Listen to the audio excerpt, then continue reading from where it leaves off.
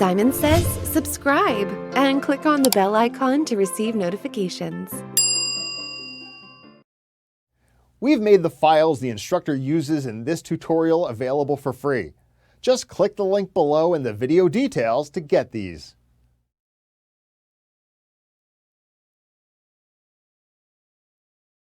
Hello there and welcome to our course on Microsoft Project 2019. My name is Deborah and I'm your instructor on this course. Now, if you've studied Microsoft Project with Simon Says IT before, then you may have come across one of the other project courses that we have available. So you can see we have basic and advanced versions for 2016, 2013 and also 2010. Now, as I mentioned at the start, my name's Deborah and I'm a MOS certified TAP accredited IT trainer. And I've been working in the IT training arena for about 11 years now. And I have a background in the IT industry and I've been working in the IT industry for about 24 years. So quite a lot of time. I've worked in both the public and the private sector. And I've conducted predominantly Microsoft training across roughly 25 different countries. And I've taught Microsoft Project in classrooms many times. And my own experience extends to work in both the private and the public sectors in the UK and also in Australia. So hopefully that gives me a really good foundation in which to be presenting this course for you today. Now, I mentioned just now that you may well have studied Microsoft Project with Simon Says IT before, and I'm going to assume on this course that you have pretty much no knowledge of Microsoft Project. This really is a course that's aimed primarily at people who are new to using Microsoft Project.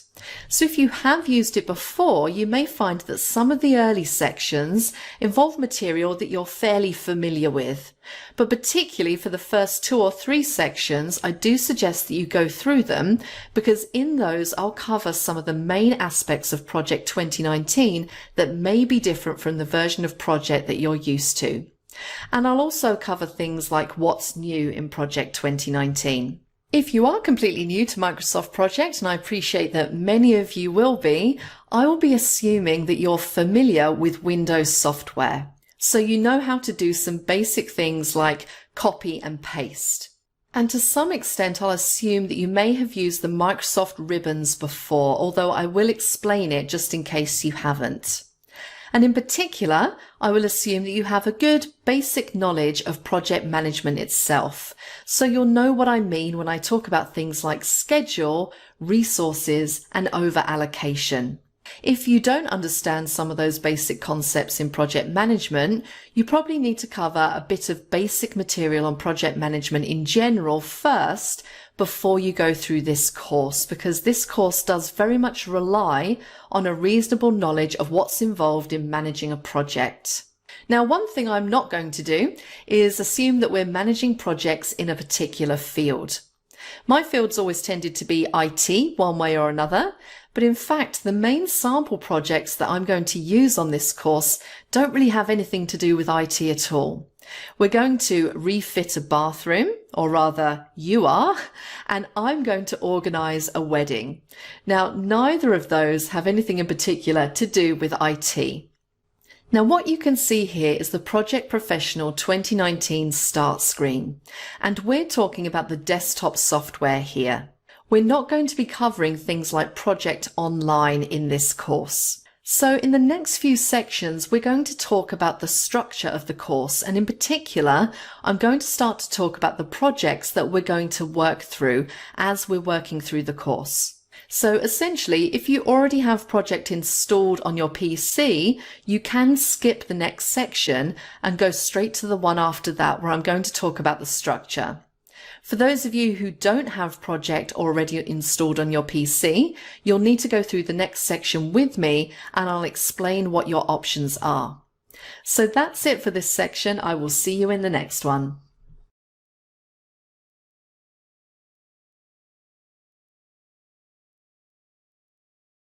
Hello again and welcome back to our course on Project 2019. In this section, I want to talk about the versions of Microsoft Project that are available. And for those of you who don't yet have Microsoft Project installed, I recommend the version or versions that are most appropriate for use on this course. So I'll talk briefly about acquiring and installing Project 2019. Now, one thing you'll hear me say quite a bit on the course about Microsoft products is that I'm looking at a page on Microsoft.com here that's probably going to be different by the time you come to look at it. They tend to change these pages on a really regular basis, which in itself is fine, but it means that I need you to basically search for the equivalent of this page if you want to get the latest information. Now, what's important about this page is that it gives us a nice big link to jump to all the different Microsoft Project products that are available through the Microsoft website. So let's click on See Products and Pricing. And what you'll see first are two tabs at the top here, Cloud-Based Solutions and On-Premise Solutions. And you might be thinking to yourself, well, what's the difference between the two? Well, the cloud-based solutions, which we see here, which, if I'm honest, is Microsoft's preferred solution, this relates to Office 365, which is probably a term that you've heard of floating around, even if you haven't used it. And there are three options here for Office 365, Project Online Essentials, Project Online Professional, and Project Online Premium. And each one of those has various advantages and disadvantages to buying it. Now, the cloud-based solutions are subscriptions. That means you pay a monthly subscription in order to essentially rent that software from Microsoft. But what it also means is that if you do buy an Office 365 subscription, it means that your version of Project will always be kept up to date automatically, which is a really, really good feature. It means that you don't have to buy the next version of Project in order to keep up with the latest updates. So the subscription option is a really good option. Now, this course is Project 2019, and that comes under this second option, On-Premise Solutions. On-premise basically means a one-time standalone purchase. So you can see here the prices are a lot higher. And we have two options that we could buy if we wanted to, Project Standard and Project Professional. And you can see the difference between the two of them there. So Project Standard is on-premises project management for those who don't need collaboration tools and other advanced features. And Project Professional, as you would expect, is a comprehensive on-premises project management solution. So which one you choose is entirely up to you. Now, Project 2019 is only available as an on-premise solution. Essentially, this latest version, 2019, is really for people who haven't subscribed to Office 365. So it basically brings Project 2019 in line with all the updates that are constantly happening in the Office 365 versions of Project. So essentially, if you've had in the past Project 2016 through Office 365, it's going to be very, very similar to the on-premise version of Project 2019. So there will be a lot of crossover. A lot of the things available in 2016 are available in Project 2019. There's really not too much of a difference between the two. But as we said, our focus on this course is in Project 2019.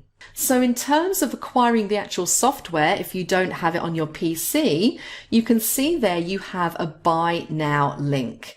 And I'm on the US version of the website, which is why it's in dollars. So if I was going to purchase Project Standard, I could click on Buy Now, and that will take me through to my cart where I can purchase Project Standard 2019. And that will come to you as a digital download. So you can literally click on the link and it will start off the project installer. So very, very simple to install. Now, I can't give you exact installation instructions because that will depend on a lot of the settings that you have on your PC, but I'm sure we've all downloaded and installed things in the past. It's always a very straightforward process, so I don't envisage you having too many problems with the actual installation of the software. So there we go. Install the software and then you'll be ready to start off the course. I'm ready to start. I hope you are as well. Please join me in the next section.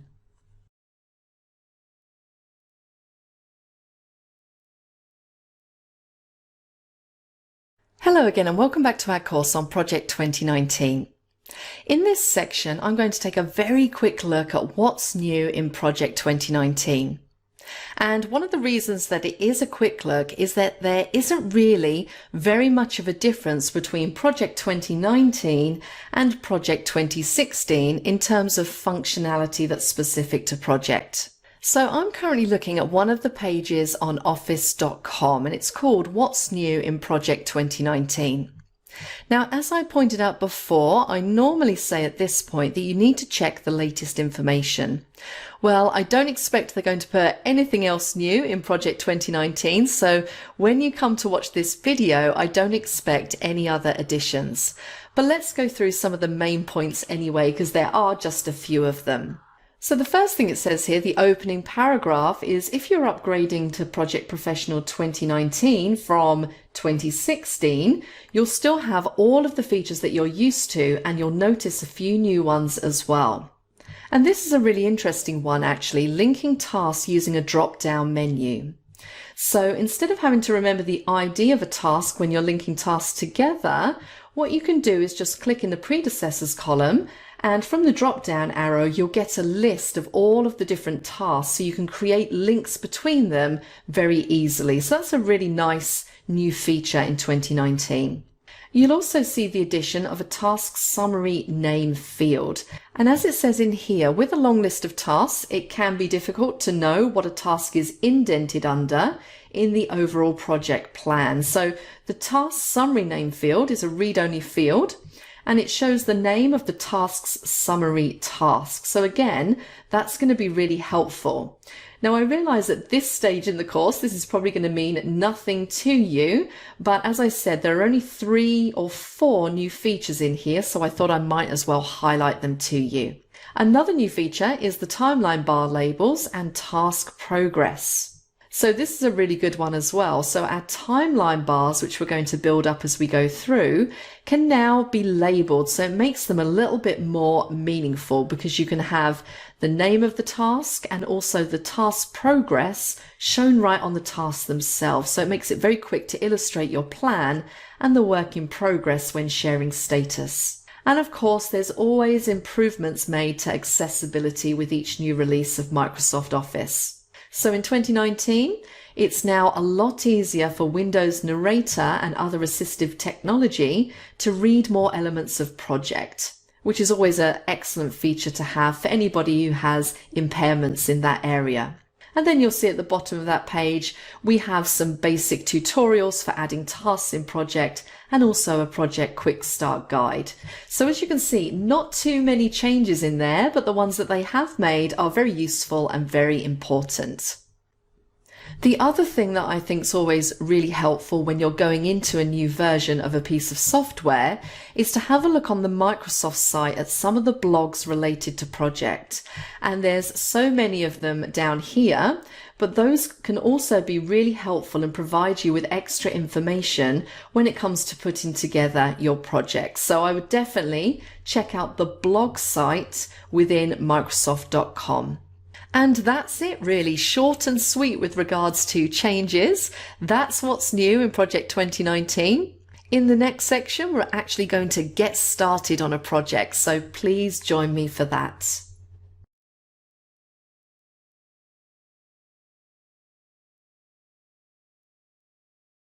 Hello again and welcome back to our course on Project 2019.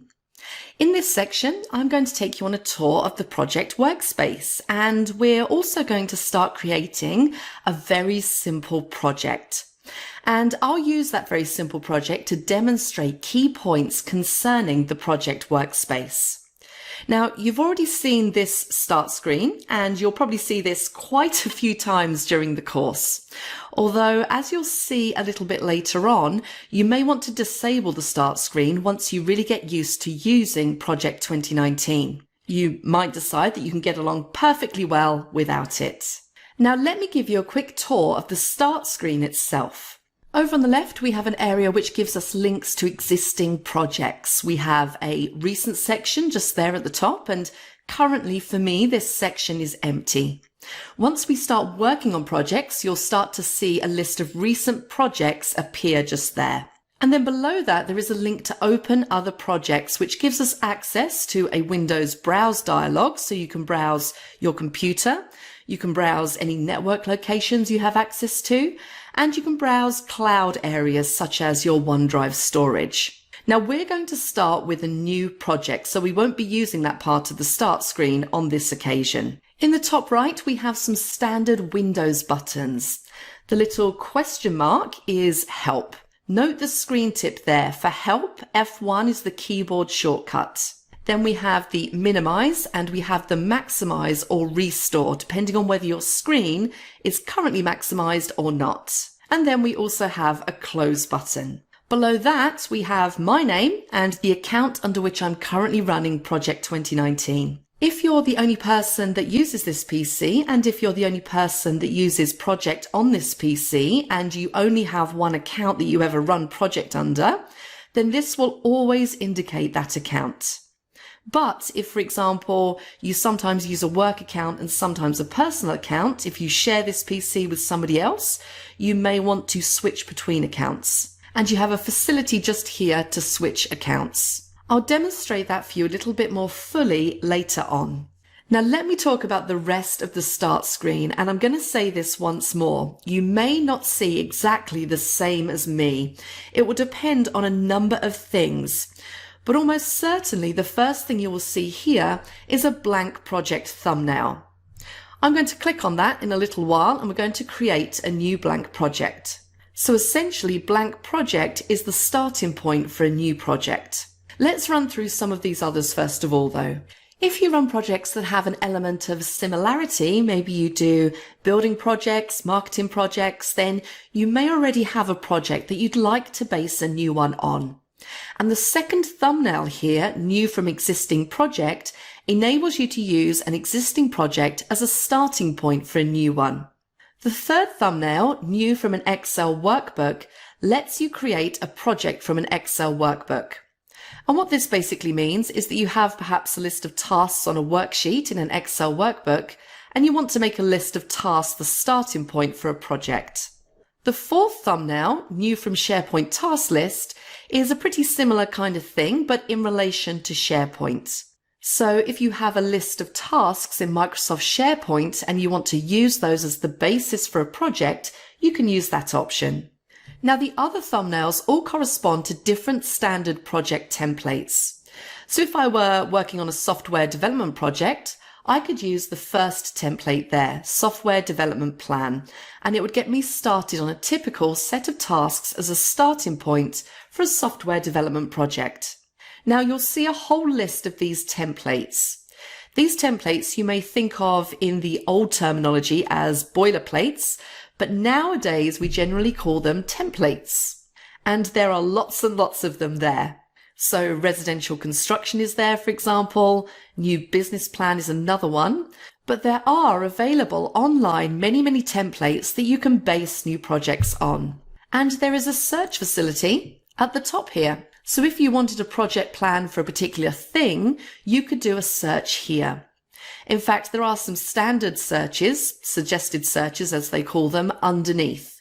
So we have projects, schedules, themes, analysis, so on and so forth. Let's suppose, and this is definitely potentially going to be very useful, I wanted to look for a project plan for a wedding. So let me do a search on a wedding. This, of course, is an online facility, so I need to be connected to the internet. And let's click the magnifying glass. And it comes up with a wedding planner. If I were to click on that wedding planner, then I would see a little bit more detail about what this wedding planner is. So it shows me the first few tasks. It gives me a description. It says wedding planner provided by Microsoft Corporation. It tells me how big it is. And it gives me a little bit of a description about the wedding planner. And then I could use that to create a wedding plan. And in fact, it's not very far removed from what I'm going to be doing a little bit later on. But let me just close that for the moment and go back to this screen, because apart from giving me potential project templates for a wedding, there are search results from other Office applications. Let's look at PowerPoint, for instance. There are 3 items found in relation to PowerPoint. Now, each of these is a template for a PowerPoint presentation.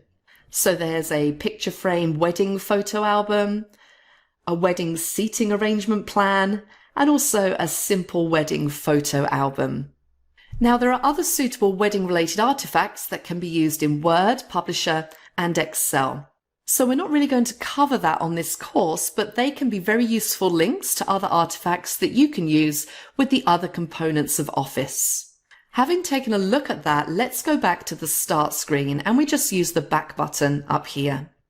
And we're going to create a blank project. Now, as soon as I do this, I want you to look at the bottom left-hand corner of the screen, because a little message will pop up just for a few seconds that you'll get used to seeing, and after a while you'll probably just ignore it, but I need to explain it to you briefly now and then in a little bit more detail later on. So click on blank project and then look down immediately in the bottom left-hand corner. And you'll see a message that says new tasks are created in manually scheduled mode. As you'll see later on, there are 2 modes of scheduling. There's manually scheduled and there's auto scheduled. Most of the time, I tend to work in auto scheduled mode, and after you've been using Project for a while, you will choose the mode which you prefer. The fact that I currently have this in manually scheduled mode and you may or may not have it in manually scheduled mode really doesn't matter at the moment. We'll come back to that a little bit later on. What we need to concentrate on here is the workspace overall.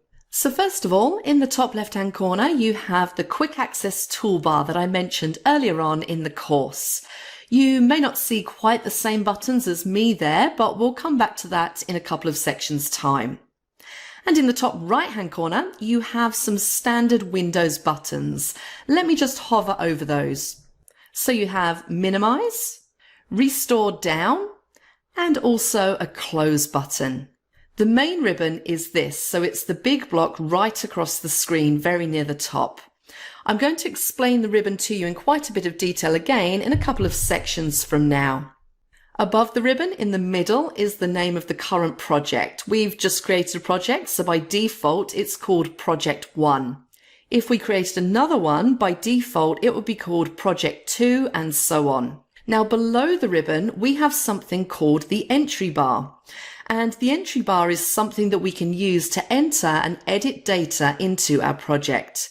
You may or may not have the entry bar shown. If you don't see that, then don't worry. I'm going to show you in a while how to show that if it isn't already shown.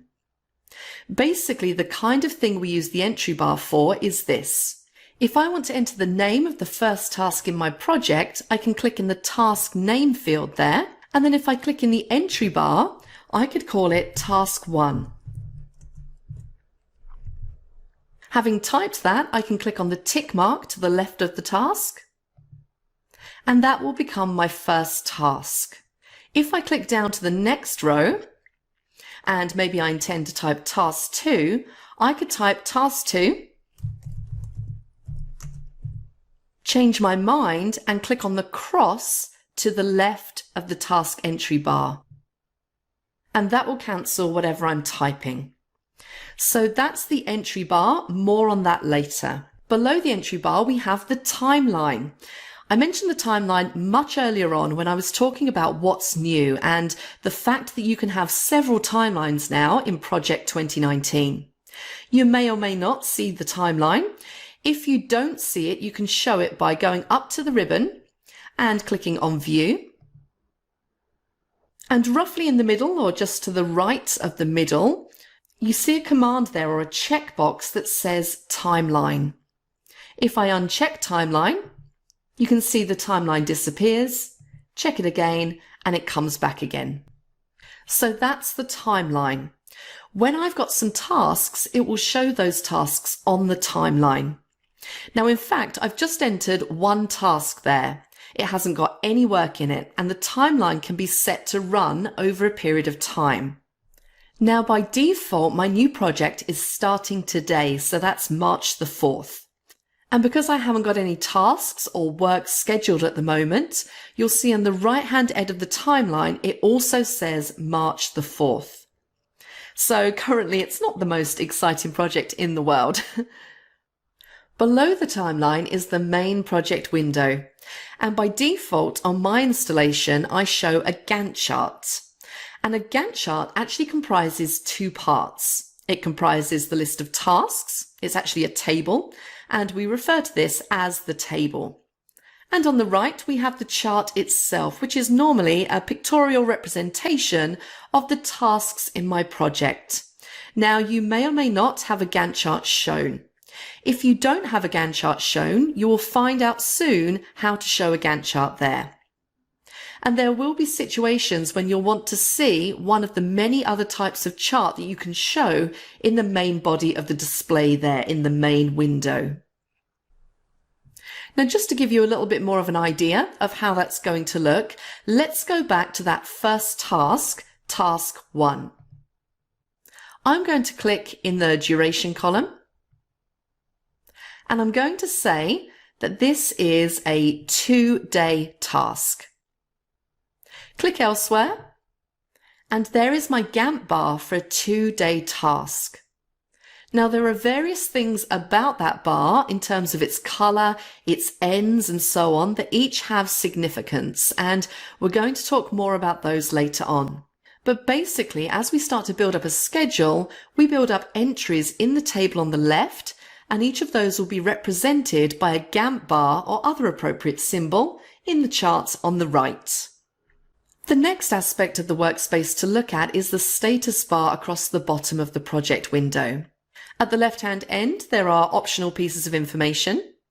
One of the ones that's shown there is new tasks are manually scheduled, which I mentioned earlier on in this section. And at the right-hand end, there are controls for the view. So we can do things like choose the view of the project we currently have, and we can also use the zoom controls. And again, more on those later. And the last part of the workspace that I want to look at is what's called the backstage or backstage view. Now, what we're looking at here is effectively a project. It's a very simple project with one task in it at the moment, but this is where we work on the contents of our project. The administration of projects, so doing everything from saving them to printing them to maybe sharing them, that's all done in what's called the backstage view or just backstage. And if I go into backstage view, and you can do that by clicking on File, you'll see that Backstage View has a load of options. So we have Info, New, Open, Save, Save As, Print, Share, Export, Close, Account Feedback, and Options. And we'll be dipping in and out of here as we go through the course. It's also, for example, in the Backstage View where we can set up project information. When I've been using Backstage View, I get back to my project again by using that back button in the top left-hand corner. And that takes me back to my project. So there we are. That's all the basics of the workspace for now. In the next section, I want to take a quick look at help, so please join me for that.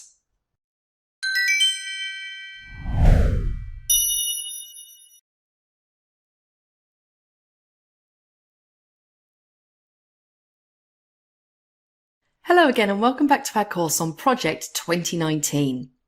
In this section, I'm going to look at help. And for those of you who have used Project before, help in Project 2019 is a little bit different in terms of how it works. And in line with virtually all other modern major software products, you're very much restricted on help if you're not online. So I'm going to demonstrate help offline in a little while, but let's start with online. And let's start with how you access help. Now, as I pointed out earlier on in the course, if you see this little question mark icon up here, it's a help link. And you can either click on help or you can use the F1 keyboard shortcut. In fact, in Project 2019, it's probably a better idea to get used to using the F1 keyboard shortcut because quite often you don't see the question mark icon. But let me click on the icon now anyway. And that takes me to a new browser and to the help homepage. Now, the options you have here may differ to mine, depending on what browser you're using. So for the record, I'm using Chrome. The help homepage has a list of what it calls the top categories. Each item in the list is expandable, so get started, for instance. If I click on that, it gives me a number of options. So I've got basic tasks in project, create a new project schedule, etc. You can choose one of those, so let's say basic tasks in a project, and it will take me to either the help page or in this case through to another menu from which I can select further options. Having arrived at this page, there may well be links to other help pages, and the help is basically browser based. So I can use my browser buttons to go back just by clicking the back arrow. And if we just go forward again by clicking the go forward button, I could use the links at the top here to navigate. So if I want to get back to get started, I can click on the get started link to take me back to that page. So that's back to the home page with the top categories listed again. And whichever topic I'm on, I have the option to print the topic using the print facility within the browser. So let's click the three dots in the top corner there, and I can print any of these pages using the print button. And very importantly, within the help system, there is a search facility. So maybe you want to know how to, for example, enable or disable the entry bar. So type in entry bar and press enter.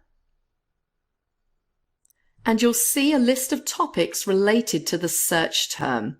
It's worth noting that this search within Office Help will search across all applications for the search term, not just Microsoft projects, so watch out for that one. Incidentally, in this particular case, you might like to just note this second entry here. So under the heading Keyboard Shortcuts for Project, you'll see there it says activate the entry bar to edit text in a field. And then it says F2. So F2 is the toggle to turn off and on that entry bar. So if you don't currently see it in your version of Project 2019, just hit the F2 key and that will bring that entry bar up. Now let's quickly go back to home. So I'm just going to click the back button on my browser. Now I'm not going to go through these help topics now, but I suggest that with Get Started, you make a point of going through some of these basic topics. Obviously, I'm going to cover these topics during the course. And in most cases, I'll be covering things in much more detail than the help does, but it's always a good idea to get a different view on these topics and, of course, to get the official Microsoft view. So do try to find some time to go through these help topics, perhaps going through them as we cover them on the course. Now, when we've finished using help, all we need to do is close the browser tab. So I could click the little cross in the top corner of the tab. Or alternatively, if I just want to close the whole browser down, I can use the cross in the right-hand corner. Now, there are some situations where you can access help in different ways.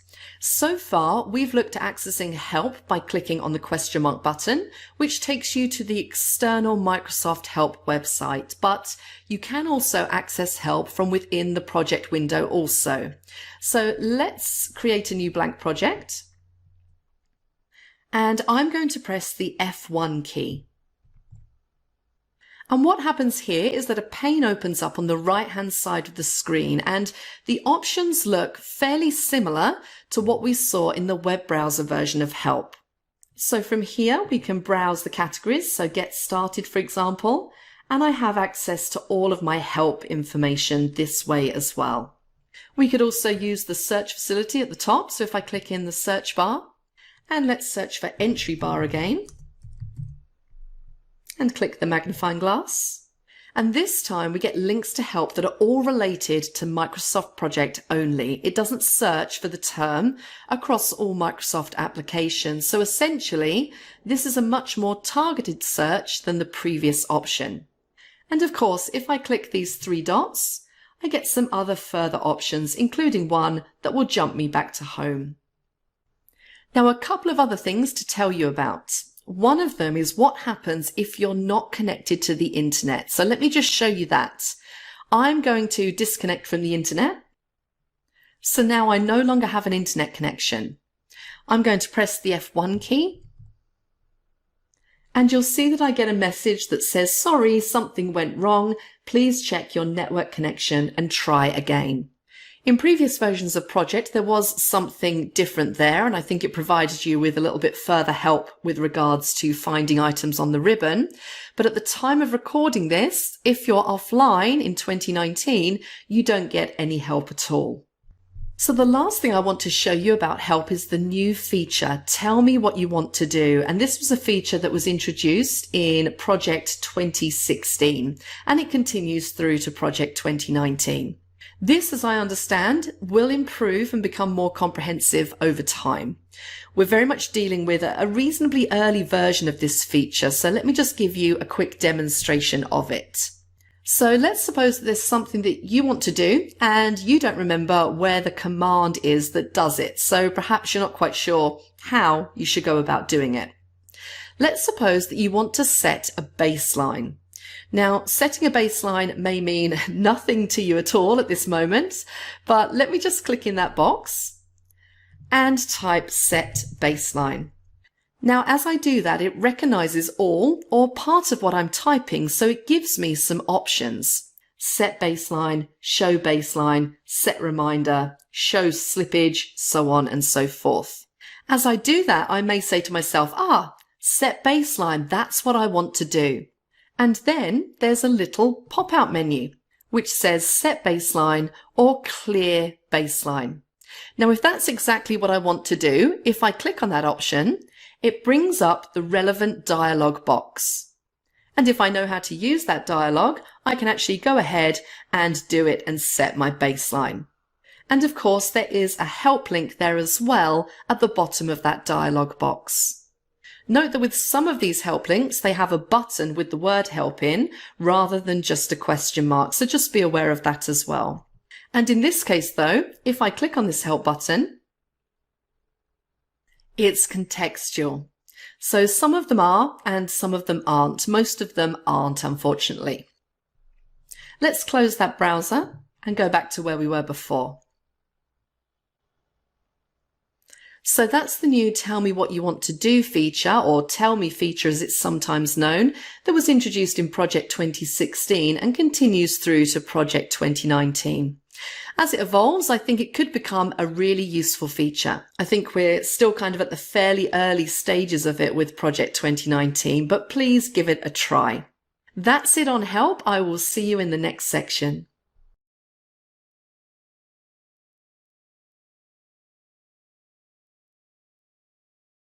Hello again and welcome back to our course on Project 2019. In this section, we're going to look at the ribbon and toolbars. If you've used other Microsoft software that uses the ribbon and toolbars, it's probably the case that you can skip this section if you want to. I'll talk about one or two things that are quite specific to Microsoft Project, but I think that if you're an experienced user of the ribbon, you'll be able to pick these up easily enough as we go along anyway. Now, for those of you who aren't so familiar with the ribbon, let me just explain. The ribbon system was introduced about 10 years ago now, and it's fairly consistent and has been implemented across all of the Microsoft applications. As I pointed out already, it's this rectangle with a number of tabs. And you select a tab. So for instance, at the moment, I have the report tab selected. You select a tab by clicking on the name. So this is the task tab. We have the resource tab, report tab, project tab, so on and so forth.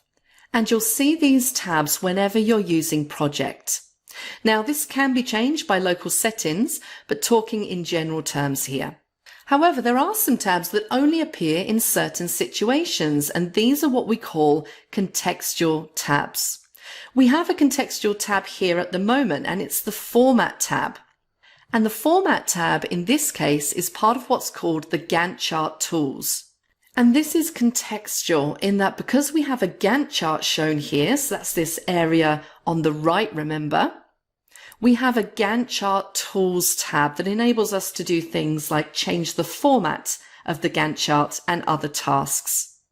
If I changed the view, so instead of showing the Gantt chart, I'm going to show, for example, let's go for network diagram. I now have network diagram view and I get a contextual tab for that. And you can see there we have again a Format tab, which is part of the Network Diagram tools. We'll see some other contextual tabs as we go through the course, but let me for the moment go back into Gantt chart view. On each of the tabs there are a number of controls, and the controls can be all sorts of things. They can be command buttons, they can be drop-down lists, they can be sets of radio buttons, etc. And they're arranged into groups. So for instance, on the View tab here, the group on the left is the Task Views group, and there are 5 controls here: Gantt chart, task usage, and these other 3. Each of these controls can be a single control, or for instance, as in here, it can give us access to a whole menu of items. Now I should point out something here that I did point out earlier on, and that is that depending on the size of your screen, depending on the resolution of your screen, and depending on whether you're in mouse mode or touch mode, determines exactly what you'll see on each tab. So yours may vary depending on what settings you have implemented. You may see more or less controls in each group than I do on my screen, and I'm recording this course on a PC with quite a high resolution. If you have a smaller resolution PC, perhaps running it on a laptop with much less space on the screen, again, you may well see less than me. But you should pretty much see the same groups, even if exactly what you can see in each group is a little bit different from what I see. So let's now try to execute a command or two. I'm going to go to the Task tab. And one thing you'll notice is that some of the commands are grayed out. So for instance, in the Clipboard group on the Task tab, you have a cut command, a copy command, and something called a Format Painter that are not grayed out. So you could do all of those things at this moment. Whereas you can't use the Paste command. It's grayed out because we don't have anything copied to the clipboard. And as with Windows applications in general, of course, graying out indicates that a particular command is not available at the current time. Let me type a name of a task into this task name box for the first task in this little project. I could use the tick next to the task entry bar, or I could just press the enter key. So I'm going to use the tick, like so. Now, if I select that particular task name, as I have here, you can see that the box has a border around it, so I know that it's selected. If I wanted to make that bold, I could use the bold command in the font group in the Task tab. I could make it italic, and I could change the font from Calibri to, say, Bodoni MT Black. I can also toggle these options off, so if I click italic again, it will take me back to just bold. I could also make this font a larger size if I wanted to by clicking the font size drop down and selecting a larger size. So that's basically how you can use the commands on the ribbon. Now, we're not just restricted to styling text. If you take that particular task, you could do all sorts of things to it. For instance, you could record progress on that task using the commands on the ribbon, but more of that later. Now, slightly at the danger of getting ahead of ourselves here, one thing you'll notice, particularly as your project gets bigger, is that the ribbon does take up quite a lot of space. And in particular, if you're using a small screen, it takes up a disproportionately large amount of space. Now, you can hide the ribbon. And there's a little arrow up here over on the right hand end. And if you hover over it, it says collapse the ribbon, and you can see the keyboard shortcut for that is Control F1. If we click collapse the ribbon is hidden. Now you may well say, well, that certainly gives me a little bit more space, but how do I use the commands? The answer to that is that provided you've got a reasonable idea of where the command is, so for instance, if I wanted to change the size of that task 1 font back to 10 or 11 points, if I know the commands on the Task tab, all I have to do is go back to the Task tab, click on the name, and the ribbon reappears. So if I say, okay, then it's currently 18 and I want to put it back to 11, I can very easily do that. Once I finish making my changes, if I click back on the project, you'll see that the ribbon is hidden again.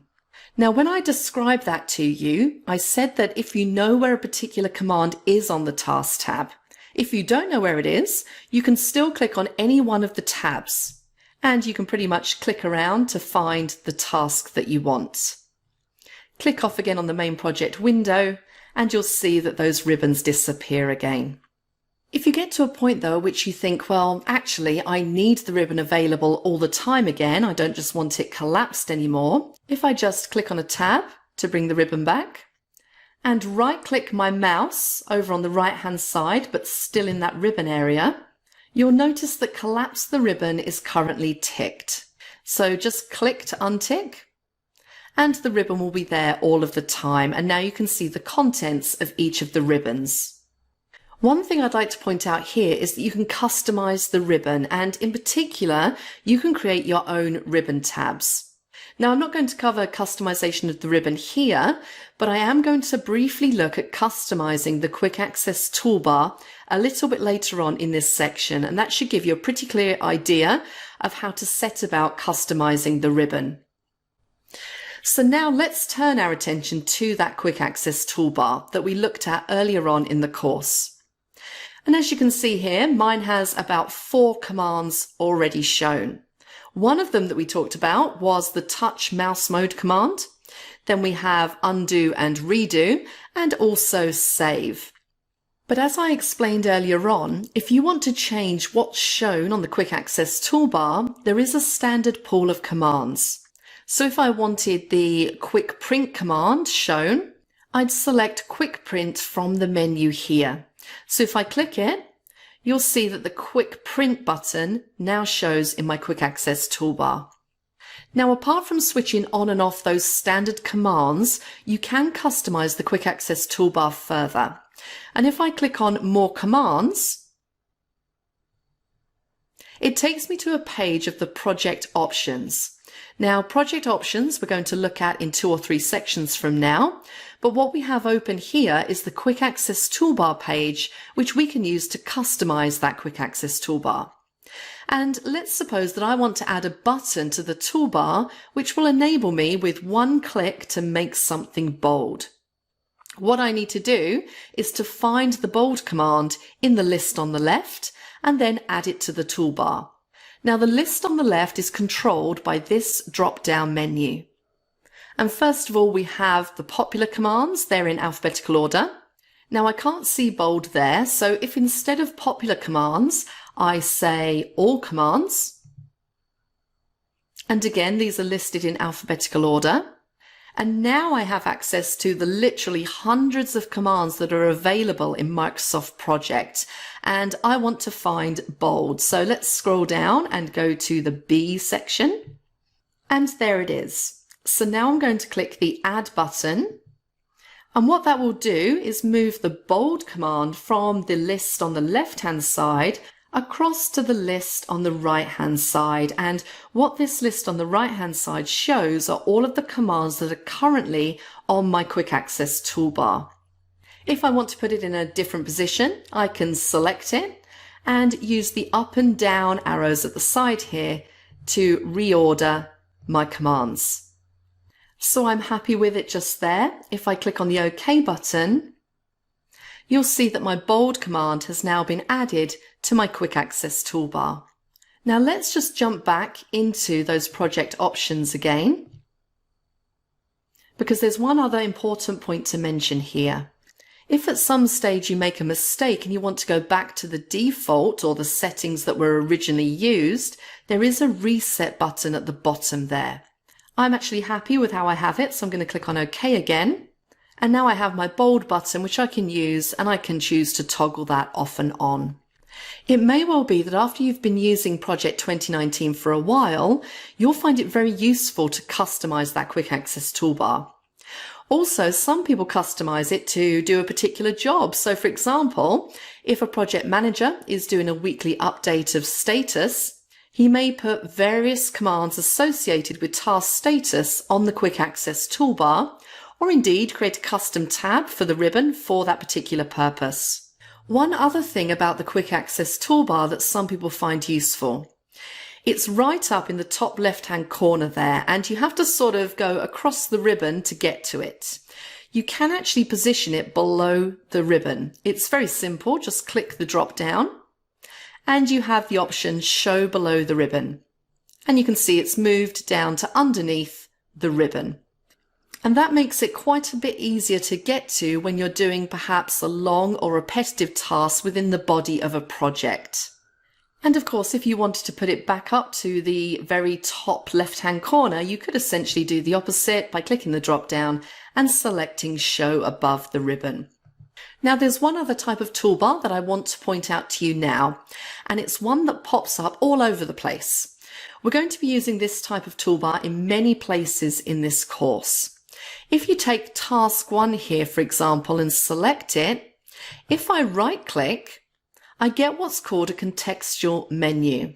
And it's contextual in that the commands that are available there, although they're also available from various places on the ribbon, these are deemed to be the ones that you're most likely to want to use in the situation that you're in.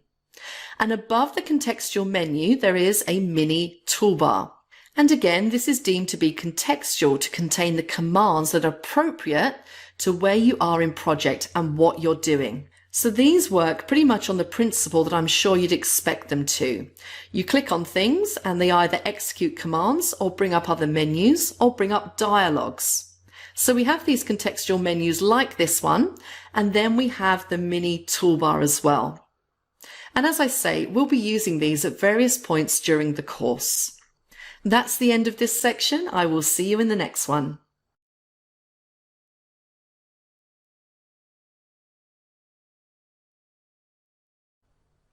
Hello again and welcome back to our course on Project 2019. In this section, I'd like to take a quick look at the status bar. Now, I'm going to deal with it in 2 parts, the left part and the right part. But importantly, if you right-click anywhere on the status bar, you'll see a list of potential contents. And whatever's ticked is currently shown. Note the header there, Customize Status Bar. Now, you might be surprised to see so many ticks, but actually not very much information on the status bar at all. And the reason for this is that apart from the bottom 2 entries, View Shortcuts and Zoom Slider, which are the things that are shown at the right-hand end of the status bar, the things on the left correspond to optional pieces of information you can show, but which very often don't show anything at all. So for example, if you look at the item 4th down in the list there, filter, it's ticked. And what that means is that if a filter is being applied to the current view, show the name of the filter there. Now in this case, no filter is being applied and therefore you don't see anything. So with quite a few of these items, even though they're ticked, most of the time you won't see anything unless you're using that particular feature. Now there are a couple of things shown at the left-hand end. One of them is ready, which is the cell mode. If I click cell mode so that it's not shown, you'll see the effect. It no longer says ready because I'm not showing the cell mode. The other thing that's shown is whether new tasks are manually scheduled or auto-scheduled. If I click new tasks, it will no longer show that currently they're manually scheduled by default. Now the other items, although they're ticked, there's nothing to see. One of them that isn't ticked is this one, which is the macro recording indicator. We're currently not recording a macro, and a macro is a sequence of steps that we can replay automatically. If I check that, you'll see the little icon that indicates that we're not recording. If I started recording a macro and left this checked, then you would see a different icon whilst we're recording. And in fact, that icon would give you a way of stopping the recording also. We're not going to be covering macro recording anytime soon, so let's check that back off. Let's now concentrate on the right-hand end of the status bar. Now we're going to look at the bottom 2 options there, and the first one is View Shortcuts. This corresponds to this set of buttons that I can use to enable different views of my project. So let me just click away there. I currently have Gantt chart view. If I go to this one, that's task usage view. The next one is Team Planner View. We have Resource Sheet View, and finally Report View. I'll be covering all of these later on in the course. And the fact that the second to bottom option is ticked means that those buttons are there to enable me to easily switch between those views. As an alternative to those, I can select the view I want from the View tab on the ribbon. And in fact, there are many more options on the View tab on the ribbon. The very bottom option is Zoom Slider, and this gives me access to the control that I can use to zoom in and out of the current view, which is this slider over here. So let me click out again and go to the slider. And this basically zooms by time. So as I zoom out, I get a broader view of time. So now you can see that I'm looking at quarters. If I zoom in by clicking the plus button, there I'm down to months, then weeks, then eventually I get down to individual days. It is quite a coarse control, but I can use that if I want to. Or on the View tab in the ribbon, there is a zoom group, and that lets me be much more accurate and much more flexible about how much I'm zoomed in on the current view. So that's it. That's the status bar. Please join me in the next section.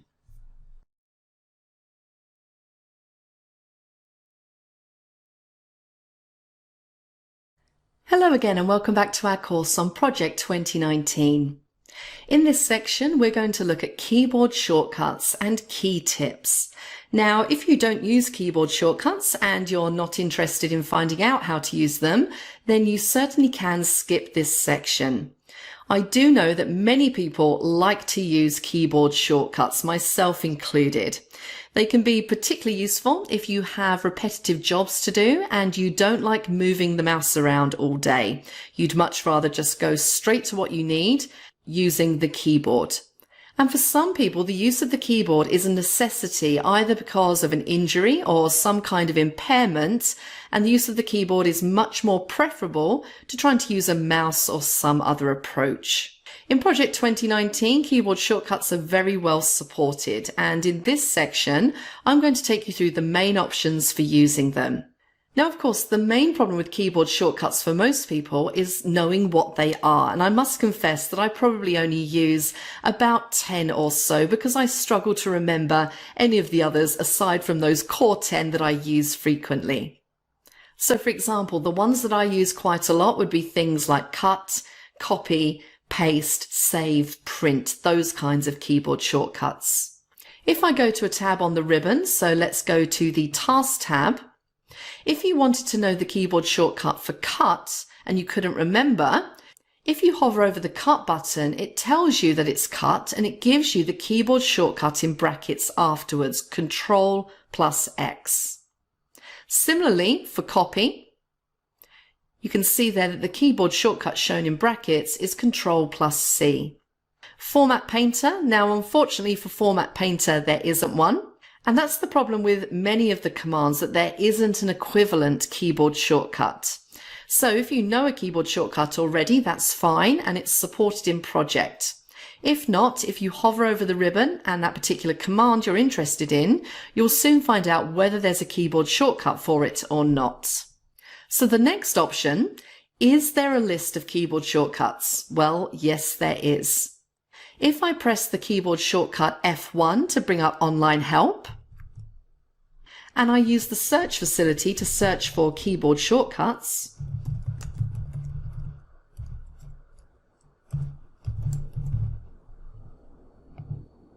you'll see I get a link there for keyboard shortcuts in Project. So let's click it.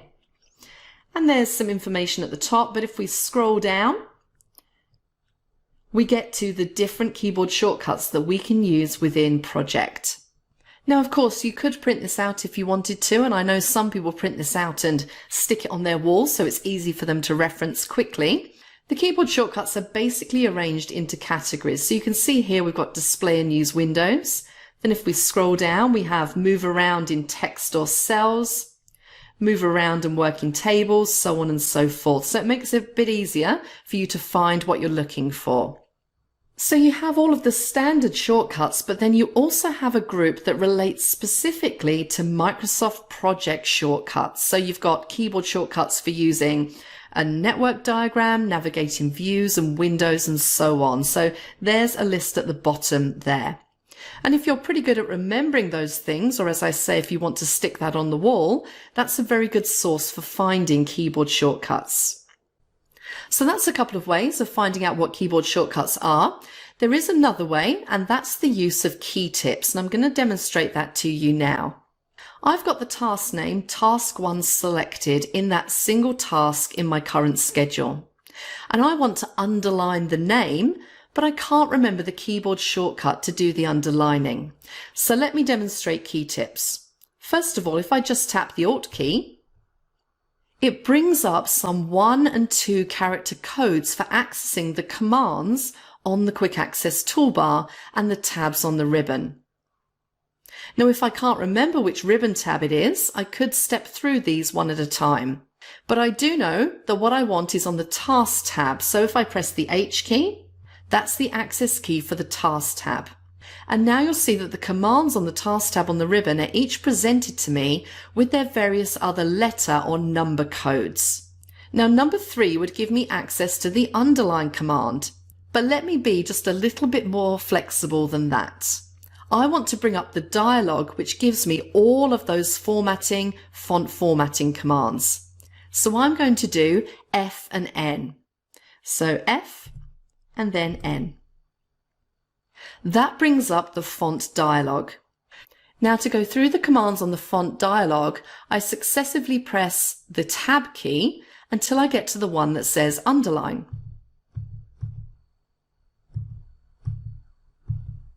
When underline is selected, I press the spacebar to enable underline.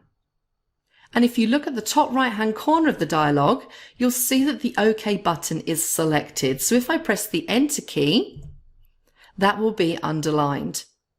Now you can bring up those key tips at any time by pressing the Alt key, and you can switch them off again by pressing the Alt key again. That's the end of this section. I will see you in the next one.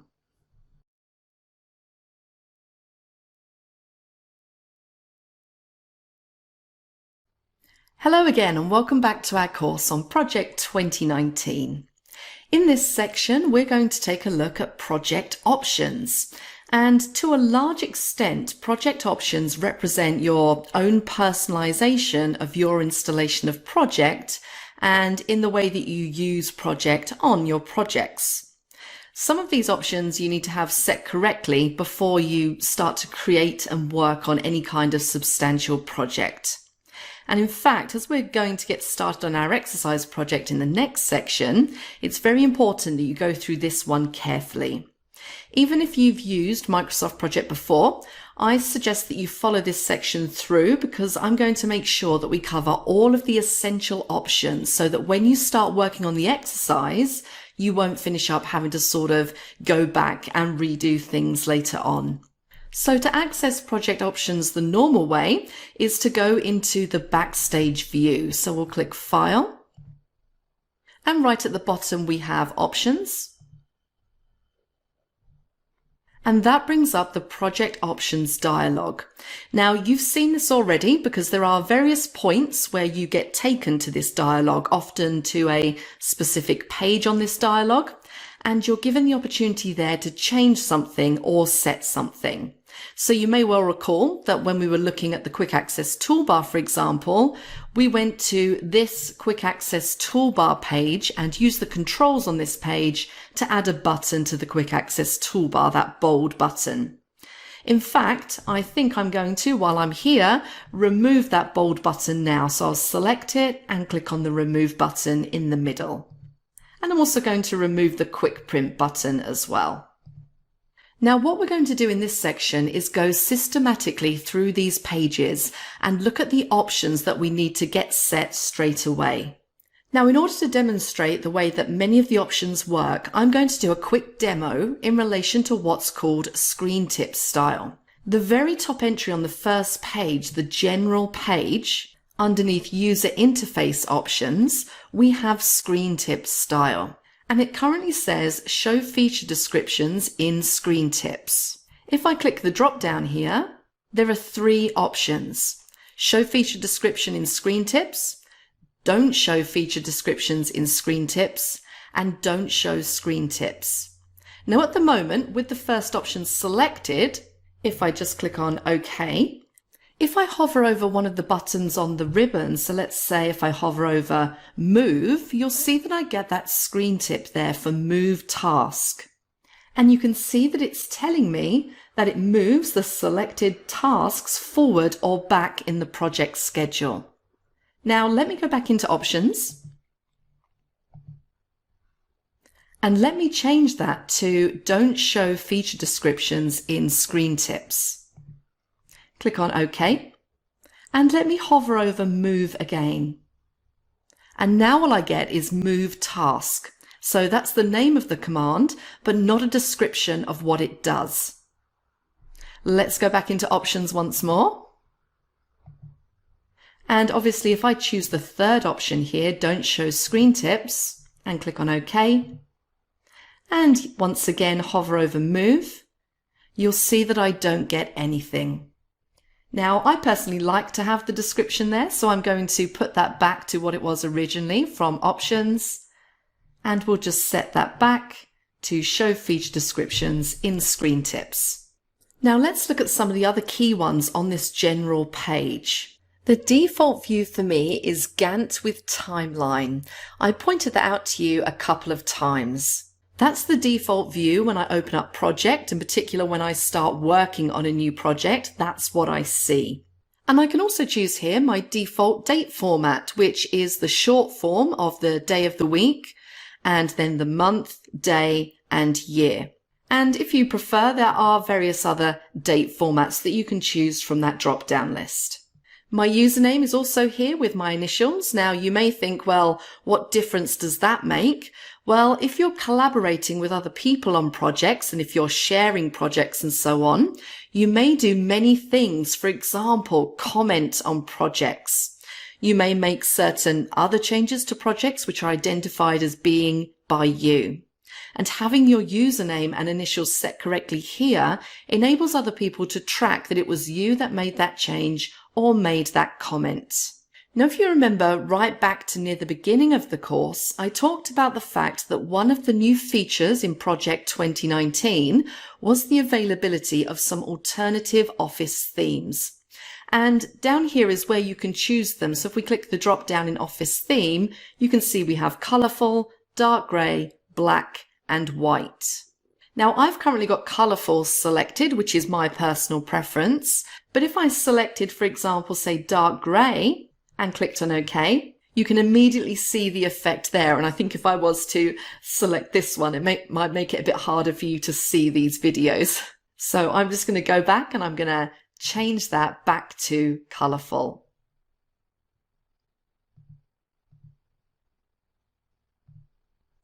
And something else that I mentioned earlier on in the course is that you can suppress the showing of the start screen just with that checkbox at the bottom. If I uncheck that, click on OK to save the change, next time I start project, I won't see the start screen.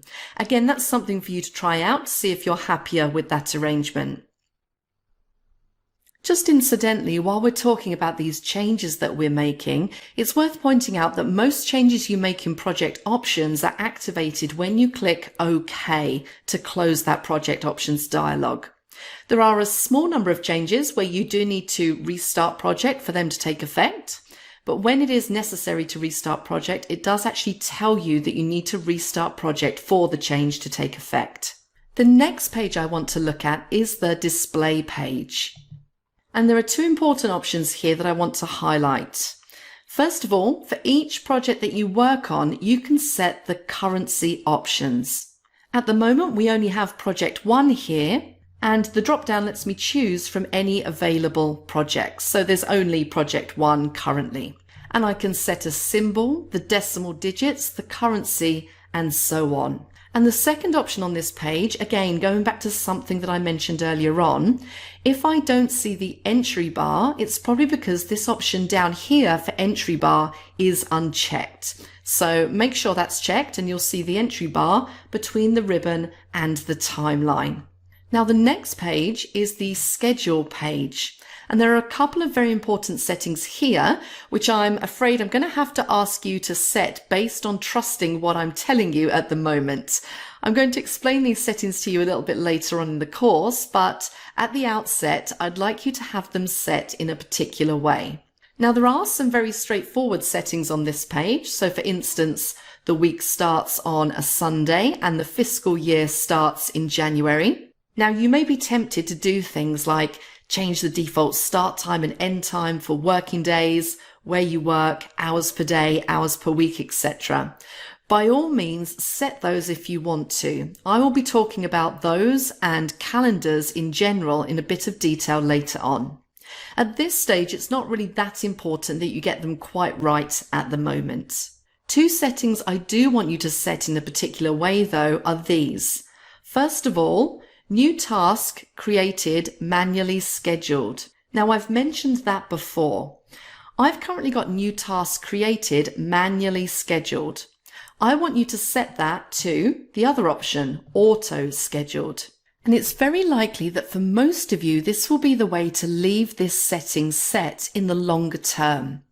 And what this basically means is that when you create a task in a project, it becomes auto schedule, which means that as you schedule the project, or in many cases as Project 2019 schedules the project, this one is automatically scheduled according to all of the constraints, dependencies, resource availability, and all the other factors that come in to force this task to be scheduled accordingly. If you leave this set at manually scheduled for new tasks, then each task that's created is manually scheduled, and each task that you create either has to be individually changed to auto schedule, or you have to manually schedule each task.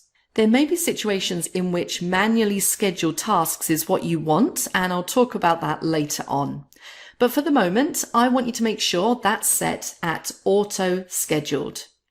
The other setting that I want you to make sure is set in a particular way is down here where it says calculation. So we have calculate project after each edit, on or off. Now I'd like you to make sure that this is set to on, which means that each time we make a change to the schedule, Project 2019 will automatically calculate the effects of that change without you having to take a separate calculation stop.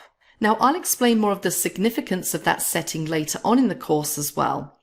But basically, for the moment, just bear in mind that Project 2019 has to do a lot, particularly in a large project, to work out how to schedule things. And each time you make a change, you really need to see the effects that change has had potentially on whole parts of the project. And if you don't have that set to on, you have to separately and as a manual exercise tell Project 2019 to calculate the project, or i.e. to reschedule it. So for the moment, I'd like you to set that to on as well. And as I say, with both of those settings, we'll look at those in more detail later. The next page is the proofing page, and that relates to spell check-in and auto-correction as you're typing. I'm not going to go through that at this stage, but if you've used the proofing facilities in other components of Microsoft Office, such as Microsoft Word, I'm sure you'll be able to go through there and make the appropriate settings correct for you. Now we come to the Save page, and there are a couple of very important settings here. One of them is the default file location. And this is the location where any project files that you save will be saved by default. It's set when you install Project 2019 to one of the folders within your personal Windows directory. You may want to leave it set there, or you may want to save your project files by default somewhere else. That is entirely your decision. So mine is currently set to save in the default location. The next option is the auto save option. And again, if you've used other components of Microsoft Office, you might be tempted to switch auto save on. and that will cause Project 2019 to save your work at regular intervals according to the number of minutes selected in this box just here. Now, you may well be tempted to switch that on, but I don't, and there is a good reason for that. Unlike other components of Microsoft Office, if you have autosaved switched on, each time autosave occurs, it clears your undo history. So once an autosave happens, you cannot then undo.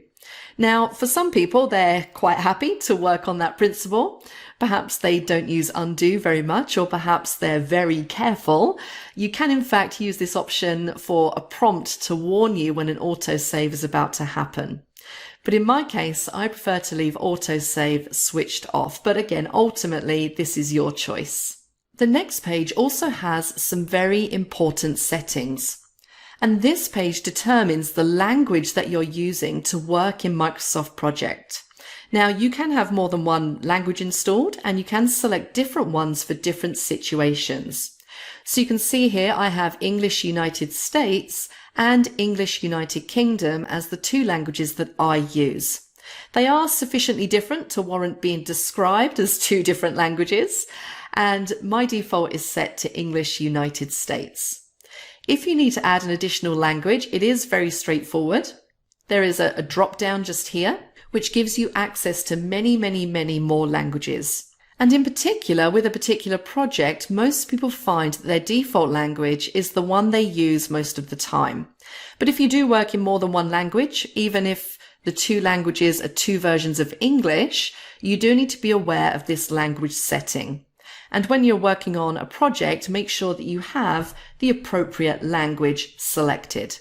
Now let me quickly run through the remaining pages of project options. There are no settings on the advanced page that you need to worry about now. We will be looking at one or two settings from here later on. Customize ribbon is the equivalent of the customization page for the quick access toolbar, and it does look quite similar. The main difference is that rather than say selecting commands from the list on the left and then adding them to what was the quick access toolbar on the right, what you would normally do is create your own tab and then copy commands from the left-hand list to your groups on your new tab. And then what you could do is build up your own custom tabs on the ribbon. Now, I'm not going to cover that now, but by all means, have a look at the help, give it a try, and see how you get along with it. Don't forget, you can always click the reset button at the bottom there to put things back to how they were if everything goes horribly wrong. The Quick Access Toolbar page you've already seen, and you've also seen me use it. Add-ins are out of scope for this course. And the Trust Center is also out of scope for this course. There is one thing I would like to say about the Trust Center though. In Project 2019, mainly the Trust Center is concerned with the fact that one way that people can get malicious content onto your computer is to get you to run macros, and macros can be included within a Microsoft project file. So one thing you want to do is make sure that you have the macro setting disabled for all macros with notification. So if we go into Trust Center settings and we just want to check that we have our settings set to disable all macros with notification. And then if you open a project file from somebody else and it says, I want to run a macro, if you know who the person is that you've got the project file from and you absolutely trust the source, you can let the macro run. But if not, you can say, nope, I'm not going to let that macro run. So that's it. That's the basics, the overview of project options. And we're going to be looking at quite a few others as we go along. Please make sure that you've got set the ones that I said you should have set. That's it for this section. I will see you in the next one.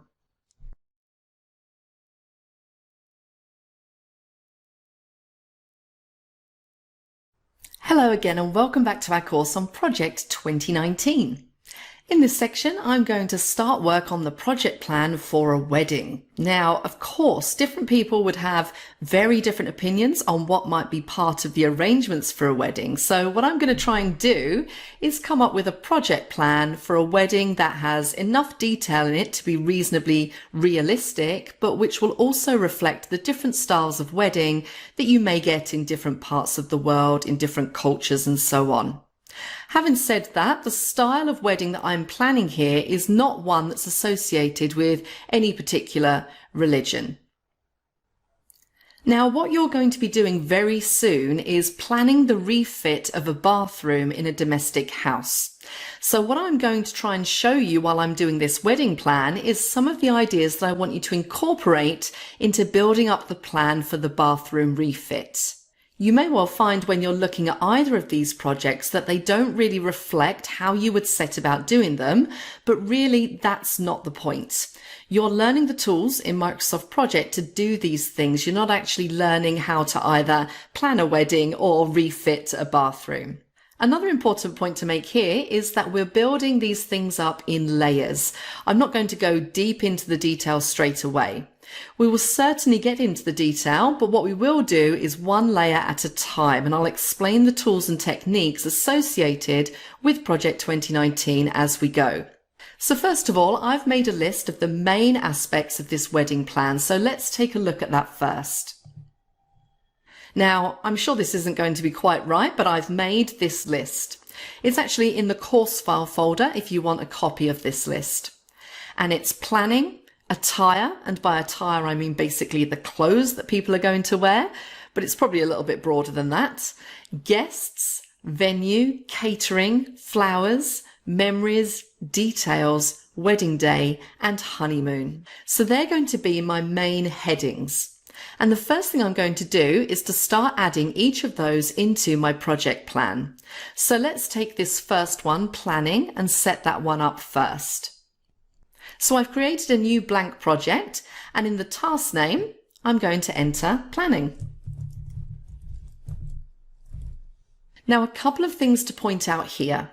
I'm using Gantt chart view, and I did show you briefly earlier on in the course a couple of ways of switching to Gantt chart view if you've got no Gantt chart view on already. One way is to use the buttons down towards the right hand end of the status bar, but you can also go into the View tab and select Gantt chart view there. Another thing to bear in mind is that you should have new tasks set to auto scheduled, or what I'm going to do next won't work for you. So having entered planning as the task name, I press the tab key and a number of fields are filled in for my first task, and one of them is duration. And by default, a task has a duration of 1 day with a question mark normally.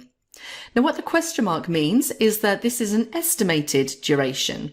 And what one normally does is to leave the duration as an estimate until you have actually got a reasonably reliable duration for that task. Now at this stage, I'm not going to worry about duration at all. I'm just going to get all of those tasks in the list. But bear in mind, those question marks are a good way of reminding myself that that's just an estimate of the duration. And believe me, when planning a wedding, it's a lot longer than a 1-day task. Let's ignore the work column for a moment and let's take a look at start. And you can just about see the start date is Tuesday, March the 5th, 2019. Now, one thing that may or may not be annoying you already is being able to see the contents of all of these fields. So let's deal with that first. If you need to make these columns wider or narrower, if you hover over the edge, and you'll see the cursor change to a double-headed arrow. If you click the mouse at that point and drag one way or the other, you can make the columns wider or narrower depending on your personal preference. We're going to do a little bit more work on how to format Gantt charts, how to lay them out more neatly later on, but for the moment that's probably one of the most important things you need to be able to do, just resizing those columns. And also there is a bar, a vertical dividing line between the table on the left and the chart on the right. And if you hover over that vertical bar in any way, you get a slightly different double-headed arrow. And you can change the divider so that you can see more or less of the table or more or less of the chart. So again, that's entirely up to you and how you like to work. Now let's go back to this start date, Tuesday, March the 5th, 2019. Now by default, new tasks are either created on the project start date or on the current date. Now in this case, both the start and finish date are the same. They're today's date. And you can check which it's set to by looking at project options on the schedule page. I do suggest you have a quick look at that now. So what is the project start date? By default, the project start date is the date I created the project. And I created this project today, so that's why we have a start date of today. If you click on the Project tab on the ribbon, and in the Properties group, normally the first button there is Project Information. So let's click on that. And one of the basic pieces of information we have in there is the start date for the project, which is showing here currently highlighted. It will also tell you in this case what the finish date is as well. Now, of course, I haven't really got much work scheduled on this project at the moment, so it means that I can start planning this wedding today, and I can actually have the wedding today as well because I will be ready. I'm just going to go back to what I was saying now about project options. You can see here that we're scheduling from project start date. Some projects might be scheduled from the project finish date. Now, it's very conventional to start a project and say to yourself, when will I be ready? But also what often happens is that you know when you've got to be finished by, and what you really need to know is when you should start the project. You can do both of those types of scheduling in Project 2019, but it's very important to know at any time whether you're scheduling from the start date or to the finish date. The approach we're taking now with planning this wedding is that we're starting at a start date, and when we've done all the planning and got all the other activities in, we'll know when we can be ready by. So we haven't got a date for the wedding yet. We need to do a lot of work to do a lot of planning first, but we will find out when we would be ready to have the wedding by. So let me cancel this dialog for now. And I'm going to put in a couple more of the tasks into my project. Okay, so I've got those 3 tasks in there now. You might be slightly surprised by how my plan looks, but there are very good reasons for it. At the moment, I've not told Project 2019 much about these tasks at all. I haven't, for instance, said that attire must happen after planning or that guests must happen after attire. So it has no reason to put these tasks in any kind of sequence. A very important point as well here is that you don't actually have to enter the tasks of a project in chronological sequence. I could put all of these in any order that I wanted to. But the convention is that the tasks you expect to at least start first go first in the list. Now, in the left-hand column here, you have something called a task ID. And as you'll see later on in the course, task IDs fulfill a very important purpose. But one way of looking at this is that generally speaking, the convention is that the task with the lower IDs correspond to the tasks that are performed earliest in the project. Having said that, as you'll see later on with this wedding plan, the individual elements that make up each of these tasks, and bear in mind we're going to break each of these tasks down as we go through, will overlap some of the things that we thought were going to be earlier on or will be later on and so on. And in any case, as the project progresses, things will tend to change. So having the earliest tasks as the ones with the lowest ID numbers is more of a sort of general guideline than any sort of specific rule. The next thing I'm going to do is put in the rest of those tasks. And there we are. I have all those headings in. All of them have an estimated duration of 1 day, which is clearly not the case, but we have a starting point for our plan. And having done that work, the next most important thing to do is save that plan. And that's what we're going to do first in the next section. So I will see you then.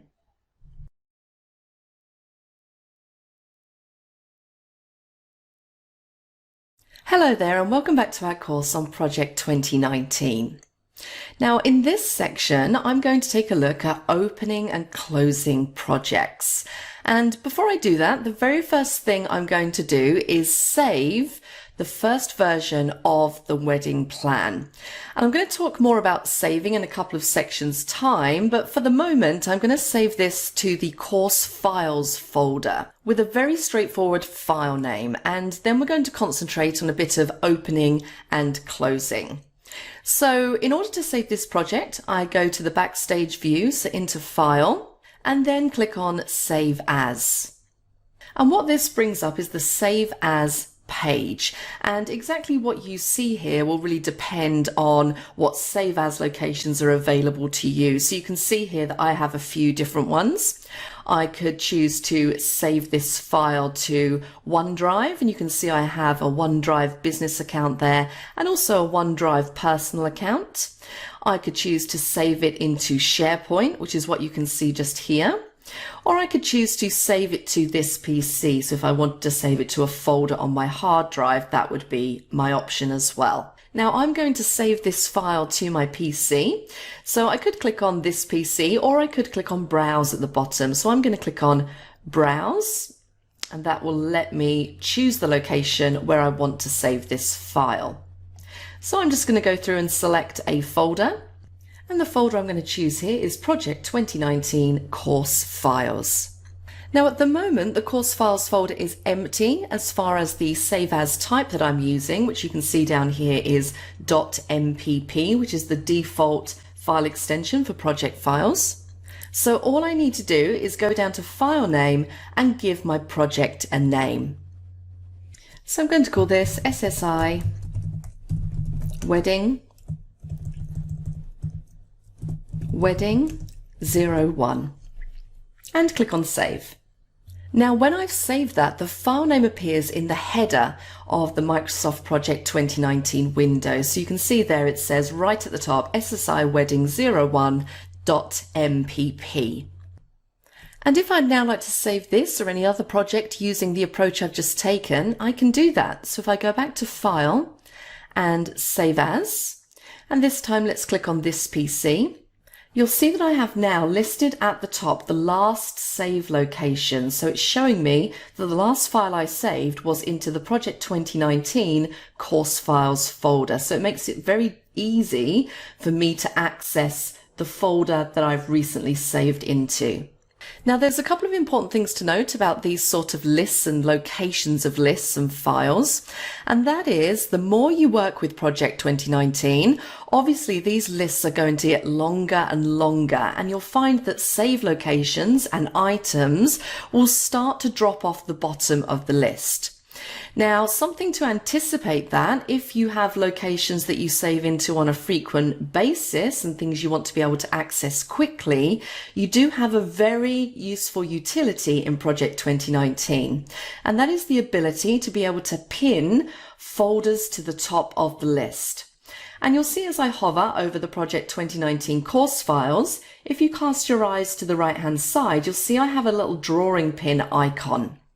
If I click on that drawing pin, that's going to now pin that folder to the top of the list. So no matter how many other save locations I start to see build up in here, this one is always going to be at the top. And you can pin more than one. You can pin up to about 30, I think it is, into the top of this list. So that's also a really useful utility for being able to quickly access folders that you use most often.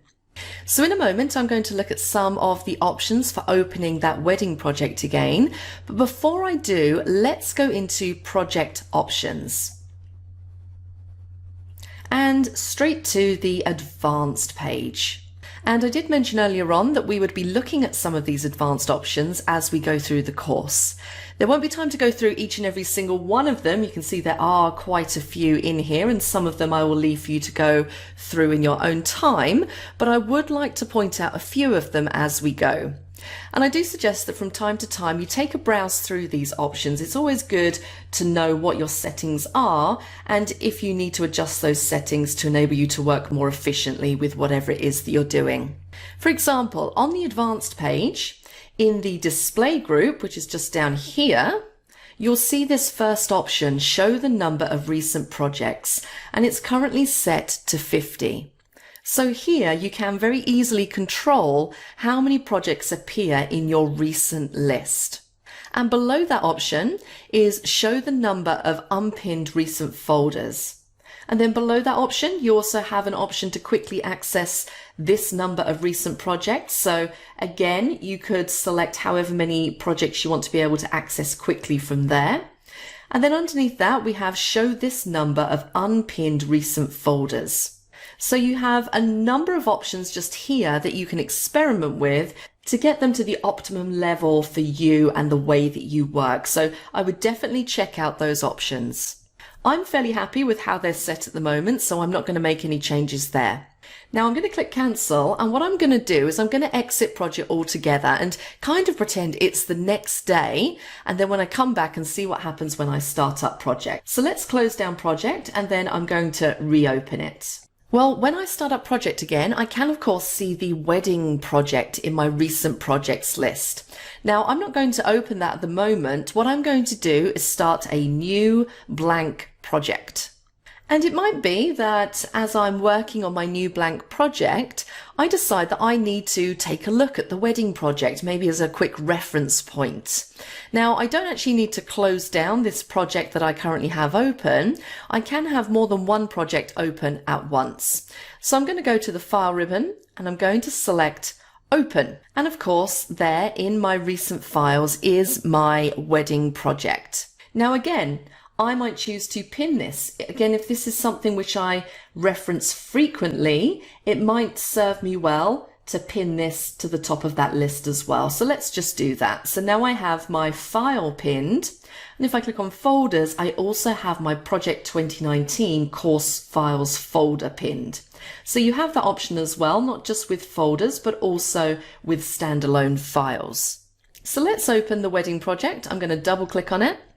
So now I have my two projects open, and I can see that if I go down to my taskbar and just hover over the project icon, I can very easily see the two different project files that I've got open, Project 1 and SSI Wedding 01, and I can choose to flick between them if I want to. So it makes it very quick and simple to move between any of your project files just by hovering over the project icon in the status bar. Now that's one way of cycling through all the projects that you have open. Another way would be to use your Alt and Tab key. You may be familiar with that. That allows you to cycle through everything that you've got open, not just your project files. So you could use Alt and Tab. And a third and final way that you might want to utilize is actually within project itself.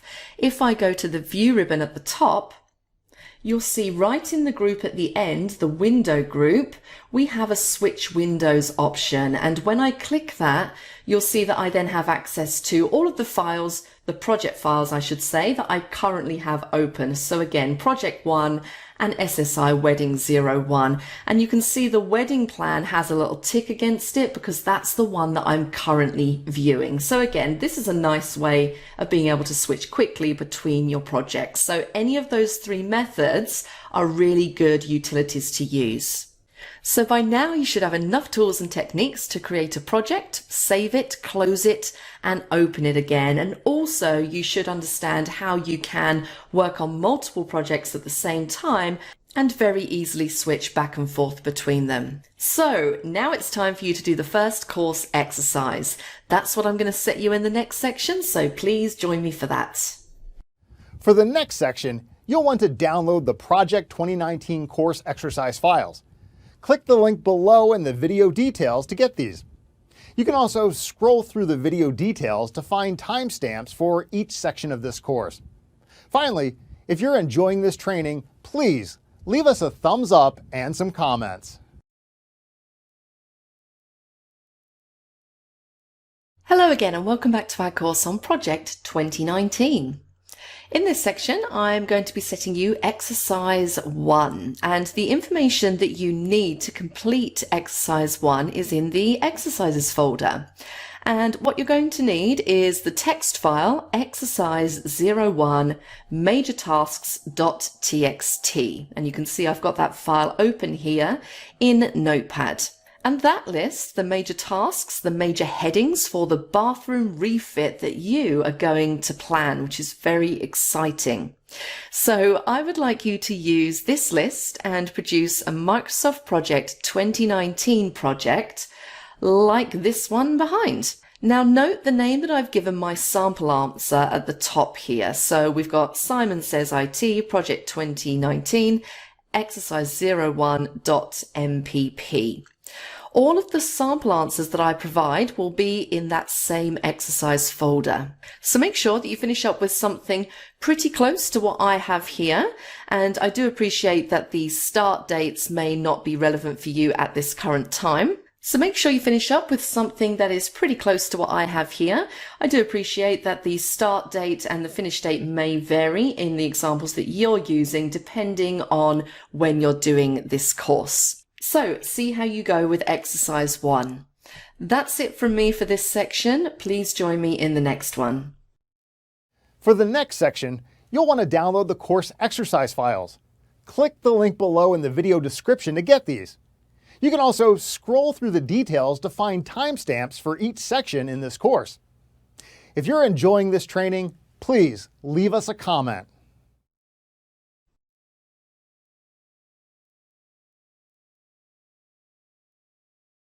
Hello again and welcome back to our course on Project 2019.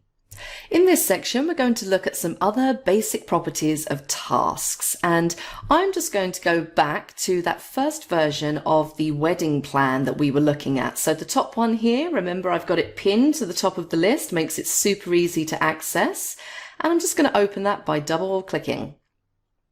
Now if I look at that first task, the one with the name planning, and if I click in the duration field, the duration, as I explained earlier, has a default value of 1 day, which you can see here, with a little question mark next to it, which indicated that this is an estimated duration.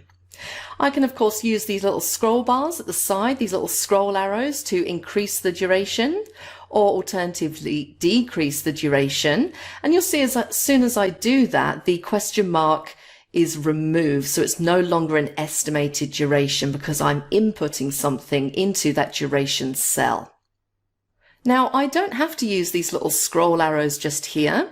For instance, if I went into the attire field, for example, I can literally click in this field and I can type something in there if I wanted to.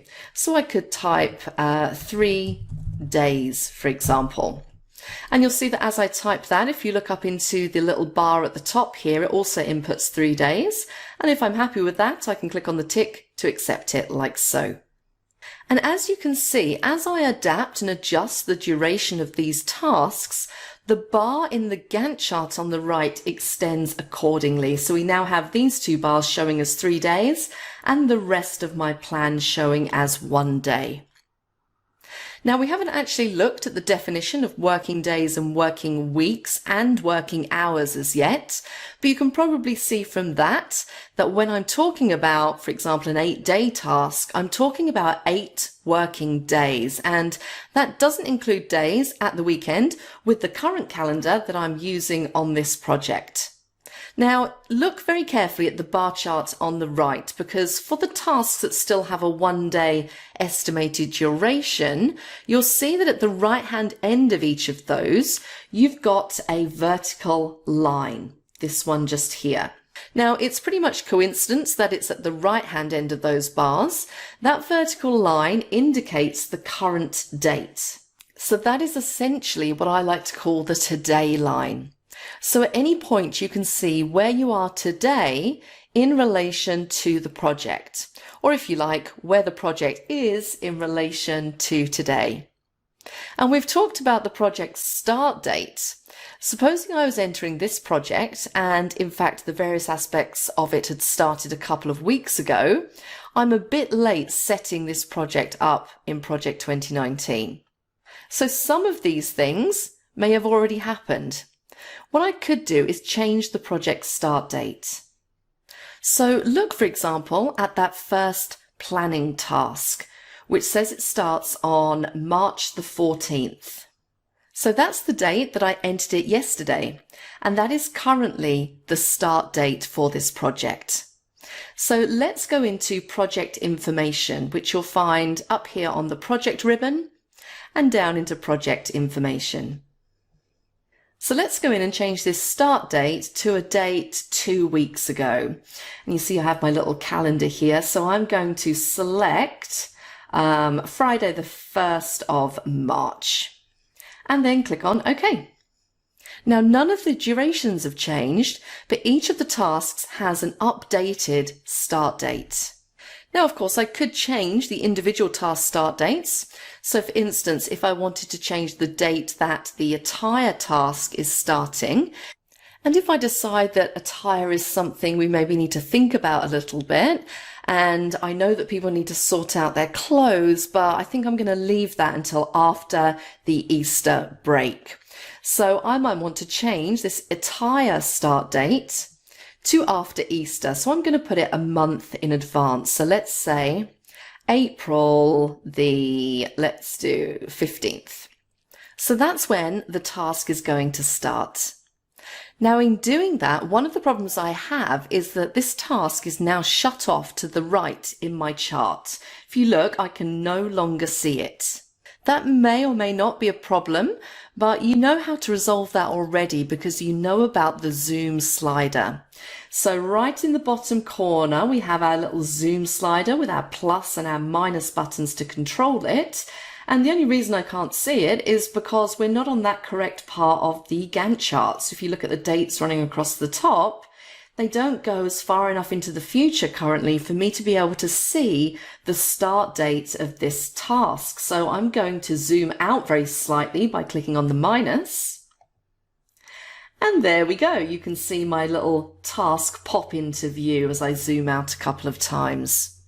And of course, if I wanted to, I could not only set the duration of each of these tasks, but I could start to actually set them out in time. So for instance, I could decide on a wedding day, and assuming that I'm confident we'd be ready for that, I could plot that at some time next year as well. And similarly, for each of those other tasks, I could set up a duration. I could decide on a start date, and I could start to put my project plan together with a lot more care and attention, and hopefully with a lot more resemblance to what is actually going to happen. And that is indeed what we're going to be doing over the next few sections. However, this project, if it's just comprised of those roughly 10 tasks, it wouldn't really be a very realistic project. So what we're going to need to do is put in a lot more detail to make this into a realistic planning exercise. Now, in order to do that, you need to know quite a lot more about tasks, and you need to know about things like dependencies and resources. And one of the things I'm going to tell you about, and in fact we're going to start on this straight away in the next section, is that you need to have an understanding of summary tasks and outlining. But for the balance of this section, I just want to look at information about tasks. Now, we've seen task name, duration, start and finish date. I mentioned work once or twice. Now, before I do this, if I look across at my column headings where I have task name, duration, start, finish, so on and so forth, and if I drag this across very slightly, you can see that I don't have a column currently labeled work, and I want to have a column called work. So if you do need to make adjustments to what columns you see here, if you look right at the end, we have something that says add new column. So I'm going to click the drop down, and there is a whole host of different columns that you can select, and they are in alphabetical order, making it slightly easier for you to find the one you want. And I'm going to scroll all the way down to the bottom, and I'm going to look for the one that says work, and there it is. So let's select it, and you see I now have a work column. So I'm just going to grab it and drag all the way across, and I'm going to drop it next to task name. And now you see I have my new column in between task name and duration. Let's get back to just talking about information about tasks. For any task in Project 2019, there is an awful lot of information about that task available, and you may need to be able to manipulate that in some way. Now, I've got the attire task selected, and what I'm going to do is right-click on that row to bring up the contextual menu. And one of the options, about fourth from the bottom there, is information. And I'm going to click information, and it brings up the task information dialog. Now this is a dialog with half a dozen or so tabs running across the top, and each tab has information about the selected task. Much of the information won't mean much at the moment, but by the end of the course, most of it will, hopefully. And some things, I think the descriptions that you can see here, pretty much explain what that particular piece of task information is about. So for instance, you know about the name, but what about percentage complete, or the amount of work that we've done? Well, currently we haven't done any of it, so that's why it's showing as 0% complete. It's an auto-scheduled task. We've briefly mentioned that previously. And you can see the start date and the finish date there. It's not an estimated duration, so that's why this checkbox isn't ticked. And it's a 3-day task. And it has a priority of 500. Now, the other properties on this particular tab are ones that we're going to be looking at later on. But let's look at the other tab. So let's jump across and take a look at predecessors. What are this task's predecessors? Which tasks must happen before this one? Or which tasks in some way depend on this one? Which resources does it use? And there is also an advanced tab with information like deadlines, constraints, specific calendars to use, and so on. Virtually all of these we're going to be looking at during this course. We can also do things like record notes about the task, and we can even set up custom fields with custom information about the task. So that's the task information for that particular attire task. Let me cancel out of this and just point out something I've mentioned a couple of times before. Task information is a good example of something which you can get at in a variety of different ways. So with the same attire task selected, if I go to the Task tab at the top, and on the ribbon there is a button in the Properties group called Information. And that brings up the exact same dialog box. Let's cancel out of there. Another way I can bring that up is to just double click on the attire task. And you see I get exactly the same dialog box. So a few different ways for you to bring up that task information box. And that is something important for you to remember, because being able to access this task information box quickly is something that's going to be pretty important to you as you run through this course. And if you want to do a little bit of extra reading about task information, remember that you do always have that help button down in the bottom left-hand corner of the task information box.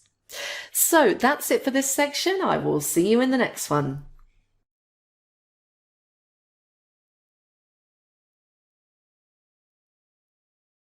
Hello again, and welcome back to our course on Project 2019. In this section, we're going to look at summary tasks and outlining, and I'm going to use the wedding project and demonstrate how we can build up the level of detail and the structure of this project. Now, I mentioned a couple of times already that the tasks that I currently have in the project, so planning, attire, guests, venue, etc., are actually high-level tasks. They really represent groups of tasks, and what we're going to start to do now is to flesh this plan out a little bit and break up each of those high-level tasks, what we're going to call summary tasks, down into individual tasks or subtasks. And by the end of this section, we'll have a much more detailed project plan.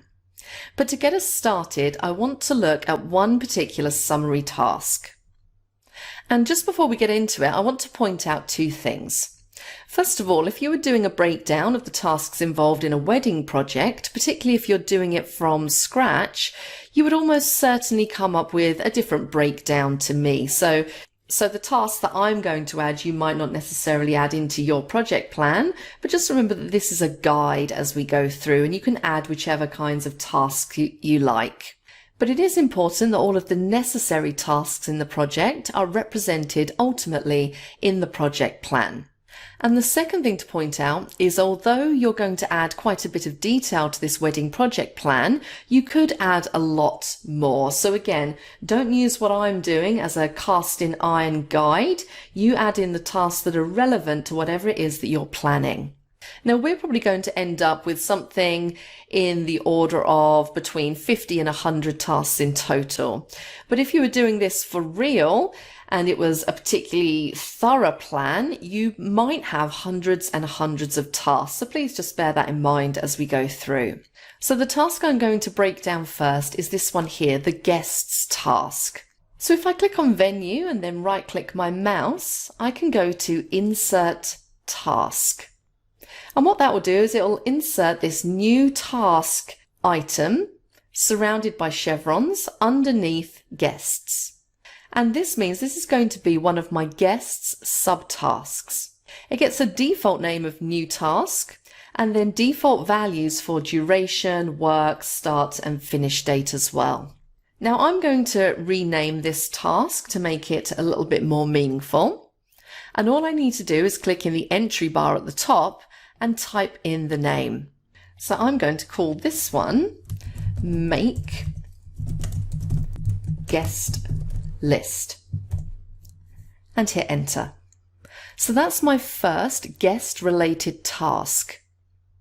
Now the important thing here is that this is actually a subtask of my guests task. And in order to indicate that it's a subtask, I'm going to demote it in my task hierarchy.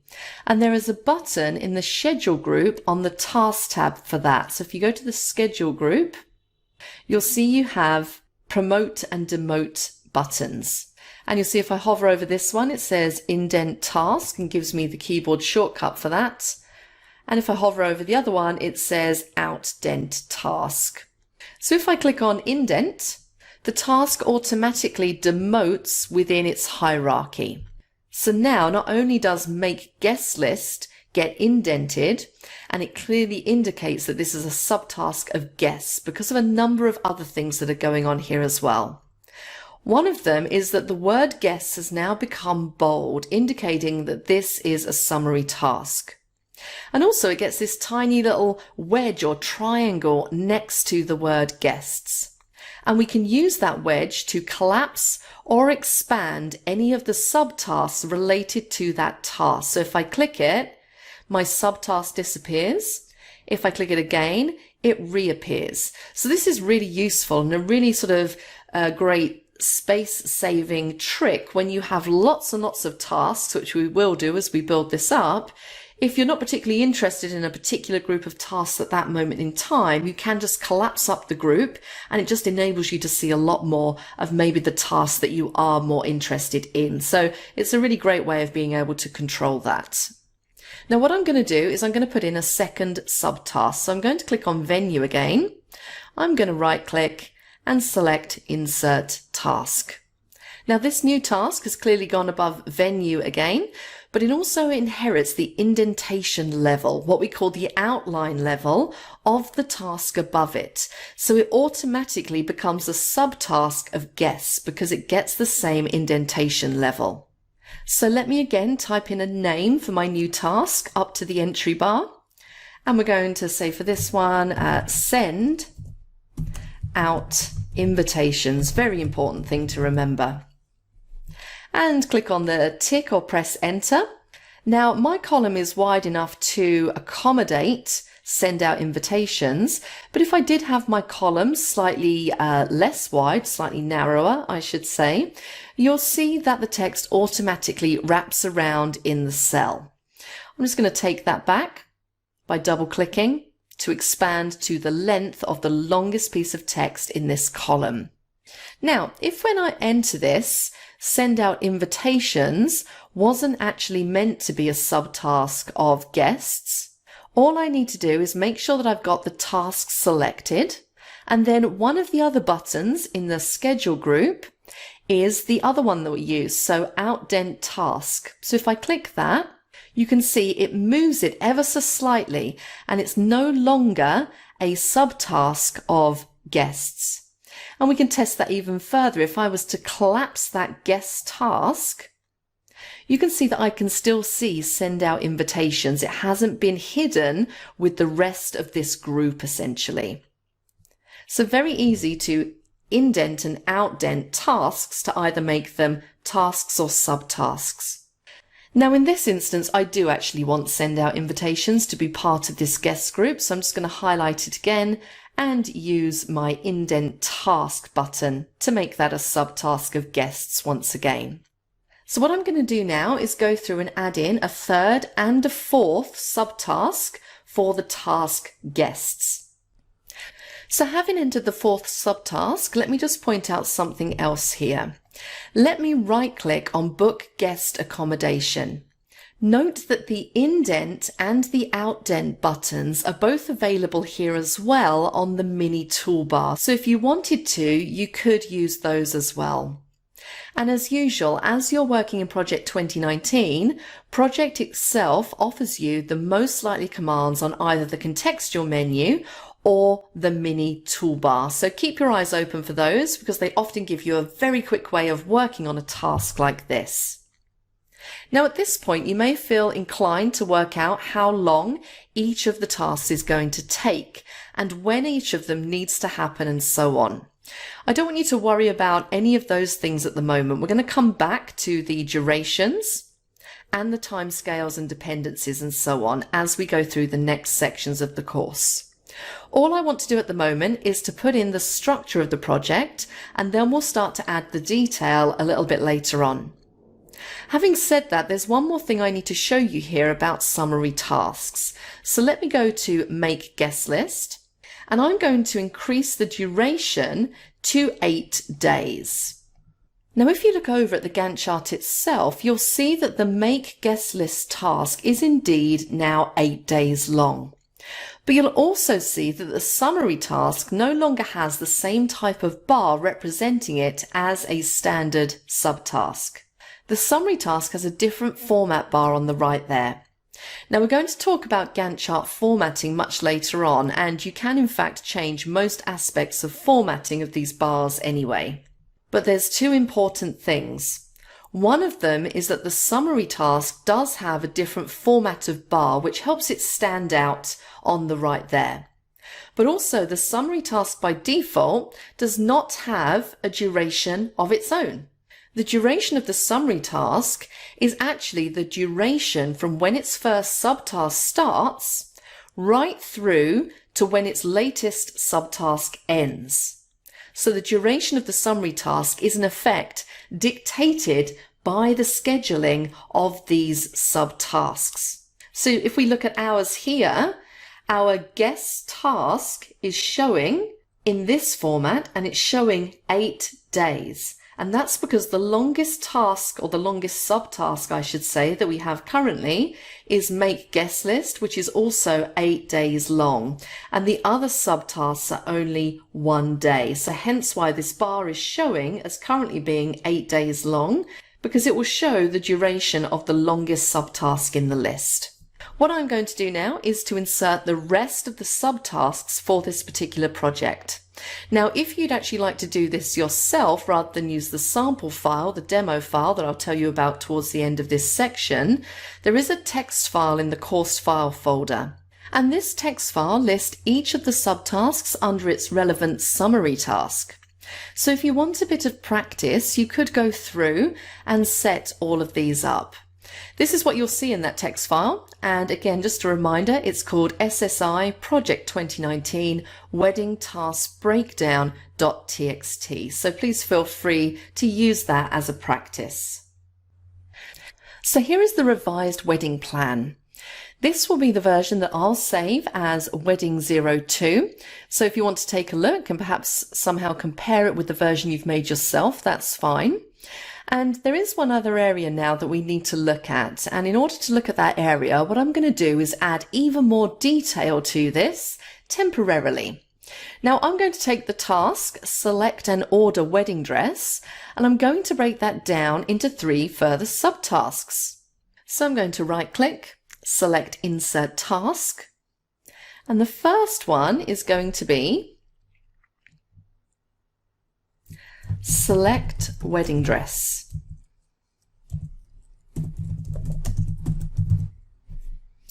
And click the tick. And I'm going to then indent that to make it a subtask of Select and Order Wedding Dress. And you'll see as immediately when I do that, the task above, Select and Order Wedding Dress, becomes bold and I get my little triangle at the side, that expandable and collapsible triangle. Let's do another one. Same process, right click, Insert Task, and we'll call this one Order Dress. And the final one might be Measurements and Fittings.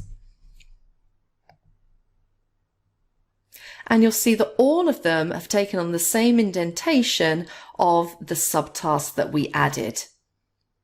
And then we might, for example, break down measurements and fittings into measurements and then first fitting, second fitting, third fitting, something like that. So as you can see, even though we're in the very early stages of planning this project, we're already getting pretty deep into building out that structure for our plan. Now, when you're looking at a plan like this and bearing in mind that we've still only got round about let's have a look right to the bottom, under 45 tasks, I should say. The highest ID number there, if we scroll down, is 43. If we really went in and putting all of the detail, actually making your way around this plan would start to get quite complicated because it will look more and more complicated. We haven't even started yet on durations and assigning resources and putting in dependencies and time constraints and so on. So there'll be much more detail to add. And it's usually the case when you start to increase the size of a project that you only want to look at certain parts at certain times, or even that you only want to look at the project at a certain level. Now, there is a straightforward way of determining the level of detail that you see in a plan such as this one. So I'm scrolled back up to the top of my plan and I'm going to select Attire, the Attire Summary task. And that's the task with the ID of 4. If I click on the View tab, and I'm going to go to the Data group, and there is an Outline button just here. And if you look at the description, you can see this, the screen tip has come up. It says, specify which outline level should be used in the view. For a large project, you may want to collapse everything to outline level 1 or 2 and then expand only the sections that interest you. So if I have Attire selected and I click on the bottom of this outline button, let's see what happens if I say select, for example, Hide Subtasks. Now you'll only see Attire and all the subtasks and all levels below it are hidden. Let's go back to the outline button again.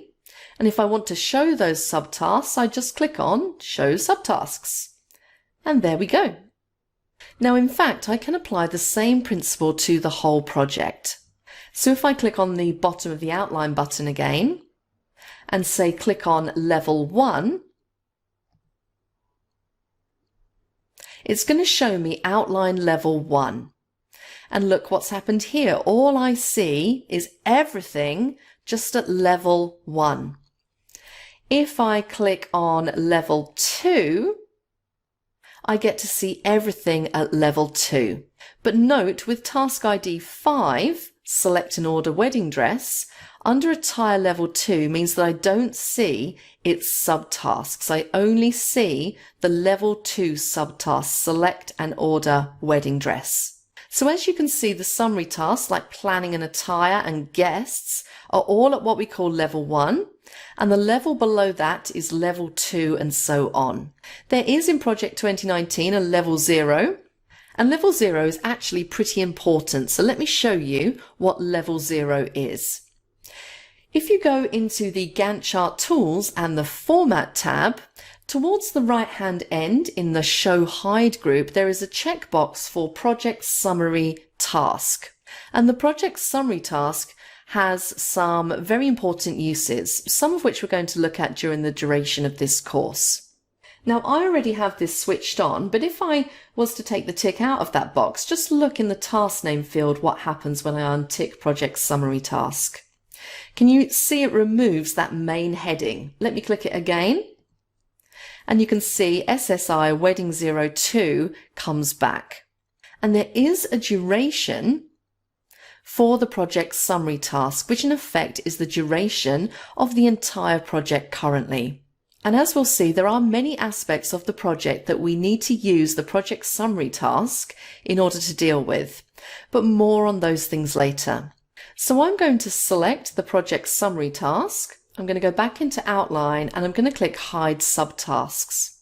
So bearing in mind, anything you select in this outline group applies to the task that you're currently clicked on, which is why I clicked on the project summary task. And now you can see it's hidden pretty much every task in my project. So let me put those back again. Show subtasks and my project comes back. And then finally, since I've put in the subtasks of task 5 here, select and order wedding dress, I think I'll leave these for now. They may be a little bit useful later on. So that's it on summary tasks and outlining. Please join me for exercise 2 in the next section. For the next section, you'll want to download the Project 2019 course exercise files. Click the link below in the video details to get these. You can also scroll through the video details to find timestamps for each section of this course. Finally, if you're enjoying this training, please leave us a thumbs up and some comments. Hello again and welcome back to Project 2019. In this section, I'd like you to take the information in the file in the exercise folder, Project 2019, Exercise 2, Task Breakdown.txt, which is this text file that I have open on the screen. And I want you to use that to create the fuller version of the bathroom refit project with structure. So for example, in the planning summary task, there are 6 subtasks: scoping, select style, decide about project manager, check permissions required, fix dates, and temporary accommodation. And what you should produce will hopefully be similar to my sample answer for exercise 2. Now notice I've still only got 1 day estimated as the duration of each task, but my project now has structure. And in particular, note the project task summary right at the top there. It has an ID of 0. So that's it for exercise 2. My sample answer is in the usual place and I will see you in the next section.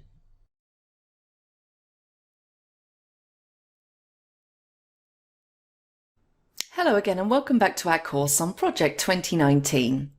In this section, we're going to look at dependencies, and as we're doing that, we're going to add quite a bit more detail into this wedding plan.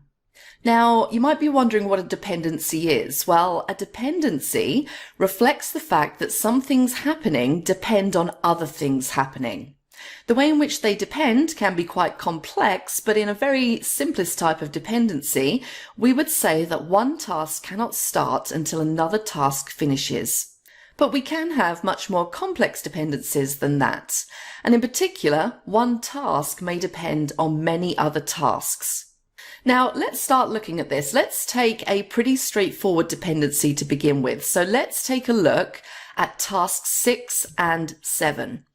Select wedding dress and order dress. Now, clearly, you're not going to order the dress until you've selected it. But as soon as you have selected it, you might then want to order it. If I want to record in my schedule that one task is dependent on another, the very simplest way of doing it, and let me select this first task here, task 6, I'm going to hold down my control key and select task 7. So I have both of those tasks selected currently. I'm then going to go up to the task tab, and in the schedule group, there is a button just here. It looks like a chain link button and it says link the selected tasks. And you can see there that there is a shortcut key of Control plus F2. So let's click that. And you can link tasks so one can't start until the other one has finished. And this establishes the very simplest kind of dependency. Now, if you look over on the Gantt chart, you can see that we now have an arrow indicating the dependency whereby task 6 must finish. And you can see the little arrow there. So it comes out of task 6 at the finish line essentially and points towards the start of task 7. And if I pull this divider here, you'll see that that reveals the predecessors column.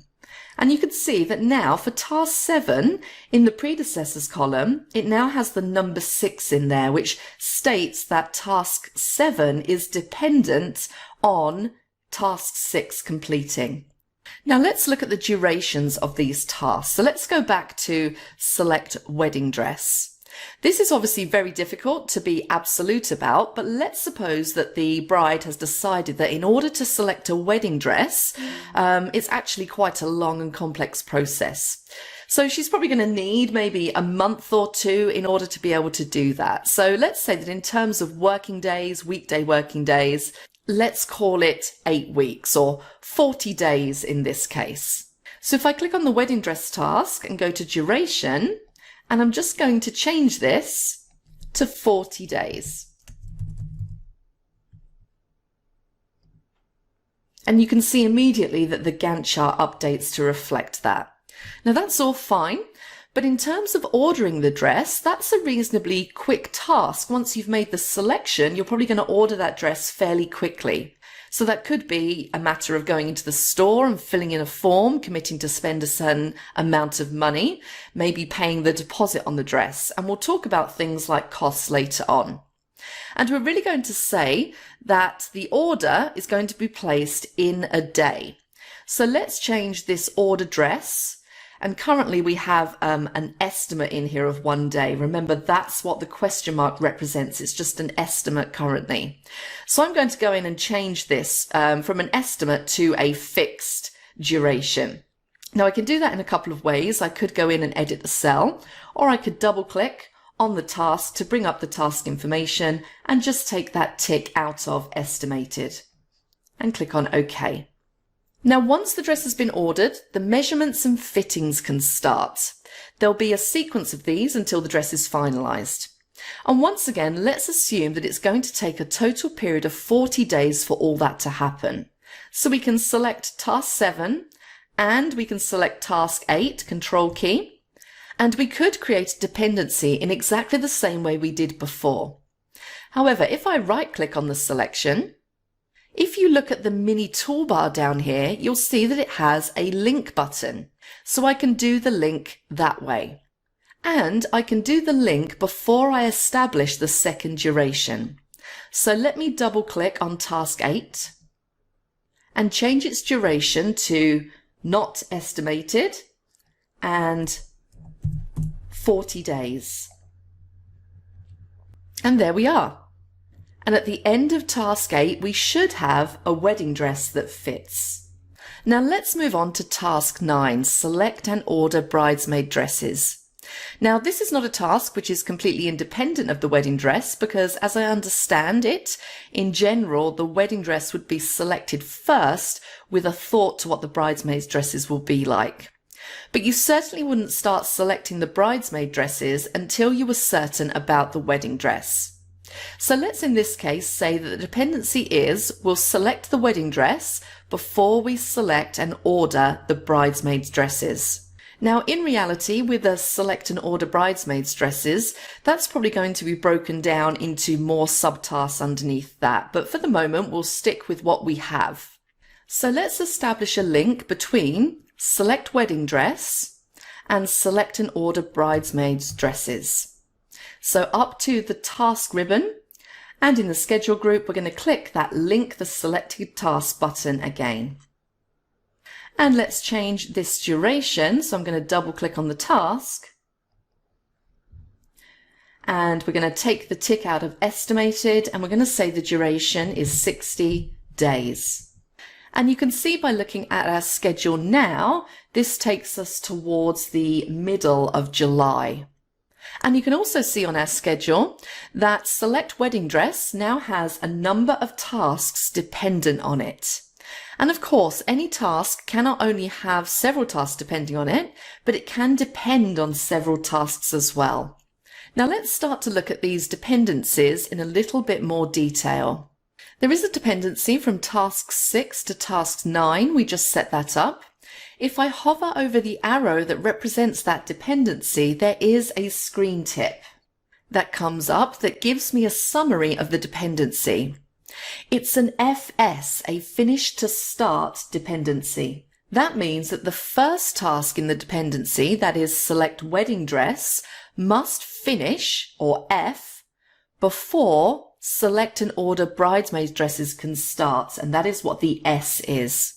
And in fact, if I double click on that line, I get a task dependency dialog where I could, if I wanted to, change that dependency. So it says from Select Wedding Dress to Select and Order Bridesmaids Dresses, there is a finish to start dependency with a lag of 0 days.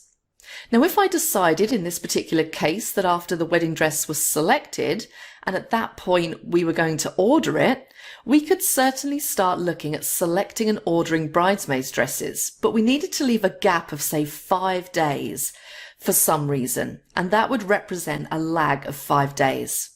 So let's do that. Let's change the lag to 5 days, just using those scroll buttons, and click on OK.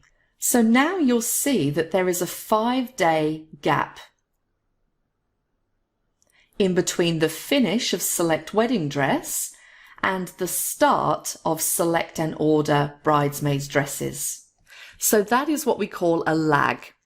And I could also have said that there is a lag of -5 days. So let's take a look at that. I'm going to double click, and I could take that back 5 days, or to -5 days, like so. Now that is what we call a negative lag, and we often refer to it as a lead. We still have a finish to start relationship, but what the relationship now says is that the second task can start 5 days before the first task finishes. So we can actually get started on selecting and ordering the bridesmaid dresses 5 days before we finish selecting the wedding dress. And again, you can see that represented here on the Gantt chart. There is an overlap between selecting the wedding dress and selecting and ordering the bridesmaids dresses. Now I'm going to restore that to being a lag of 0 days in a moment, but first of all, I'd like you to look at the predecessors column. If you look at task 7, order dress, its predecessor was 6. Look at task 8, its predecessor was 7. When all you see in the predecessor column is a number, that indicates a default finish to start relationship with 0 lag. If there's more complexity to the dependency, then you'll see something such as you can see for task 9. The dependency is on task 6, so it begins with a 6. The FS basically says that it is a finish to start dependency, which is the default. But the reason it says that is because it then says -5 days. So that code tells you that task 9 has a finish to start relationship with task 6, which means that 6 must finish before 9 starts, but there is a 5-day lead. So in effect, task 9 can start 5 days before task 6 finishes. And whenever there is anything other than a standard default finish to start relationship, so if it's any other type of relationship or if there is lag or lead, you'll see that coded into this predecessors column. So let me once again open up that dialog. So I'm going to double click, and I'm going to change that lag back to 0 days. But just before I click on OK, let's take a look at the other types of dependency. Now, there are 4 types in total. Finish to start, which is the default, as I mentioned. There is also start to start, which means that the second task can start when the first one does. Of course, you can apply lag or lead to any of these. The next one is finish to finish, which means that the second task can only finish when the first task finishes. And then there is start to finish, which means that the second task can't finish until the first task starts. Now, by far the most common dependency is the finish to start, but you are very likely to come across the others at some point. And in the next section or two, I'm going to show you one or two examples of these other types of dependency. The next task I want to look at is the task of making the guest list. Now, making the guest list can be quite a long and controversial subject. I'm going to assume for a moment that it's going to take maybe 3 to 4 weeks to try and make sure that everybody that should be invited is invited. So let's change this from 8 to 15 days. And again, you can either click in the cell and change it up here or double click on the task. So I'm just going to put 15 and click the tick. But let's also say that once we've got some guests on the guest list who are definitely going to be invited, we might start sending out the invitations pretty much straight away. So for task 13, send out invitations, this would be a task that would pretty much run throughout the period of making the guest list. We may even wait to see what responses we get to some of the invitations. So let's extend send out invitations to be a 20-day task. So this time I'm going to double click and I'm going to change that to 20D and OK. And let's say that this is going to start 5 days after making the guest list starts. So once we've been working on the guest list for a week, we're going to start sending out the first batch of invitations and see what sort of responses we get. So let's link these two up to the task ribbon and click our link button. And I'm going to double click and set my task dependency. So this is going to be start to start, and we're going to put a 5-day lag in there. Now, we need to allow time for people to respond to invitations.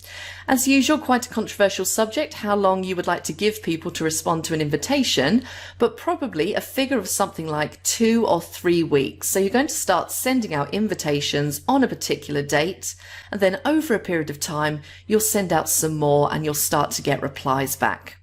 But in reality, you can't really finalize the guest list until you've received all of the responses to the invitations.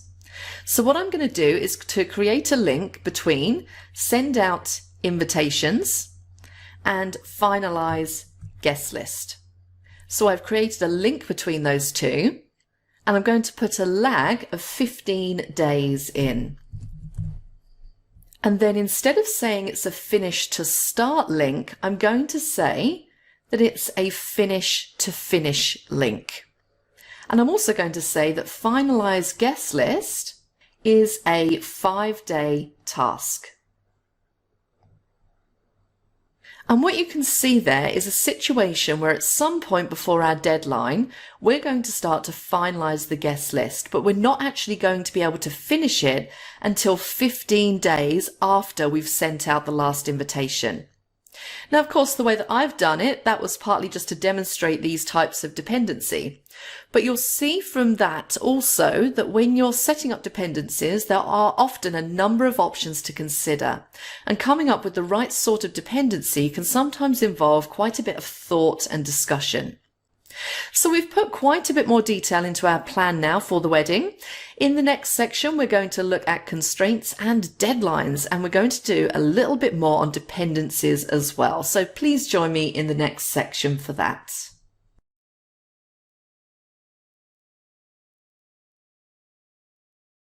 Hello again and welcome back to our course on Project 2019. Since we last looked at the wedding plan, I've added quite a bit more detail to it in terms of the durations of many of the tasks and also some of the dependencies. So for example, if you look down at ID 20 where we have catering, within there are 2 pairs of tasks. There's the first pair and there is the second pair. And I've allowed 15 days for making a short list of caterers, talking to them, making a decision about which one to book, and then finalizing the menu with them. I've allowed 15 days for each of those tasks. And then I've done the same for the baker. So make baker shortlist, 15 days, select baker and order cake, also 15 days. Now it may look from the current plan that we could get this wedding done very, very quickly. But as you can see, one of the main issues is that we're doing everything all at once right at the start of the project. And in reality, that's not really what would happen. There just wouldn't be enough time in this short period of time, in the case of a few weeks, to do all of those things at the same time. And as we'll see later on in the course, there are various factors or various reasons that will force us to spread these activities out over time. But for the moment, I just want to leave the plan like this, except for adding a few dependencies that are really important. Now, one situation that arises very often when you're working on projects is that there are one or two key decisions to make. And there are certain things that you must do before you make those key decisions. And there are certain other things that you can't do until after you've made those key decisions. And what I want to look at in this first section is the very key decision of the wedding date itself. So you can see here, task 3, set wedding date. Now, you can't do everything before you decide on the wedding date. So for example, we talked in the previous section about making out the guest list and sending out the invitations. You can't send out the invitations until you've set a wedding date. But you can't set the wedding date until you know what the venue you're going to use is and if it's available. You may also want to make sure that the venue you're going to use, for what we call in the UK the reception, is available as well.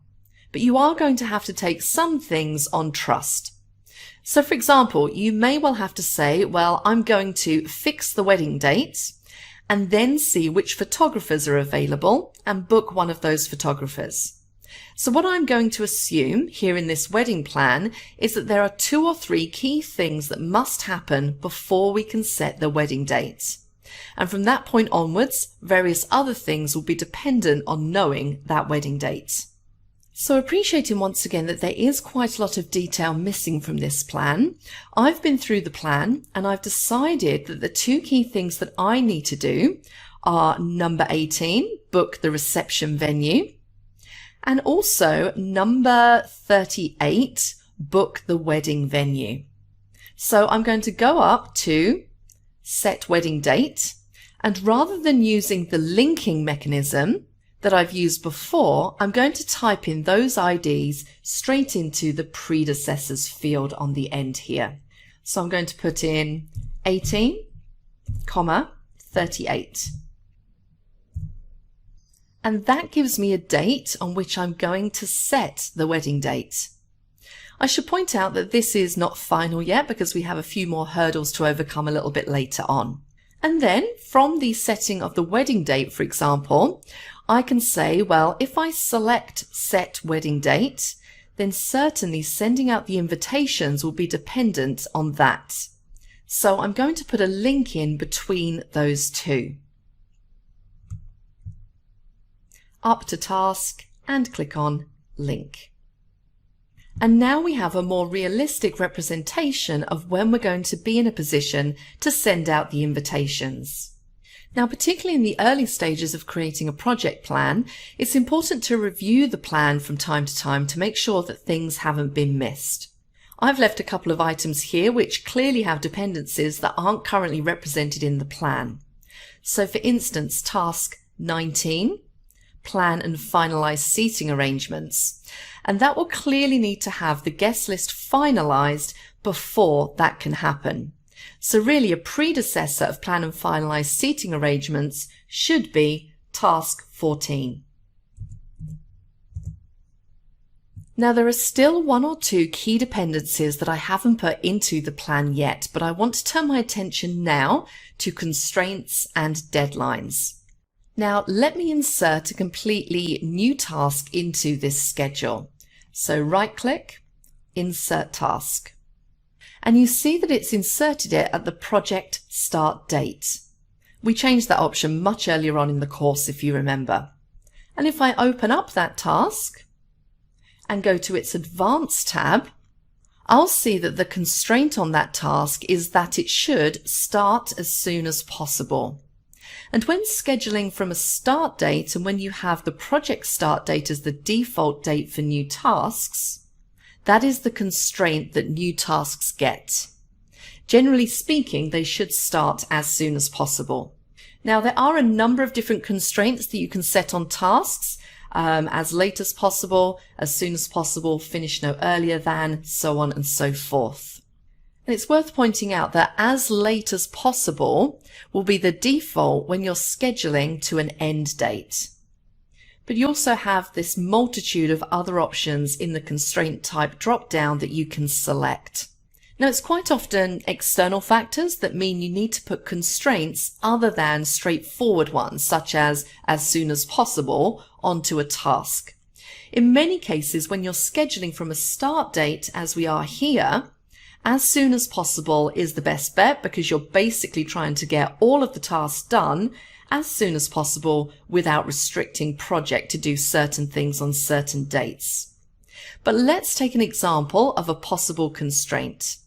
Let's suppose that we already know that one of the bridesmaids, who is the bride's sister, is actually out of the country. So she's working abroad at the moment and she's not going to be available for the select and order bridesmaids dresses until the beginning of May 2019. So whatever else happens, she won't be available until then. Now, if I double click on this task and go to the Advanced tab, I can say constraint, start no earlier than, and then I can choose a date at the beginning of May. So whatever else happens, she won't be available until then. And when Project 2019 schedules the wedding, it will take into account that constraint that we can't start earlier than that. Now, you may want to, at this point, also put a note in here to remind yourself why the constraint is there. So across to the Notes tab, and I'm going to add a quick note.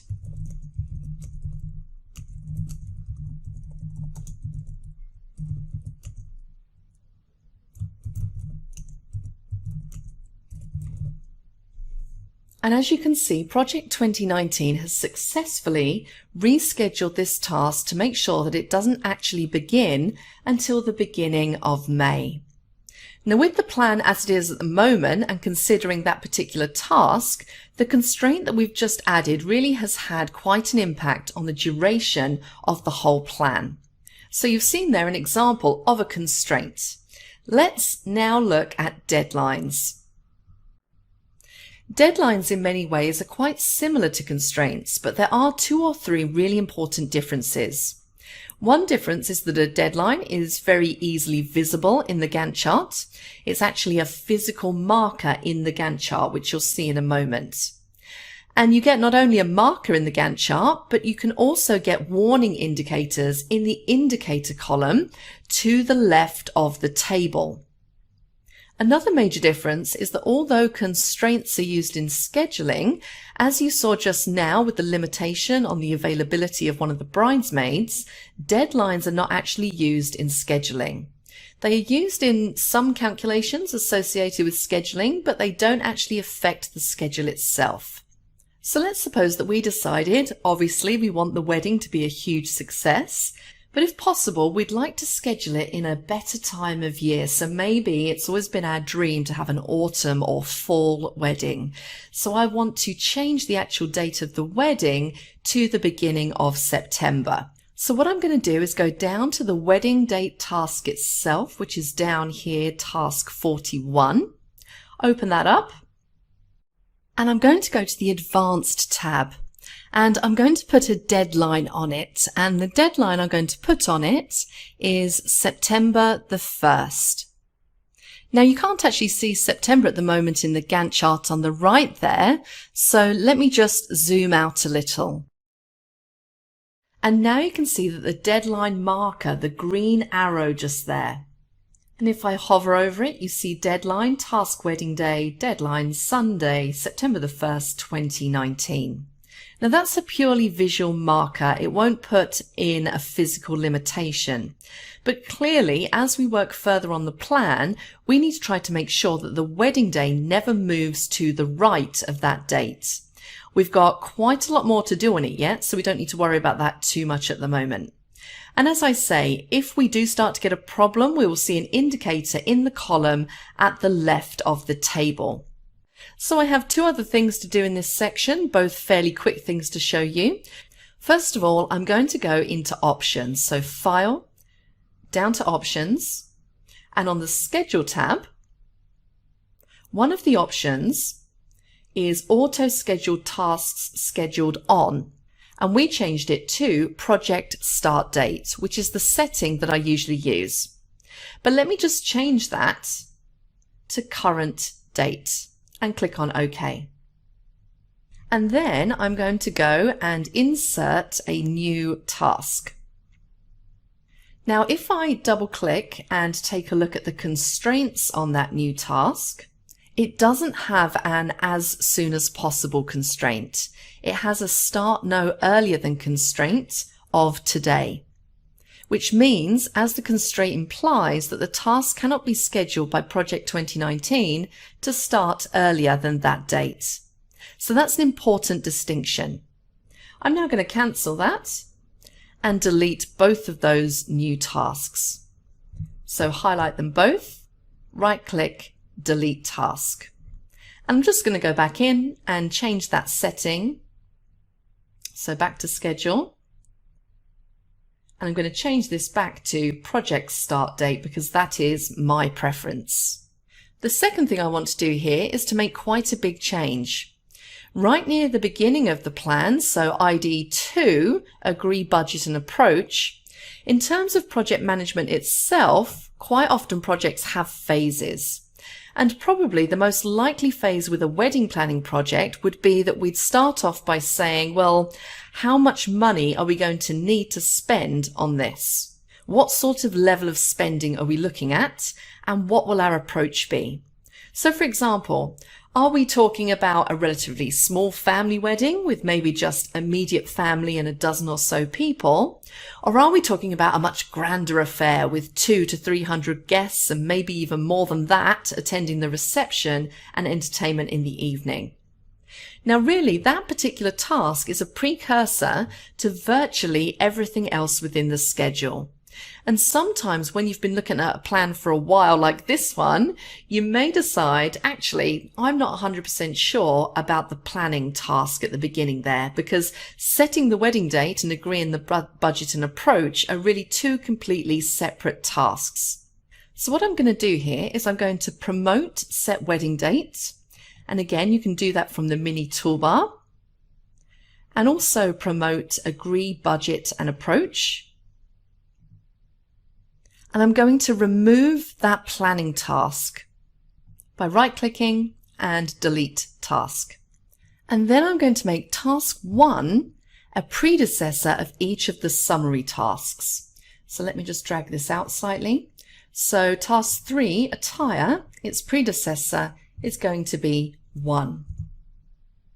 So what I've done is go through and put task 1 as a predecessor of each of those other summary tasks. And this reflects the fact that as you get more and more detail and accuracy in a plan, you may well want to restructure it.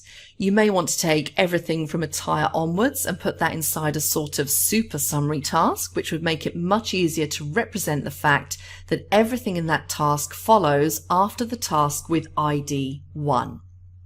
Something else you can do, which often makes it easier to read a plan to understand the structure of it, if I select task 3, and on the Task tab, in the Insert group, click the lower half of the Task button, one of the options is Blank Row. And you can insert a blank row quite neatly into a project plan. And very often that emphasizes the structure of the plan. Note also, let's take this task here with ID 1. If I insert a blank row again, Look at what happens to all of the predecessors in the predecessor column. The task is now task 2, and of course all of the other task IDs are updated accordingly. So that's the end of this section. I will see you in the next one.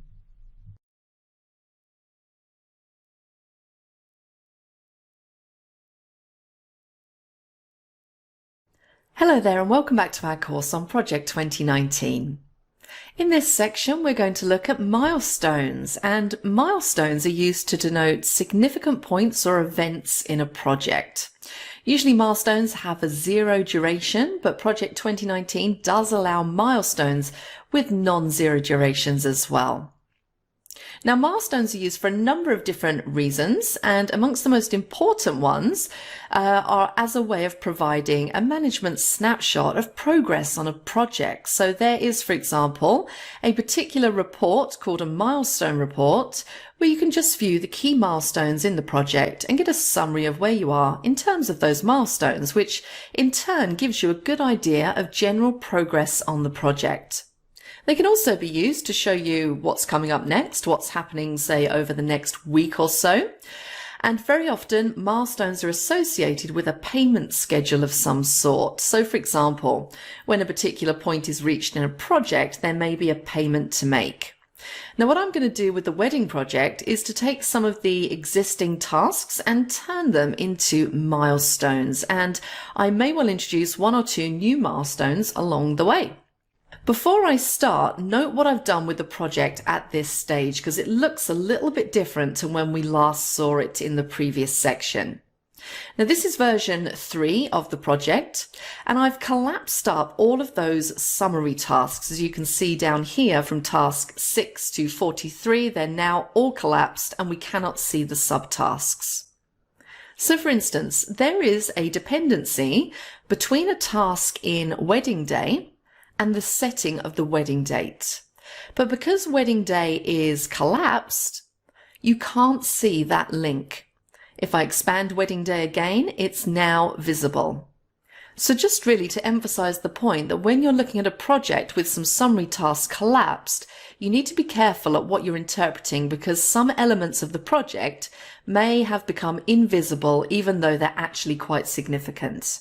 Now, one of the very important aspects of milestones is that, generally speaking, although I should say there are exceptions, but generally speaking, because a milestone is a task of 0 duration, it is assumed that there is little or no work associated with the milestone itself. So if I take task 4 here, for example, set wedding date, if that doesn't actually involve any significant amount of work, I could make it into a milestone. But what I'm actually going to do on this occasion is to insert specifically a milestone which indicates when the task has been completed. So I'm going to select the task below it, which is basically a blank row. And then on the Task tab, in the Insert group, I'm going to say Insert Task. Now that task I'm going to rename to Wedding Date Set. And click the tick.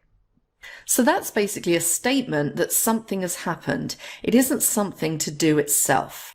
And then in the duration, I'm going to change it to 0 days, which will make it into a milestone. And the default notation, if you look at the Gantt chart, you'll see you get a little diamond icon, and we also have a date in there. So now I'm going to select Set Wedding Date, and I'm going to link these tasks in the same way. So now I have my first milestone in my project. Now I'm going to set milestones that indicate when the venues have been booked, the venue for the wedding, and the venue for the reception. So let's start with the reception venue. So I want something to indicate that task 21 has been completed. So I can do the same that I did just now, insert task. But there's also an option within the Insert group on the Task tab of Insert Milestone. So let's try that one instead. I'm going to just highlight Task 22 because we want the new task to go in above. I'm going to go to the Insert group and select Milestone this time. And you can see automatically it's given me a task with the duration of 0 days. Let's change the name. So we'll say reception, venue, booked. Let's just link these two tasks together. We should be getting used to doing this by now. And I'm going to do exactly the same down here for wedding venue. So let's go in, highlight the one below, put in a milestone, and we'll call this wedding venue booked. And we will link these two tasks together. And then I've got just a very few other milestones to add. I'm going to add one to indicate that all of the attire has been ordered, one to indicate that the guest list has been finalised, and finally that the wedding is registered and licensed. So I've added a few other milestones in. So I've added another one to check that to make sure that all attire has been ordered, one to indicate that the guest list has been finalised, and finally one to indicate that the wedding has been registered and licensed. And then I have just one more thing to do, and that is that I'm going to turn the wedding date itself into a milestone. So I'm going to select wedding day, double click. Now I don't want to reduce its duration to 0 days because there will be other things to do on the wedding day itself. So I'm going to jump onto the Advanced tab, and I'm going to check this little checkbox down in the corner, Mark Task as Milestone, and click on OK. So that task is now marked as a milestone, but as you can see, its duration is still 1 day. So there we are. We have some milestones in our project. I'm going to take a look at those in just a moment. Before we do, I don't actually need this timeline that's showing at the top here. And as this project is beginning to take up more and more space, let's save a little bit of space by hiding the timeline. Now, can you remember back on how to do that? We go to the View tab, and you can just switch off timeline at the top there. If you only want to see the milestones, you can use one of the features of the View tab, which is to use a filter. And in the data group of the View tab, there is a filter control just here with a drop down. And one of the options in that drop down is milestones. So if I select that, you're only going to see those project milestones. So that gives you an idea of how useful milestones can be in terms of setting out the key points in the project over the course of its duration. Now, one other point that's clear here is that we still have a lot of work to do on this project because, for instance, we still haven't worked out when the wedding day is going to be. It's still right near the beginning of the project. Now, you might be a little frustrated by this and thinking, well, why don't we sort out that wedding date? Well, the reason that we don't is that we still have some very key factors to take into account before we can work out what the wedding date can be. And we're going to be moving on to those factors after we've done exercise 3. Once we've done those, we'll be in a much better position to actually pin down a wedding day, and then we'll see how useful these milestones can be in terms of giving us a realistic summary of the key points in the project. Now, if you applied the filter as I have here, I can unapply it by clicking on the drop down and selecting no filter. So that's the end of this section. Exercise 3 is in the next one, so please join me for that.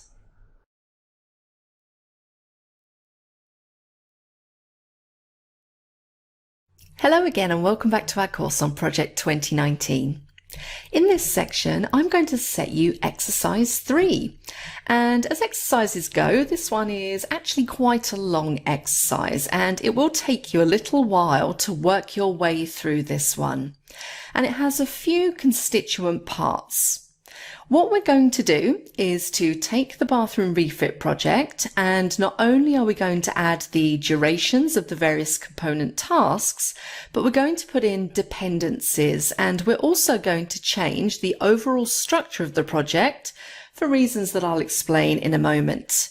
Now, sometimes when you go through a project and you have your first try at listing out all of those tasks, as we've done here, you might be successful in some ways and you might make it through that list, but you won't necessarily structure it in a way that lends itself either to easy scheduling and planning or to easy understanding.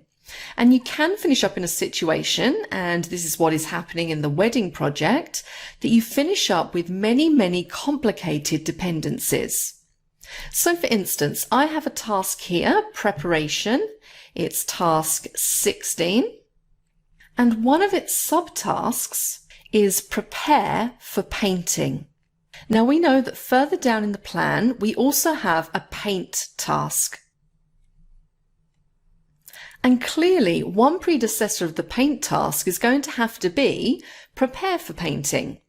But there will also be various tasks following on from painting that depend on it, such as actually fitting the equipment.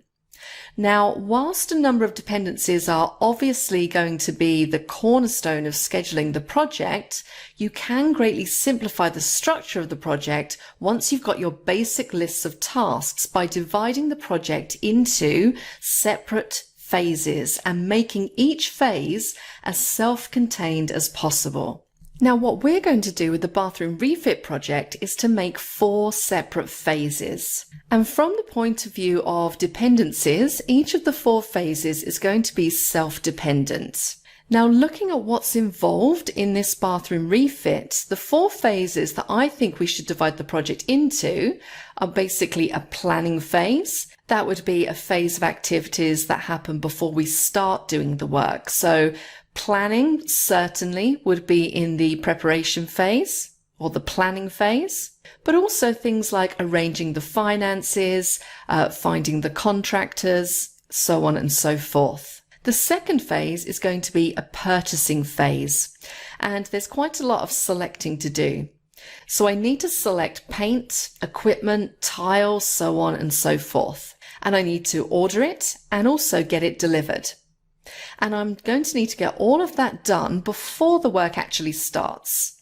The third phase will be the work itself, so the implementation itself. And the final phase will be where any snags are dealt with, the sort of cleaning up phase, making sure that everything is ready to be used. Now, in order to give you the information you need to do this division into 4 phases, let's take a look at my answer to exercise 3.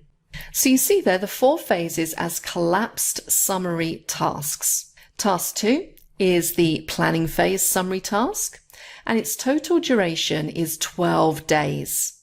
And you can see the different columns of information.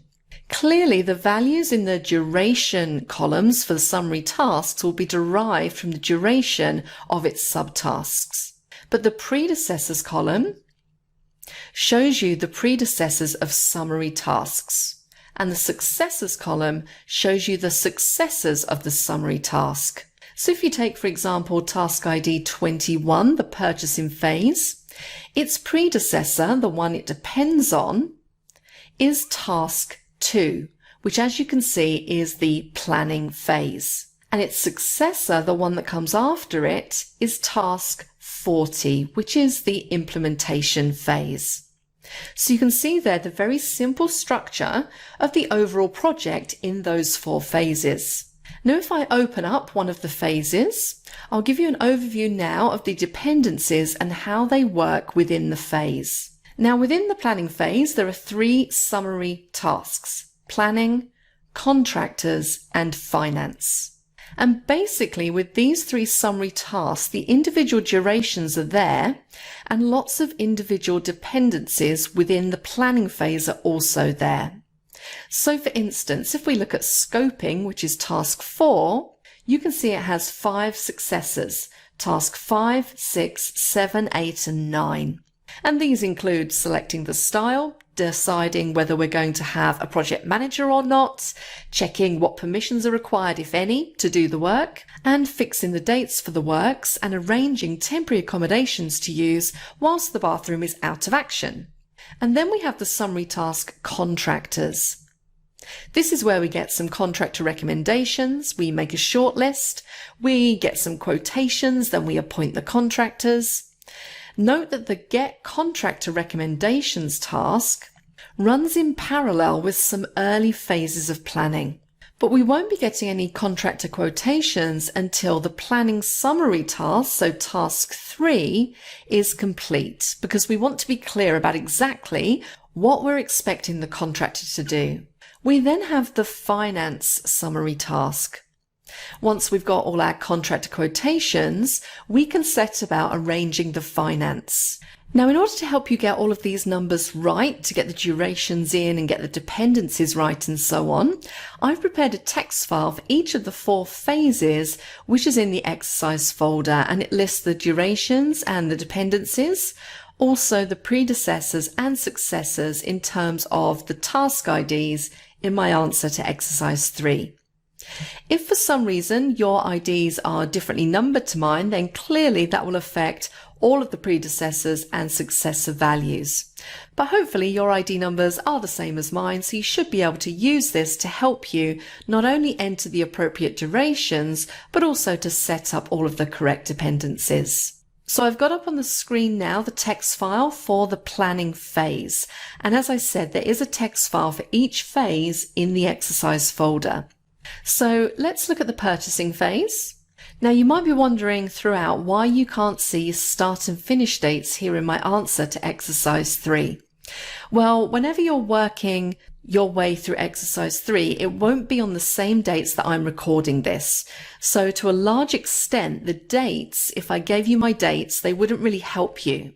It's the durations that are important, the dependencies are important. But I'm assuming throughout that your dates are going to be different from mine. Now the purchasing phase is pretty straightforward. It includes the delivery of each of the materials, the tiles and so on. So at the end of this, I've introduced a milestone there, which is task number 38, which is all materials on site. That's a very significant milestone in the project. Next, we have the implementation phase. And let me explain the main points here. Now we set up a skip, a receptacle for the waste products which arise from gutting the existing bathroom and from the building work that we're going to do fitting the new bathroom. Then we have a lot of preparation to do. We need to prepare for the tiling, prepare for the flooring, and also prepare for the painting. So those 3 items might include things like joist work, there might be plastering to do, and a whole host of other items. And then we do the first fix electrics and the first fix plumbing. Then we do the painting and the flooring and the tiling and the other wall work that's needed, all of the general building work, which you can see there in tasks 55, 57 and 59. Then we start the second fix electrics, and this is things like putting the sockets up on the walls. We then do the second fix plumbing, which might be things like pipes from the pipework behind the wall, maybe installing things like taps. It's also worth bearing in mind it's often the case nowadays that there's some kind of electrical certification needed once the electrical work is finished. So I've put that in as task 50 just here. And then once the second fix is underway, fitting the equipment begins, which is task 61. And then when fitting of the equipment is finished, we have a milestone, which is task 62.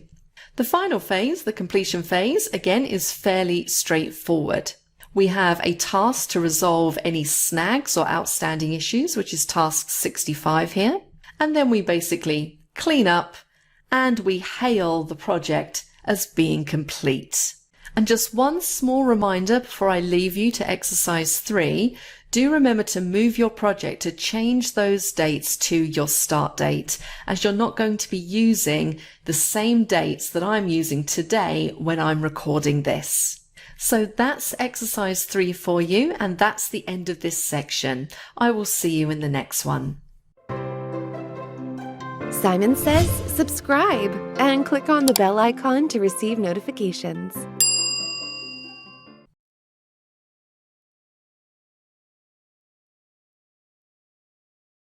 Hello again and welcome back to our course on Project 2019. In this section we're going to start to look at resources.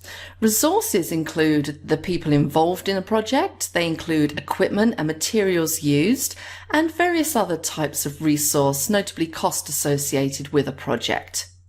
When you look at the Gantt chart, such as this one, you're primarily looking at tasks. The table on the left gives information about the tasks, and the chart on the right gives a graphical representation of the scheduling of the tasks, their durations dependencies, and so on. Now, tasks and resources are basically the two building blocks of a project in Microsoft Project 2019. And we link the two together using what are called assignments or resource assignments. In this section, we're going to look at resources, and in the next section, we're going to look at resource assignments. One thing you may have noticed when we're using the View tab before is that the first two groups on the left are task views and resource views. And largely speaking, when we're looking at a project, we tend to be looking at tasks or at resources. But there are many views that enable us to look at both at the same time. And in particular, look at the relationship between them. So far, when we've been looking at tasks, we've used the Gantt chart view, which you can see highlighted there in the task views group. And for most people, that's the view that they use most of the time. Of the resource views, a very popular view is Resource Sheet view, and that's the one that we're going to look at first. So if I click Resource Sheet, this spreadsheet gives us information about all of the resources in our project. And at the moment, as you can see, we have no resources in our project. Now we're going to start to add some resources in just a moment. But before we do, just look down at the right-hand end of the status bar. You'll see we have some icons. The one on the left is Gantt chart view, and the three on the right, the one that looks most like a spreadsheet, takes us back to the resource sheet. So you'll probably get used to switching between resource sheet and Gantt chart. The other two views, the ones in between, are also used fairly frequently. Task usage, which basically lists tasks and shows which resources are used in a task.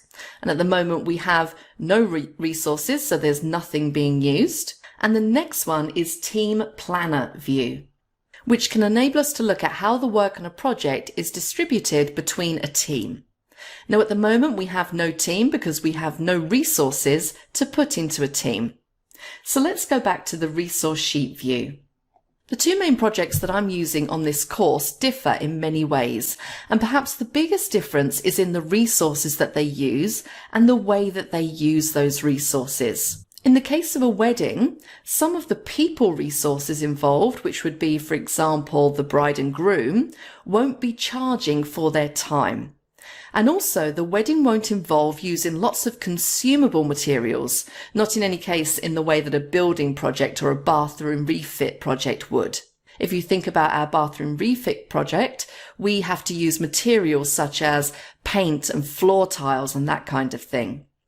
The difference is going to be even bigger when we start looking at costs, because when it comes to cost, for example, the bride and groom wouldn't expect to charge their time on this project to people, whereas the people working on the bathroom refit will be charging their time to whoever is paying for the bathroom refit.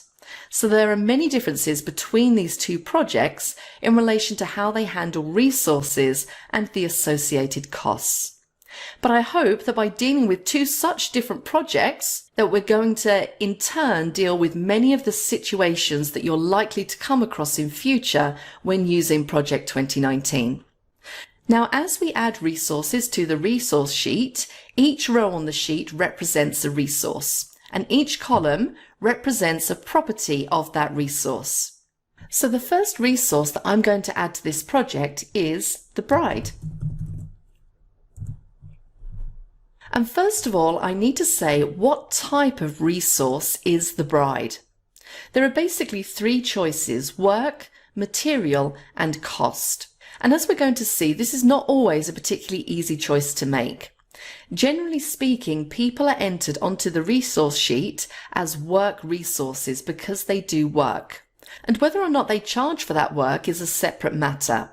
But we expect them to perform tasks and complete work rather than, as in the case of, say, materials, be consumed by a job used up in doing a particular task. Or a cost, where we basically say with a task that it has a certain cost but isn't necessarily performed by an individual or involve the consumption of some kind of material. Now we're going to see an example of each of these three resource types, but we're going to work for the moment on the principle that when we add people, we're adding work resources generally. Now when I choose a type for a resource, I will get different accessible selection of properties here.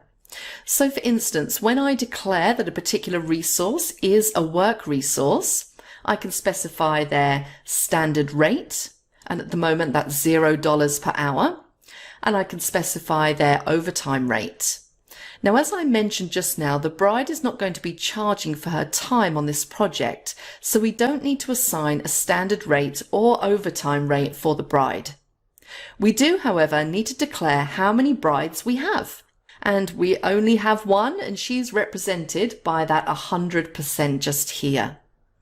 If I were dealing with, say, bricklayers and I was building a house, I might say I've got 3 bricklayers, so that's 300%. And I could say that the standard rate that it costs me to employ those bricklayers, and then I can also enter an overtime rate. I also have a cost per use. So for example, if I'm dealing with something where there is a setup fee, perhaps a delivery fee or a contract fee, I can specify that here. And I normally also specify an accrual method. Now for the moment, I want you to ignore accrual, and I also want you to ignore the next column, which is the calendar that this particular resource uses, which by default is our standard base calendar.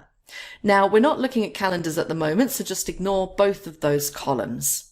Now, when it comes to using any resource on a project, it's always a good idea to give that resource initials, whereby we can identify that resource, for example, on the Gantt chart. So for bride, I'm literally just going to put bride for the initials. So that's my first resource set up.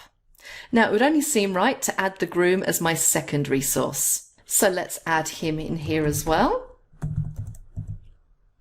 And we'll stick with the same initials and just call him groom. So now my project has 2 resources. The next resource I'm going to set up is a little bit controversial. I'm not really sure you do it in this way, but you certainly could do it this way. I'm going to add a resource of wedding ring, and I'm going to say that this is a material resource. So let's jump back onto the resource sheet and add wedding ring. And I'm going to select material, and I'm going to give it the initials of ring. And note that when I chose material, some of the other fields, some of the other properties also changed. So for instance, max was cleared out. It no longer said 100%, which is the default for a work resource, because we're not talking about having a maximum number of rings. We can basically buy as many rings as we want, subject to available funds, of course. And similarly, the standard rate changed from being dollars per hour to just dollars, because we're not talking about a rate of pay for somebody for a work resource. We're talking about the cost of a material. When you're dealing with costs for materials, you also declare what units the cost refers to. So if instead of wedding rings, I was dealing with building bricks, and what I might put here in the material column might well be 1,000 for 1,000 bricks. Now for the price of a ring, it will be price per ring. And let's suppose the price I'm working on here is 500. And that is all the information I need to set up that material resource. So at whatever point I decide to buy one or more wedding rings in my project, the cost will be recorded in the project as $500 per ring. Now for an example of a cost resource. Sometimes a person working on a project is not really working on it as though they were, say, a builder, or in this case, the bride or groom. What they are doing is more of, if you like, a service. So I might choose to make the photographer or videographer for this project a service or a cost to the project. We're not talking about paying this person by the hour. We're talking about their standard charge for photography or video at a wedding. So in this case, I'm going to add the resource photographer. And I'm not going to deal with the photographer as though he or she is a person working on the project, but deal with them as a service to the project, a cost to the project. So on this occasion, I'm going to make the type cost. The initials I'm going to apply are photo. Now you notice that there is no highlighted cost rate field with dollars. as we had before for work or material resources. And in fact, the best way to record the cost of a cost resource in a particular situation is to assign that cost when you assign the resource to the task. And I'm going to show you how to do that a little bit later on. At the moment, the important thing is that we have listed our cost resource here, photographer. And of course, with this project, there will be many other cost resources. It is true to say in this particular case that many of the resources, so things like the wedding dress and even wedding ring, might reasonably be considered to be costs rather than materials.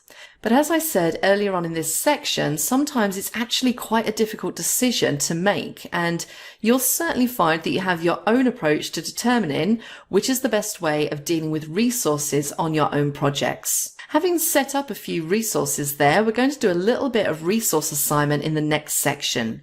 But there's one more thing to show you in this section. If I select one of the resources, and note that we do have a resource tab, one of the options on the resource tab is information. And that brings up the resource information dialog box. As with the task information dialog, you have a number of tabs running across the top, and it's already got in it the information that we've entered so far. But of course, there's other information that you can add, some of which we'll be looking at a little later on in the course. Now, there are other ways of getting to this resource information. You can right-click, and you have an information option in the menu. And of course, you can just double-click on the resource to bring up the same dialog as well. So that's it for resources for the moment. I will see you in the next section.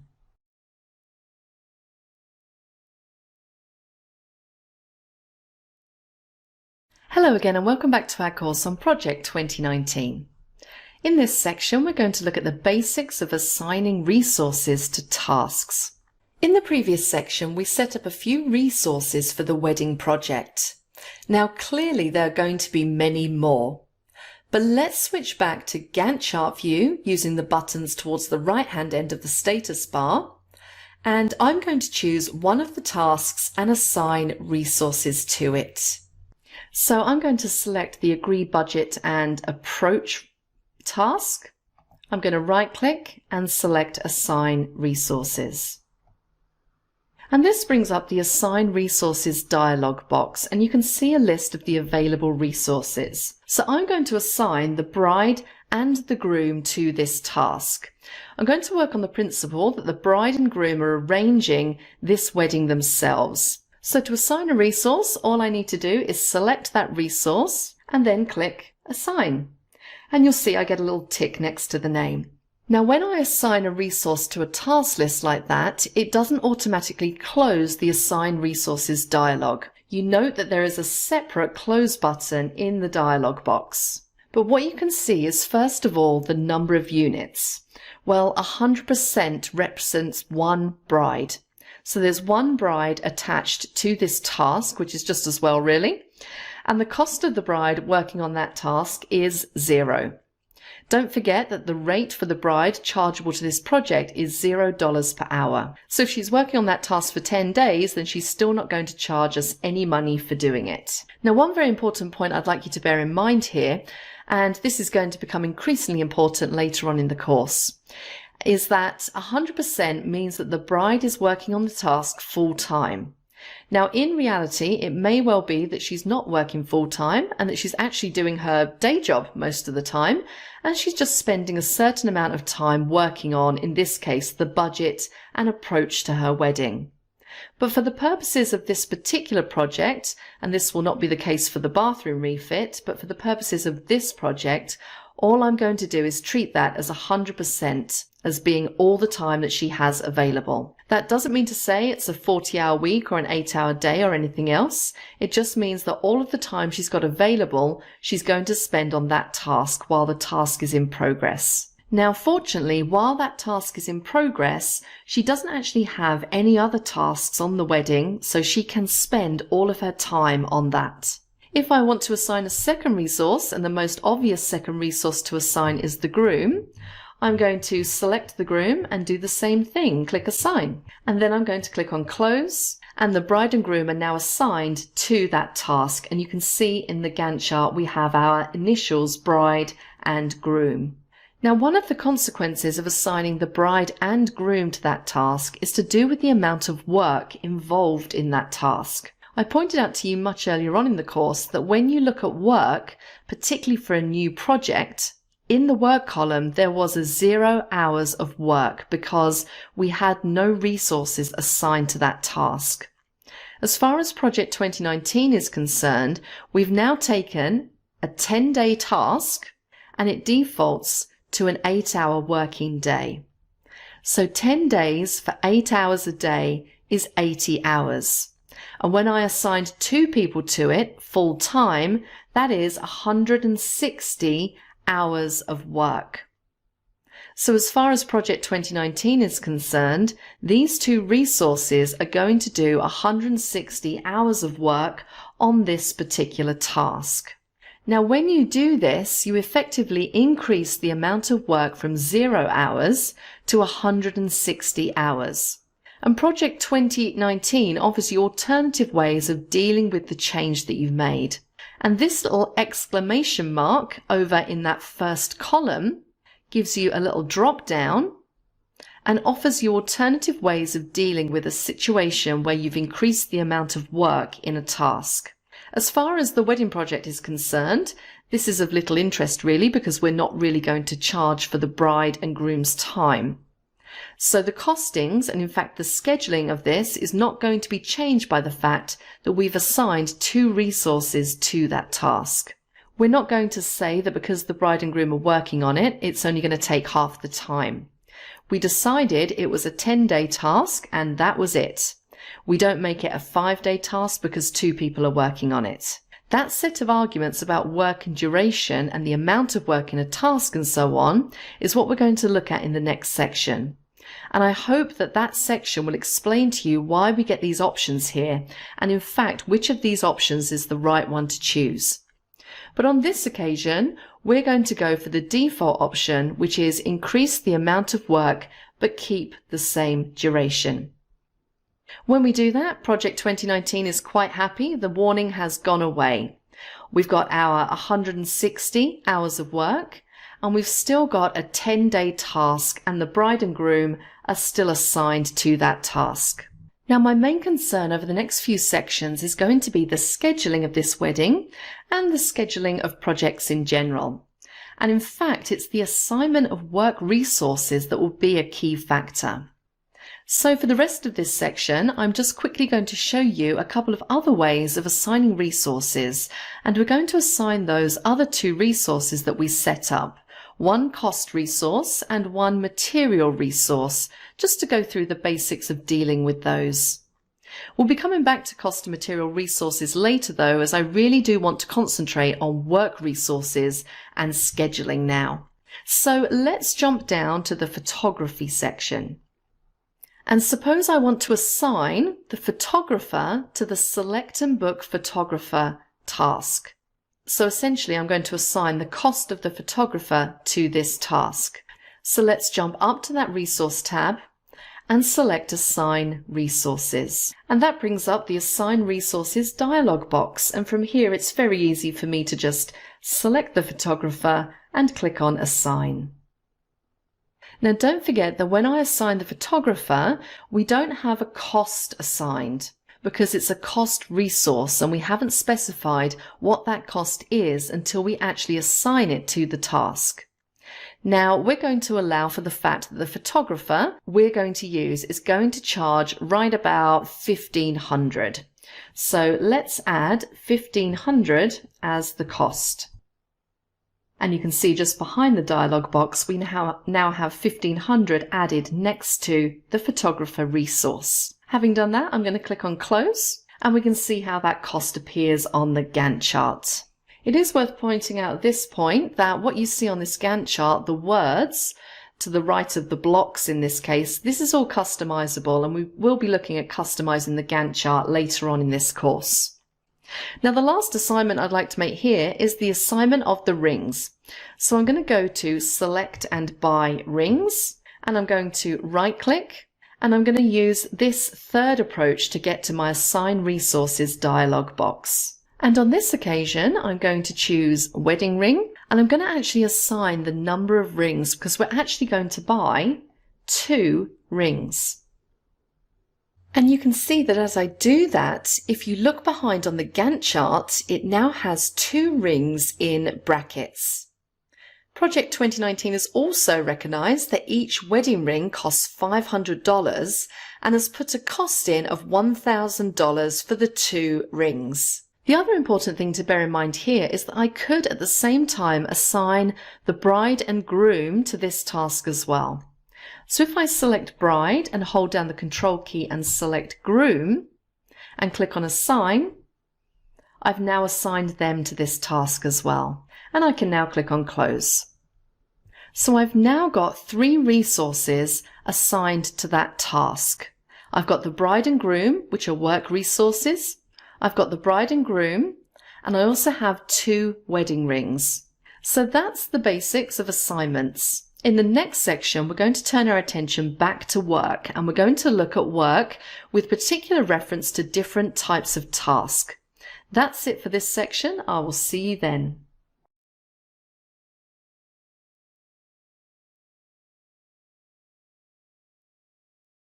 Hello again and welcome back to our course on Project 2019. Now that you know how to assign resources to tasks, the next thing we need to move on to is producing a workable schedule given the resources that are available. In order to do that, there are a couple of fundamental things that you need to understand. And perhaps the most important thing to understand with Project 2019 is the different task types that can be evolved in projects. Now, in order to illustrate this, I'm using sort of a dummy project, and this is a very simple project with 3 tasks in it, Task A, Task B, and Task C. And currently their duration is 2 days, and there's 1 resource assigned to each task, and that resource is Jane. And Jane is also working for 8 hours a day. So on Task A, Jane is doing 16 hours work.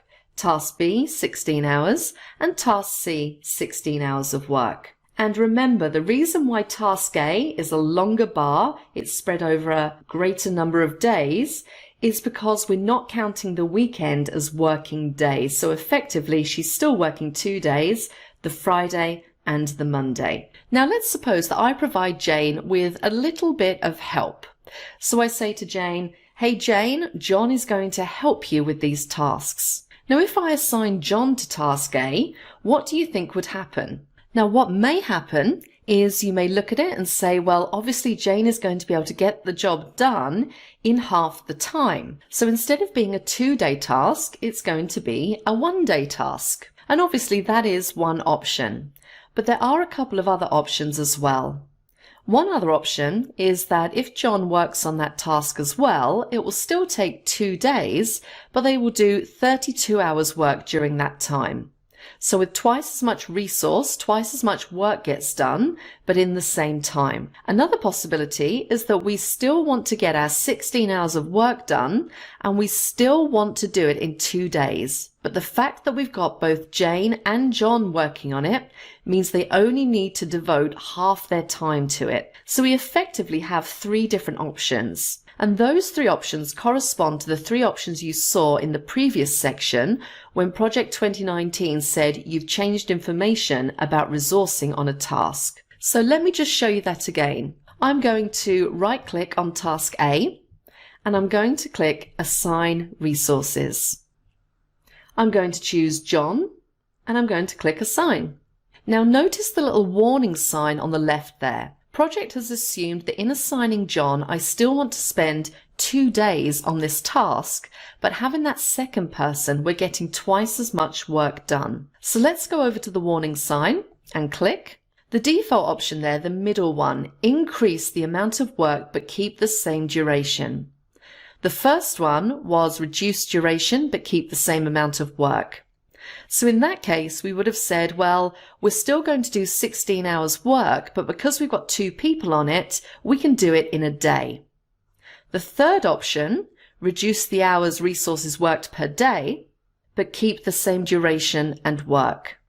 So we say it's still a 2-day task, it's still only going to be 16 hours work, but Jane and John only need to work half the time each. Now I'm going to stick with the default option here, and what I want to do now is to show you why that was the default option. Let me open up Task A. Now the reason that was the default option was because the task type was declared as a fixed duration. And very importantly, the box to the right of that, effort driven, was not checked. So what this says is that this task is a fixed duration task. It's a 2-day task. And putting more effort in on it will not automatically reduce its duration. So my default is to keep the duration fixed, and therefore if I add a resource to it, I'll just get more work done. Now let me look at Task B. Now the way that Task B is set up is as a fixed work task. So the amount of work is fixed. And all fixed work tasks are effort driven. So note that the effort driven box is checked, but it's grayed out so I can't change it. Now what do you think will happen if I add an additional resource to this task? It's fixed work, it's effort driven. So I'm going to assign John to it. So right click, assign resources, John, assign. And look what happens. I still get 16 hours of work done, but of course now with the additional resource it can be done in 1 day. If I go over to the warning on the left and click on the drop down, the default now reduce the duration but keep the same amount of work. Well, that's the default for a fixed work task, which is always effort driven. But I could say increase the amount of work but keep the same duration. So I could say, well, okay, it's declared to be a fixed work task, but on this occasion I want to actually increase the amount of work, having put the additional resource in. And then I have the option of reducing the hours resources work per day. So I could say, okay, I'll put a second person on it. It's fixed work, but because I'm not changing the amount of work, each of the resources only needs to work part-time on it to achieve that amount of work. Now on this occasion, I'm going to stick with the default, and the duration of that task has been reduced by 1 day. Now let's look at Task C. Now Task C is a fixed unit task, and currently it's not effort driven. Now the significance of the effort driven part is whether in fact what we're trying to do is to do a certain amount of work to put in a certain amount of effort. And in doing that, we're flexing, we're varying the number of people working on it or the duration in order to get that amount done. If a task is not effort driven, then we're not trying to achieve that certain amount of work or put in that certain amount of effort. And if I put more resources onto a task, then all that will happen is that more work gets done. And as a task that's currently not effort driven, if I assign additional resources, and let's really go to town this time. Let's go back into assign resources. So let's go to town this time and add all of them. So I'm going to highlight them all and click assign and close. And now you can see that we're going to get a lot more work done with 4 resources assigned to this task, 64 hours of work. Now, as usual, I've got the yellow warning sign on the left there, and you could choose a different option, but basically we're getting the default, which is increase the amount of work, but keep the same duration. Now let me undo that particular change. And let's go back in now and make it effort driven. Now that means we're trying to achieve a certain amount of work, putting in a certain amount of effort. Now what happens if I assign those 3 extra resources? Given that it's a fixed unit, what do you think is going to happen? Well, let's see. Let's assign our resources. And we're going to assign everybody again. And what's happened is that the duration is reduced. So in half a day, 4 people can do that amount of work. Once again, of course, I get the warning sign and I can change that if I want to. But basically, as it's not fixed duration, putting on that extra number of people means that I can get the work done much more quickly. As I mentioned towards the beginning of this section, we're going to be doing quite a lot of scheduling from now on. And scheduling in Project 2019 can be quite complex at times and requires a bit of understanding of what's going on. There is a very useful help article, How Project Schedules Tasks Behind the Scenes, and it's well worth going through this help article. It's very useful, very well set out, and it gives lots of very helpful information. Of course, I will be covering virtually all of this on the course, and quite often in a little more detail than you've got here. But there is a section in here, and I think it's the fourth one in the list. How do task types affect the schedule? Fixed units, fixed work, and fixed duration. And what will happen if you revise units, if you revise duration, if you revise work? And then gives one or two really good examples of what happens in different situations.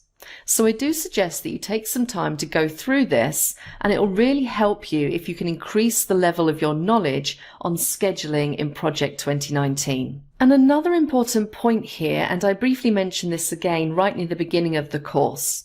In project options on the schedule page, there are a couple of very important settings. One of them is default task type. Mine is set to fixed units. I find that this isn't something that I leave set the same way all the time. I often vary this depending on the type of project that I'm planning. Sometimes setting it to fixed duration or fixed work throughout the time that I'm working on a new project in particular can actually save me time. But I've got it here set to fixed units. And another default here is new tasks are effort driven. In my case, that's not checked. You may find that you prefer your new task to be effort driven, or again, you might vary it from job to job. So that's it. We've covered the basics of task types. In the next section, we're going to start to look at scheduling itself. So please join me for that.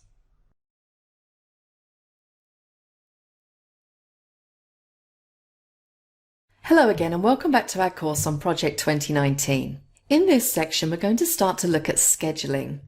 And as part of this, we have a couple of fundamental things to do to our plan in readiness for actually coming up with a realistic schedule for the wedding. Now, the first thing I want to talk about is the difference between manual scheduling and automatic scheduling.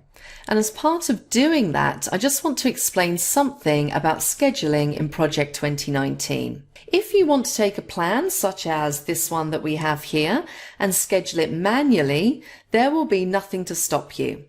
Now, what I mean by scheduling it manually is that you choose exactly which task starts on which date, and you check that you've got the time to do it, that the resources are available, that your constraints and deadlines are met, and so on.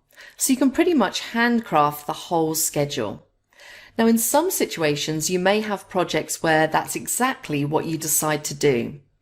But with a large project with a lot of resources and many constraints, dependencies, etc., that would be a very, very large job. It would probably take you quite a lot of time to maintain that schedule, particularly if there's a lot of change involved. And particularly if, as the project starts, things start to, shall we say, not go according to plan. Largely speaking, one of the main reasons that people use Project 2019 is to automate the scheduling. Now, of course, there are many other reasons to use Project 2019, but the automatic side of scheduling is one of the most significant ones. And it's the one that we're going to be concentrating on quite a bit over the coming sections. So my fundamental assumption about the wedding plan, and indeed about the bathroom refit, is that we're going to auto-schedule them. Having said that, and as we're going to see with the wedding schedule, within an auto-scheduled project, you may well decide to manually schedule some of the tasks.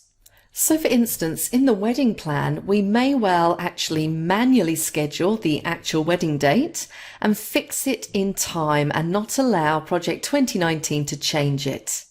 But the rest of the schedule, we may be quite happy for Project 2019 to auto-schedule. Now, one of the things that I haven't done yet and which I need to do now is to resolve the question of when the wedding day will actually be.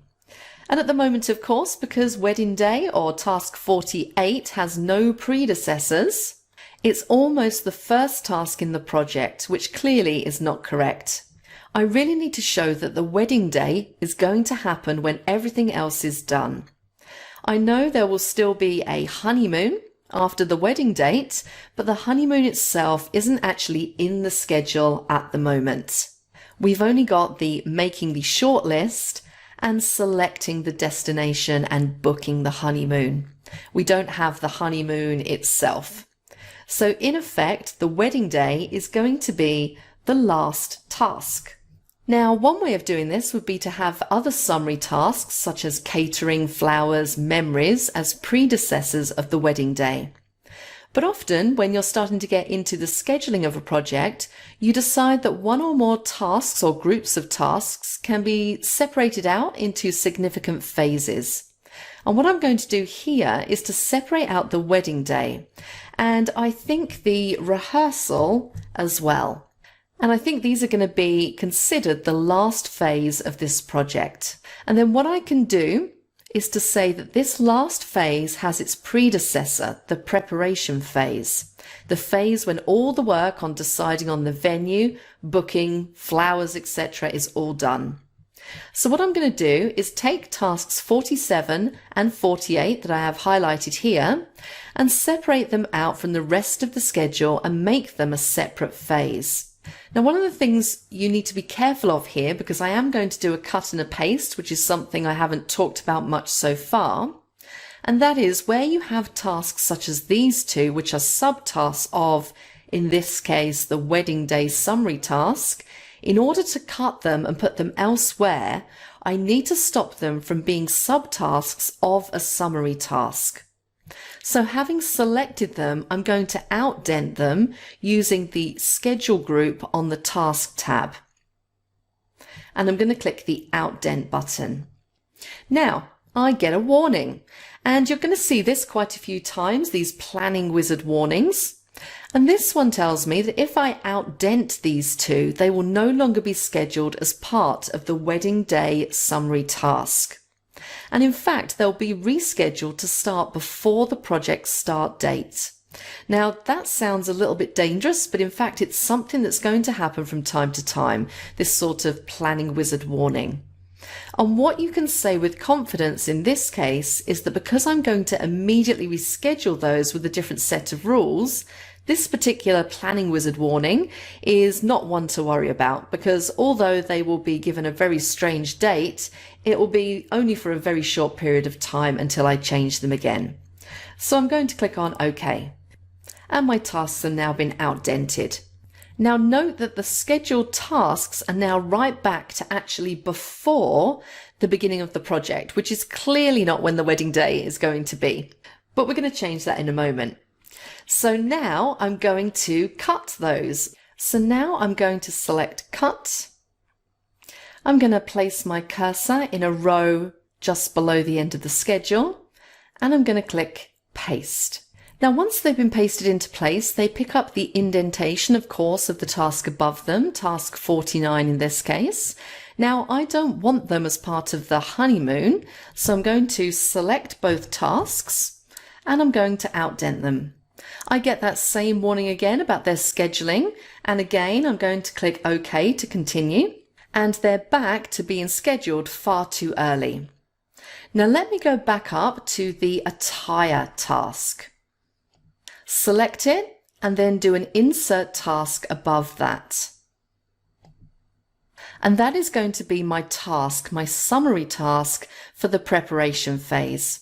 So let me change the task name. And we're going to say preparation phase. And then what I'm going to do is to select attire, which is now task 8, right down to task 50. And I'm going to indent those to make them part of the phase. And then for the wedding day task, which we have down here in task 53, its predecessor will be the whole of the preparation phase. So I'm going to put a 7 in the predecessor column. And I now have a wedding day on August the 20th, 2019. Now I know that's not right, but at least I've got a wedding day now, which is at the end of the wedding project.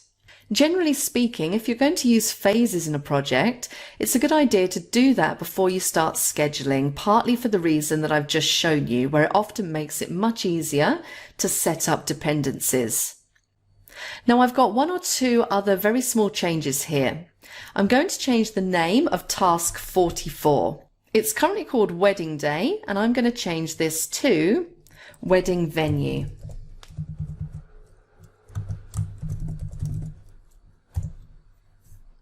And one particularly useful thing to note is that Wedding Day is an individual task, and it has its predecessor as a whole phase. So you can really mix and match these dependencies. The next thing we need to do is check that our task types are correct. Very often when you're setting up a project, you will have thought carefully about task types. You'll have your defaults set appropriately, and you'll also want to make sure that any exceptions from the default are set up as well. While we've been setting up the Wedding Day project, my default has been set to fixed units, as you know. But let me just demonstrate to you now, and bearing in mind what we looked at in the preceding section, that in this particular project, fixed units is not a good choice. So let's go to the Select and Buy Rings task. And let's suppose that the bride and groom look at that task and it's a 4-week task. And they say, well, it's not going to be a full-time job for us to select and buy the wedding rings over that time. Let's say it's only going to take half of our available time. So let's go into Assign Resources. And we get the Assign Resources dialog box again. Obviously, these two are assigned to that task, but they're assigned 100%. And watch what happens when I reduce the bride's assignment to 50%. As you can see, the task becomes a 40-day task. The amount of work continues to be set at 320 hours. Now, of course, in this project, the bride and groom's time isn't chargeable, and we're working more on a notional idea of what proportion of their available time is being used on each task. So when we say the bride is 50% allocated, that's just half of the time that she's got available to work on the plans for the wedding. Now, clearly the idea is not here to extend that task, but just to reflect the fact that the bride's time on it is only going to be half of her available time. So what I'm going to do is close this, and I'm going to undo that last change. And what I really need to do here is to set the task type for this and effectively every other task in the project to be a fixed duration task. Now, if I want to change a fundamental property of a task, you've already seen I can use the Task Information dialog box. And I can also change a whole set of tasks by selecting multiple tasks just by holding down my Control key and using the same approach. So what I'm going to do is select everything from attire. I'm going to go all the way down to task 50, hold down my Shift key and click, and that will select everything between those two tasks. And then with the Control key held down, I'm going to make other individual selections. So rehearsal, wedding day, and if I scroll back up to the top, hold down Control and select those three as well. And I'm going to change each of those to be fixed duration. So if I click on Information on the Task tab and go to the Advanced tab and make sure that I have fixed duration in the task type and not effort driven. Note that when you see just a black blob or a black square in a box, it means that you have a mixed type in there, so some are and some aren't. Now you need to be very careful when you transfer what you're looking at here to the bathroom refit project, because the bathroom refit project has a situation with task types that are a little bit different from what we have here in the wedding project. So let's click on OK, and that's all fine. Now let me go back to that wedding rings task. And once again, I'm going to right click and go to Assign Resources. And once again, I'm going to change it to 50%. And watch what happens this time. Look at the duration and also look at the work. Now what happens is the amount of work is reduced. The duration has not changed. The bride is shown at 50%. Now if I reduce the groom to 50% as well, you'll see we're not changing the duration, but we are showing that each of the resources is only needed for 50% of their time over that period. So now we've got what looks like a better project. And you may think that we're coming up to being close to having a workable schedule. But in fact, the schedule we've got is going to present some major problems. And as you can see here, for example, if you look at the second half of April, that the major problem is going to be that we have far too many things going on at once. And given that the bride and groom are going to be doing a lot of this work themselves, we're going to find that they're going to be over allocated on some parts during certain periods of this project. So what I'm going to do now is to quickly go through and allocate the bride and groom to all of the tasks in the schedule that they're going to be responsible for. And you can start to see how we have a scheduling issue. So here I have allocated the bride and groom, sometimes full-time, sometimes with a proportion of their time. And in the left-hand column, you can see the little red symbol that indicates that that particular task has over-allocated resources. Now, if I look at the resource sheet, I can see that the two resources that have over-allocation problems, that means that they've got too much to do over a period of time, are the bride and the groom, which is no surprise. And how we resolve those is what we're going to look at in the next section. Now, as I mentioned at the beginning of this section, it's in our interest to be able to automate the resolution of over-allocation of resources. But in order to do that, it's also important to understand the context within which we're working. So for instance, which things we can delay and which things we can't, and which things we'd prefer not to delay if it can be avoided, and so on. But they're the issues that we're going to look at in the next section when we're going to look at leveling resources. So please join me for that.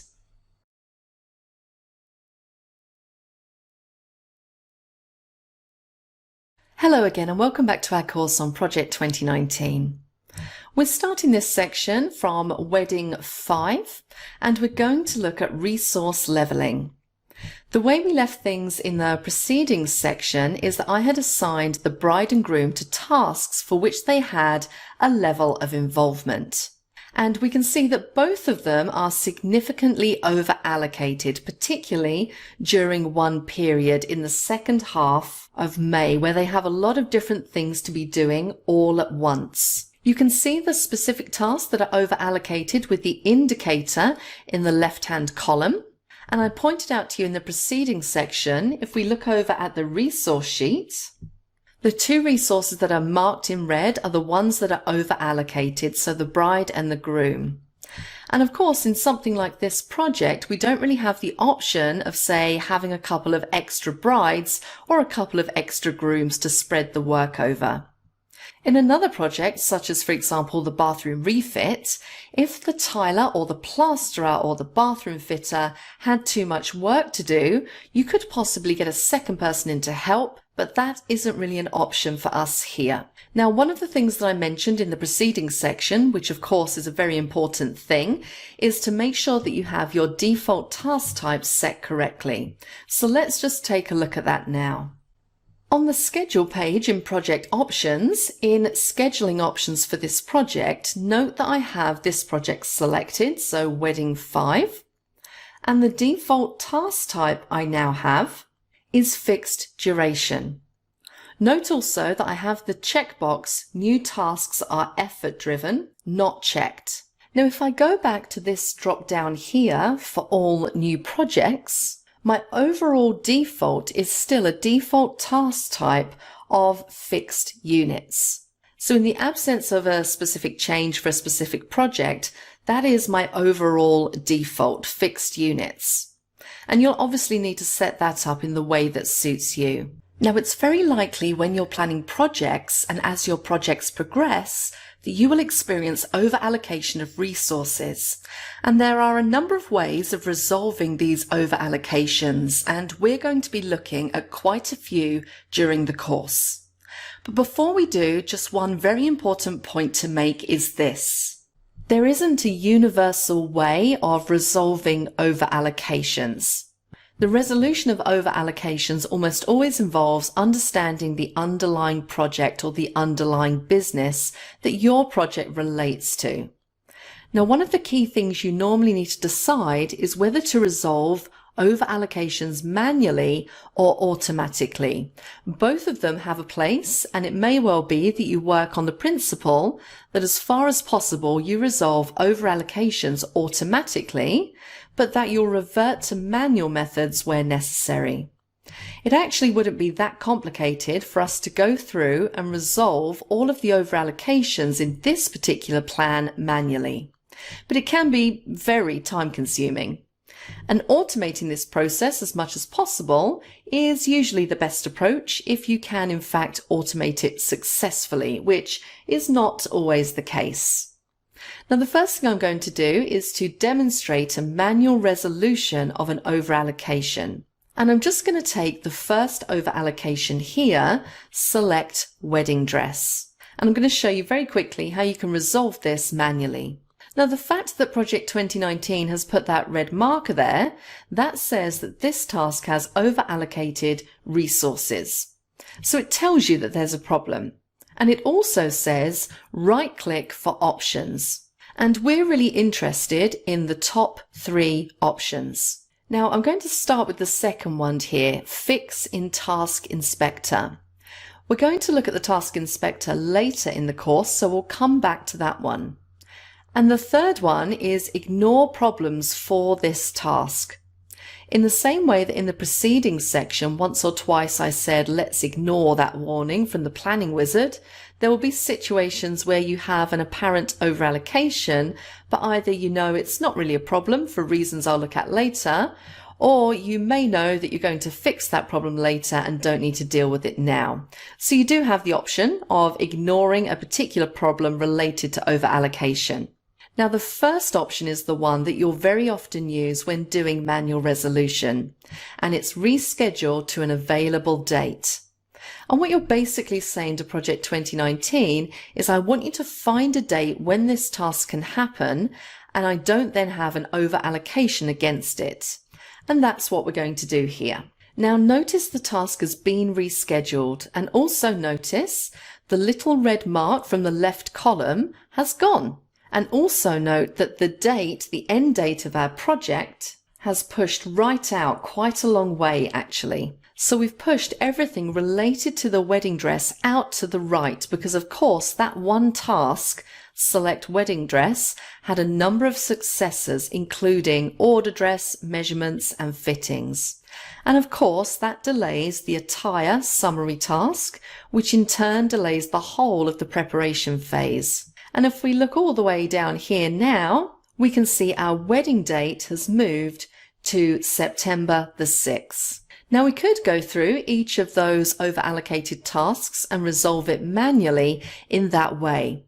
But as I say, that would be time consuming and generally speaking, we'd like to automate it. So let's look at how we might possibly do that. Now, you might be tempted in this situation to undo what we just did and start again with an automated version of the process. But before we do, I want to demonstrate something else. I'm going to change the view. And the view that we're going to use is one specifically that we use when we're working on leveling resources. So I'm going to click on Other Views, More Views, and I'm going to choose Leveling Gantt. Now, the Leveling Gantt view effectively shows you what Project 2019 is doing in terms of leveling the resources on a project. Now, when you apply a new view like this, it's very often the case that the time scale is all completely wrong. So let's go back up to the View tab, and in the Zoom group, click on Entire Project so that we see the project on the right there. And you note in particular this little coloured bar here against Select Wedding Dress. That bar represents the levelling delay, the amount of delay that was added to that when we did the manual levelling just now. And in fact, we have a set of tools to handle levelling delays. Now, before I use one of those tools, look at the table on the left. Let me just make the name column a little bit wider. And there's a column there, leveling delay. And the current leveling delay on that task is 42 E days. And E days are elapsed days.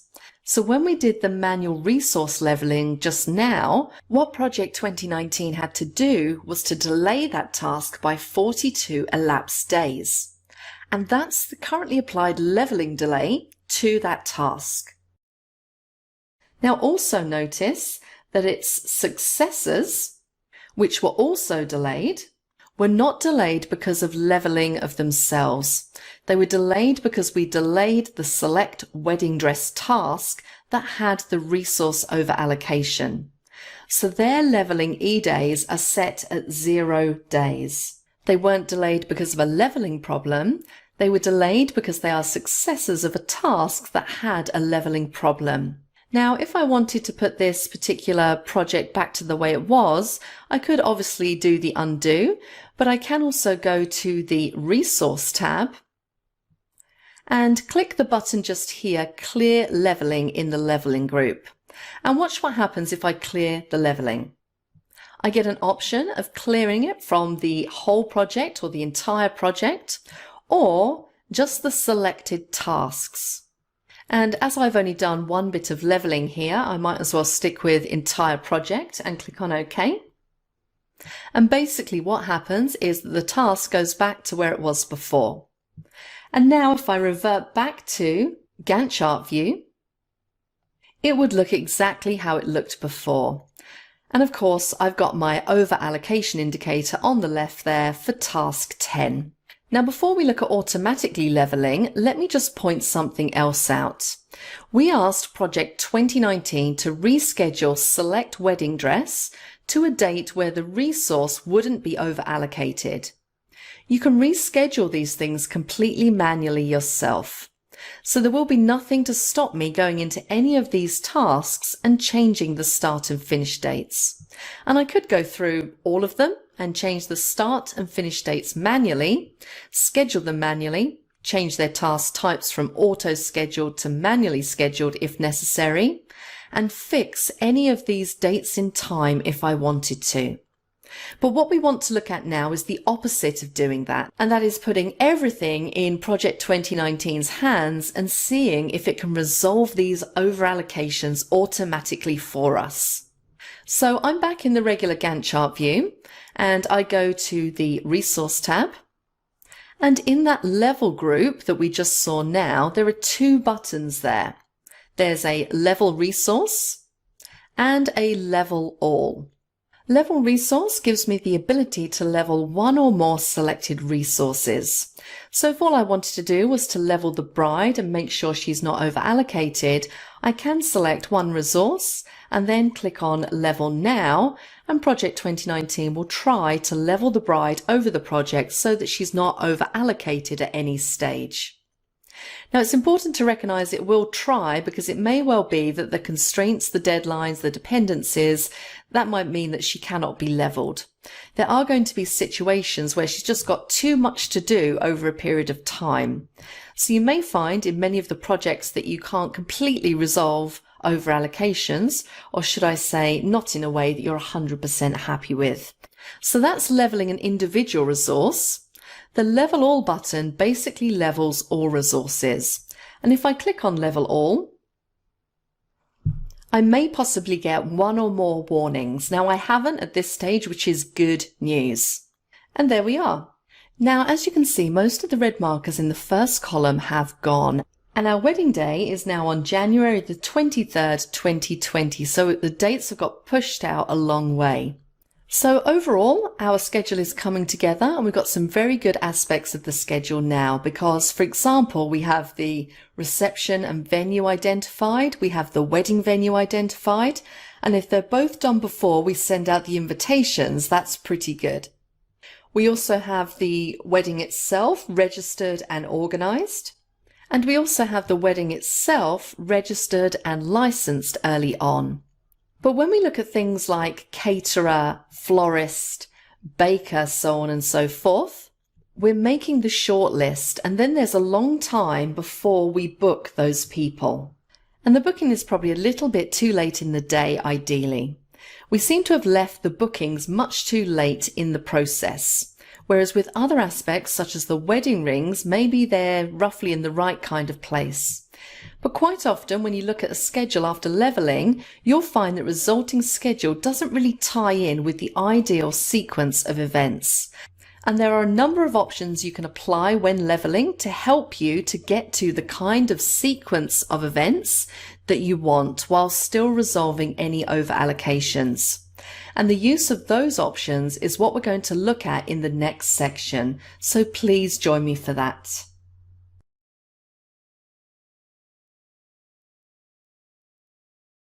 Hello again and welcome back to our course on Project 2019. In the preceding section, we did a little bit of manual resource leveling in order to try to overcome over-allocations of the bride and groom's time in our wedding plan. Now what we're going to do in this section is to look at automating the leveling of resources in Project 2019. And primarily, we're going to look at the options that are available when you're doing this. Now, before we start, I should point out that when we did the leveling before, we came up with a schedule that indicated a potential wedding date of August the 20th. Now, that's a good starting point. I think we may go for a date a little bit later than that. But first of all, we need to make sure that all of our issues are overcome. It may well be that it appears to be a good date and the plan appears to work, but until you've actually looked at any outstanding issues, you can't really be certain that the end date, in this case the wedding date, is going to be achievable. The other thing to bear in mind is that with any project you are dependent on making sure, for example, that you have all of the tasks, dependencies, etc. in place, that your estimates, your time estimates, your resource estimates are good, and that your resources are going to be available.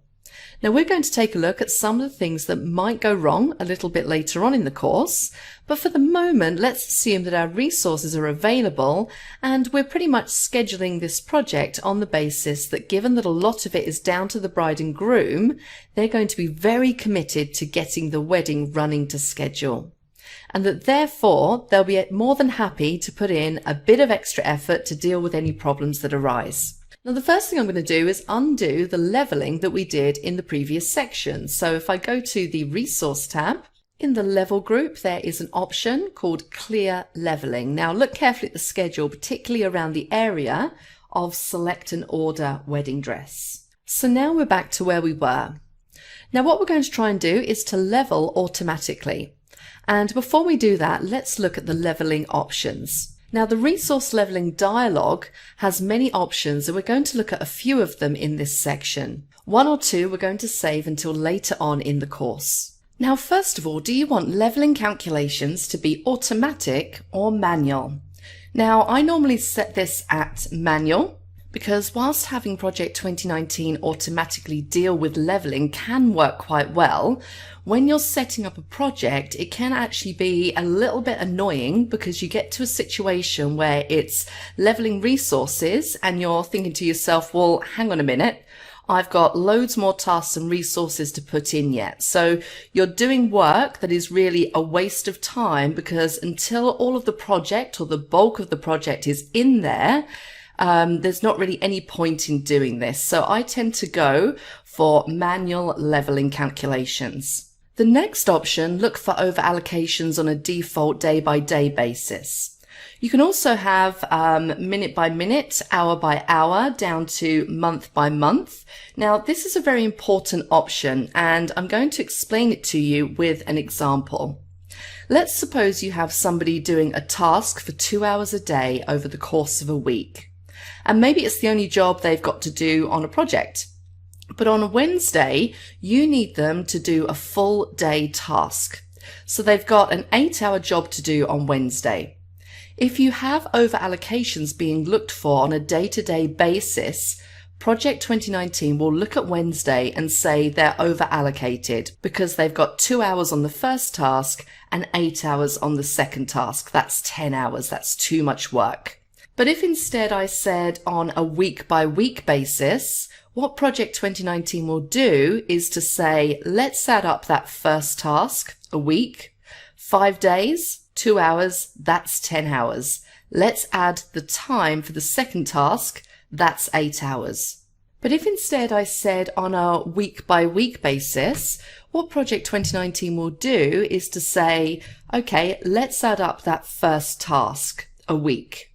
5 days, 2 hours, that's 10 hours.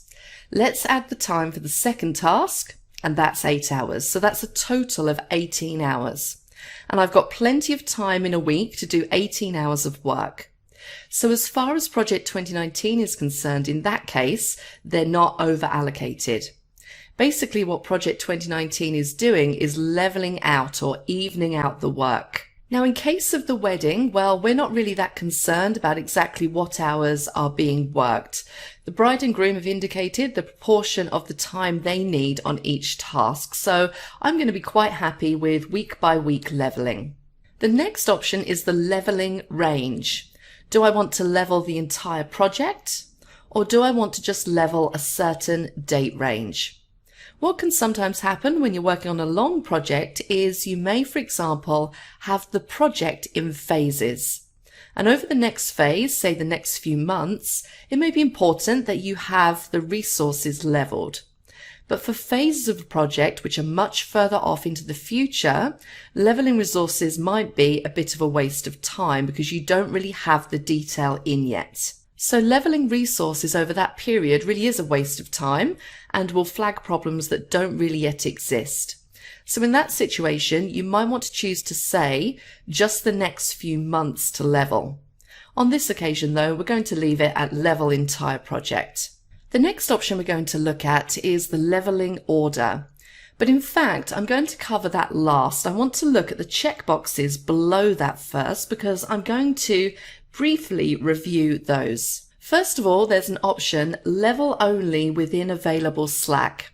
Now we're going to talk about slack and the critical path later on in the course, but basically, if I check that box that says level only within available slack, that means that leveling will be done in such a way that the end date of the project is not delayed.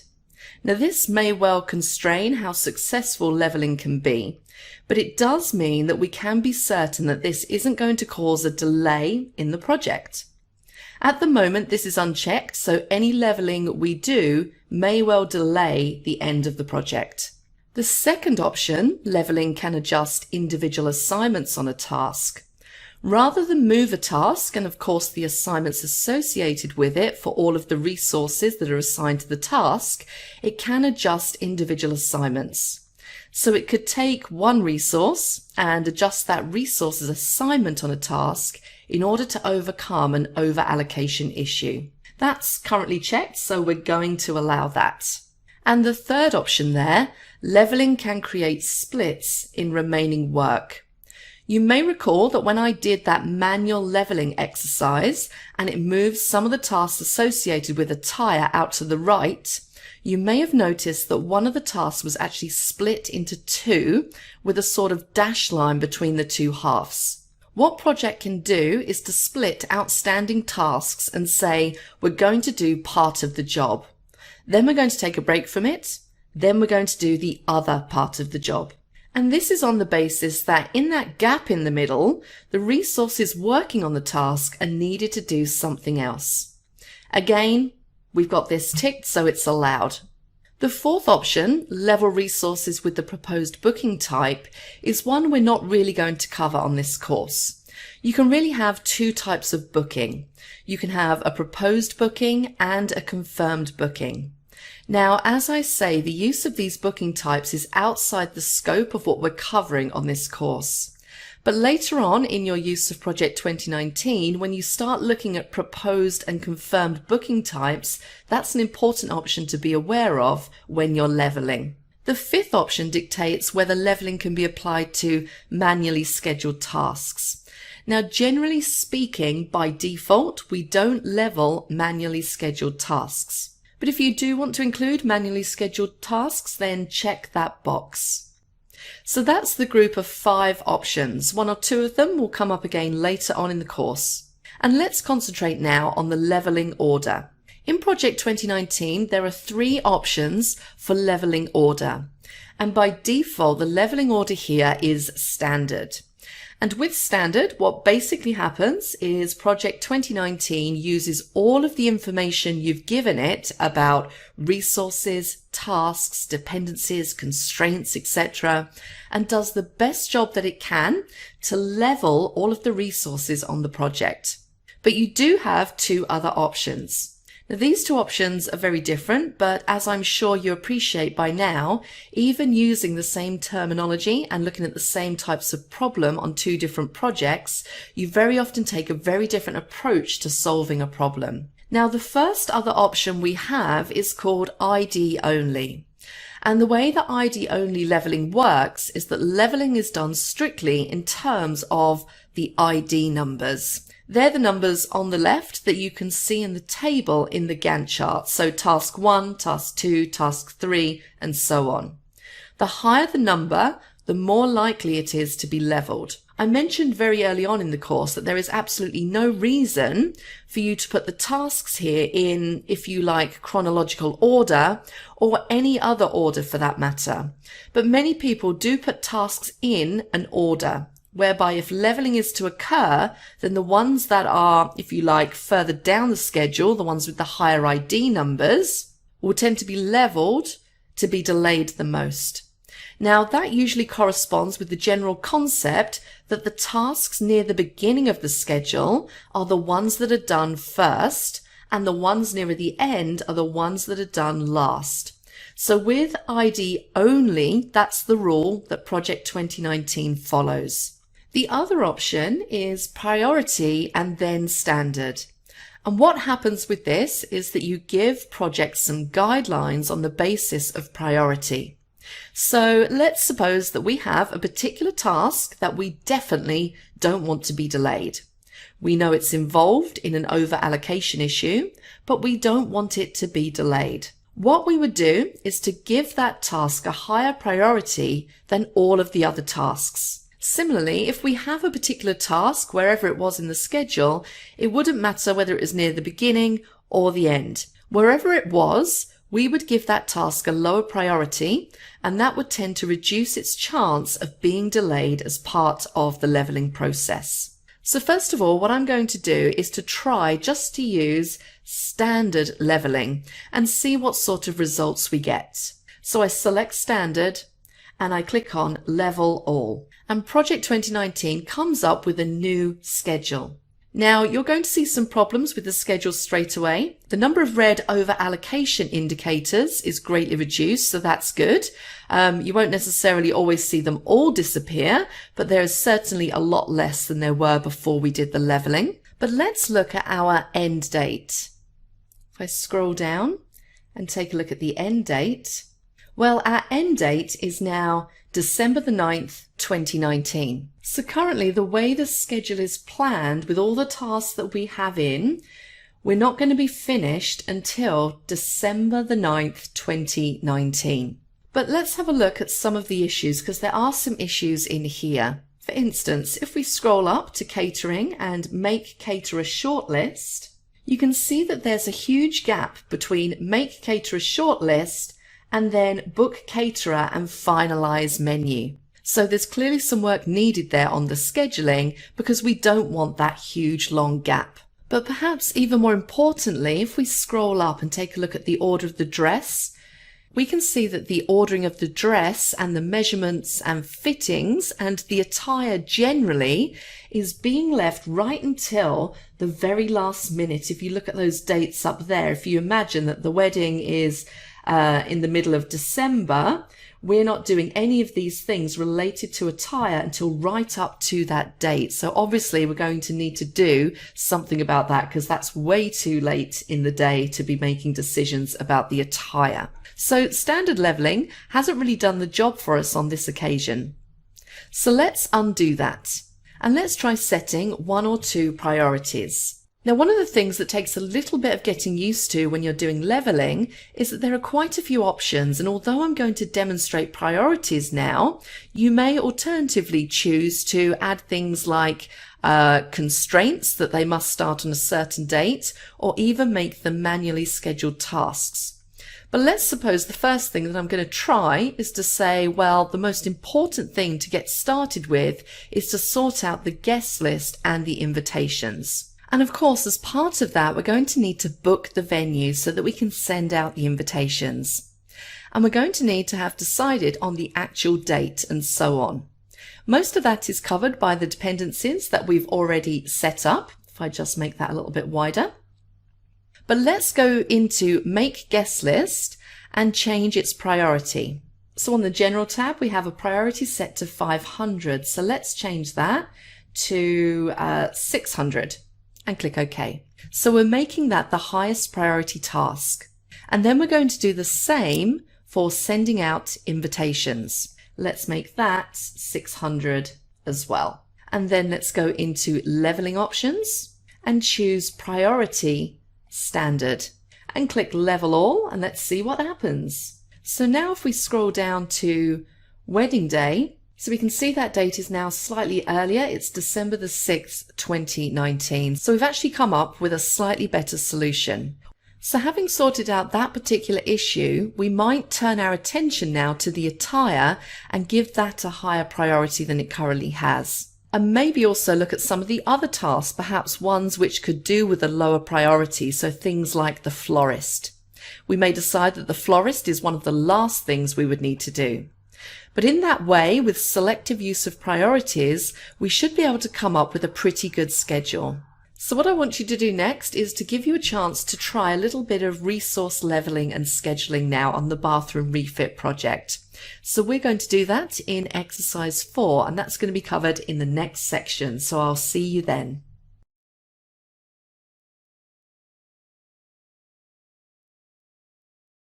Hello there, and welcome back to our course on Project 2019. In this section, I'm going to set you exercise 4. Now, this is a reasonably straightforward exercise, but it takes a little bit of explaining. Now, I'm starting you with a version of the bathroom refit project, version 04A, and I've set up some resources. But I'm only really concerned here with the resources in the second part of the project. So for the first 2 phases, the parts that I'm effectively going to do myself, where I'm not going to do things like look into the color scheme and the tiles and all those things, I'm not really too worried about resourcing those. In fact, with those, I've generally set up the task type to fixed duration. But later on in the project, for the implementation phase and also the completion phase, I've allocated some resources. These are people I'm going to employ to do the work on the refit for me. As you can see, we have some resource over allocation issues. But if I just look now at the resource sheet, you'll see that I've set up an electrician, a plumber, and a contractor. The contractor is basically a general builder, so somebody who's able to do most of the jobs that I'm going to need to get done during this bathroom refit. And as you can see, it's the contractor who is over allocated. Now, the first thing I'd like you to do is to move the start date of the project to tomorrow. That is your tomorrow, not my tomorrow when I'm recording this course, but your tomorrow, as though you were actually going to start doing all of this work from tomorrow. Now, when I move my start date to tomorrow, I finish up with an end date of May the 1st. Now, clearly it's very unlikely you'll finish up with the same end date as me, but make a mental note of that end date because the next step is to level the resources. And in order to do that, I want you to use the standard leveling. And I want you to do it in such a way that you're quite happy for the refit complete date to move out to be later on. And I want you to do it on a week by week basis. So that's the first exercise. Now, when I do that, my refit complete date goes back about 10 days or so. And you should find that yours goes out by about 10 days as well. So given this one contractor, and given the electrician and the plumber and the plan that I've got here, I can stick with those resources and it will delay the end date by about 10 days. So that's the first part of the exercise. If you do get a slightly different date to that, bear in mind it could just be the way that your weekends are falling. Then what I want you to do is I want you to clear the leveling again. Now what I want you to do is to level those resources on a day-by-day basis without changing the end date. So the end date is still going to be whatever you started, whatever your end date is, if you like. The end date you got straight after you moved the start date of the project. Now the obvious question is, how am I going to do that? How am I going to keep the same end date and clear all of the over allocations? The answer to that is you're going to use more contractors. The question for you is, how many more do you need to use? My answer to that is in 4B. Good luck with that, and I'll see you in the next section.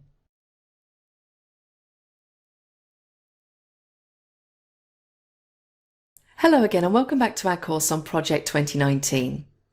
In this section and the next section or two, we're going to take a look at views in Project 2019. You've already seen a few different views, such as Gantt chart view already. We're going to look at quite a few others in the next couple of sections. But I'm also going to introduce you to some general aspects of views that will help you as your knowledge and use of Project 2019 develops. Now, in a little bit of a break from tradition, we're going to look at the exercise, the bathroom refit exercise version 04B. And this is my answer to exercise 4 during this section. And one of the reasons for doing that is I want to explain a couple of things about my solution to exercise 4. Hopefully your solution to exercise 4 will have been pretty similar to mine, but I'm going to show you one or two tools that probably would have helped you to do the exercise a little more easily. But first of all, a little reminder about some basic features of views. Now we're currently showing Gantt chart view. If you look on the View tab, the leftmost button, Gantt chart, is highlighted. That's the one that's currently in use. Don't forget you've got those specific buttons down at the bottom right hand end of the status bar that let you switch between some of the more commonly used views. And you've also got a zoom control down there as well. Now up on the ribbon, up on the View tab in the first two groups, one of them says Task Views and one of them says Resource Views. Now typically you'll use the views in those two groups for those specific purposes. So clearly the views that you're most likely to use for tasks are in Task View and those for resources are in Resource View. However, if you click on Other Views, you'll see a complete list of views from the More Views list just here. You'll find that as you use Project 2019, it will update some of the views that are on the drop-down menus based on your use of them. Now at the moment, I'm looking at More Views in the Resource Views group. You can see that one of the views there is Gantt chart. So as you can see, I can access these views from various different places. Now the other thing to remember is that many views involve a split of the screen. In fact, some of them involve not only a vertical split like this one, but you can have a horizontal split, which we're going to look at in the next section. Now it's pretty straightforward to move that split line to change how much information you can see on the table on the left here or in the right of the chart. So you can just drag and drag it back in again, depending on how much of each one you want to see. So that's entirely up to you, but very easy to change the way that you're viewing the Gantt charts and the task list. You can also change the width of any of the columns. So for example, if you decided that the predecessor's column here was maybe too wide, if you put the cursor to the right of the dividing line in its header and click with the mouse, when you get that double-headed arrow, you can just click and drag in, or you can drag out depending on how wide or narrow you want that column. And if I wanted, for example, to make the start date a little bit wider, I could again get that double-headed arrow, click and drag out to the right, and I've made the start date wider. So that's how you can adjust what's on the left-hand half of the view. But now let's take a look at a completely different view related to task. Let's go into Task Usage View. In Task Usage View, what you have is a list of the tasks, and for all the tasks where resources are assigned, it shows how much resource is used. Now, if you remember with the bathroom refit project, the first couple of phases don't have any resources in use. But as we get down into the implementation phase, we can see each task. So let's say, for example, here, task 43, gut existing bathroom, that has a contractor assigned to it. Now I'm going to make the task name column slightly wider, but what you can see here is the amount of resource that's used on a particular task. So let's take, for example, the gut existing bathroom again. Now the resource used is a contractor, and the amount of work is 8 hours. And we can see in the view on the right that where 8 hours occurs, it's on Friday, March the 29th, 2019. So here we can see where our resource is being used, but not only can we see where the resource is being used and how much of it is being used, we can also see various subtotals. So for instance, we have preparation, which is task 41. And the totals for preparation are shown here by each day. So on Friday we have 8 hours, Monday 8 hours, Tuesday 24 hours, so on and so forth. Now the 24 hours on the Tuesday is made up of 8 there, 8 there, and 8 there. So that's how we get to our 24. So you can see how the work that's being done is broken down by task and by resource. Now, sometimes when you're looking at a task usage view, the amount of information can actually seem quite overwhelming. The bathroom refit is not a huge project, but already as we scroll through time and through the tasks, you can see just how much is going on and how much work is being done. This is a situation where using the outlining that I showed you earlier on in the course can be very useful. So let's go up to the data group, still staying on the View tab, and click on Outline. And let's say that we only want to see level 2. Now with level 2, we only see the level 2 tasks. However, if we look at where the work is all happening, you'll see the totals for each of those tasks. And of course, if you want to, we could go back to outlining and select level 1. And now if we go back up to the top here, you'll see the implementation phase and how much work is being done on the overall phase on each day. And also note right at the top, you can see how much work is being done overall on the project. So you can see how we can control the level of detail that we can see in Task Usage View. And if we turn our attention now to what we call the time phase data on the right, we can do quite a lot there to customize the view to our specific requirements at any time.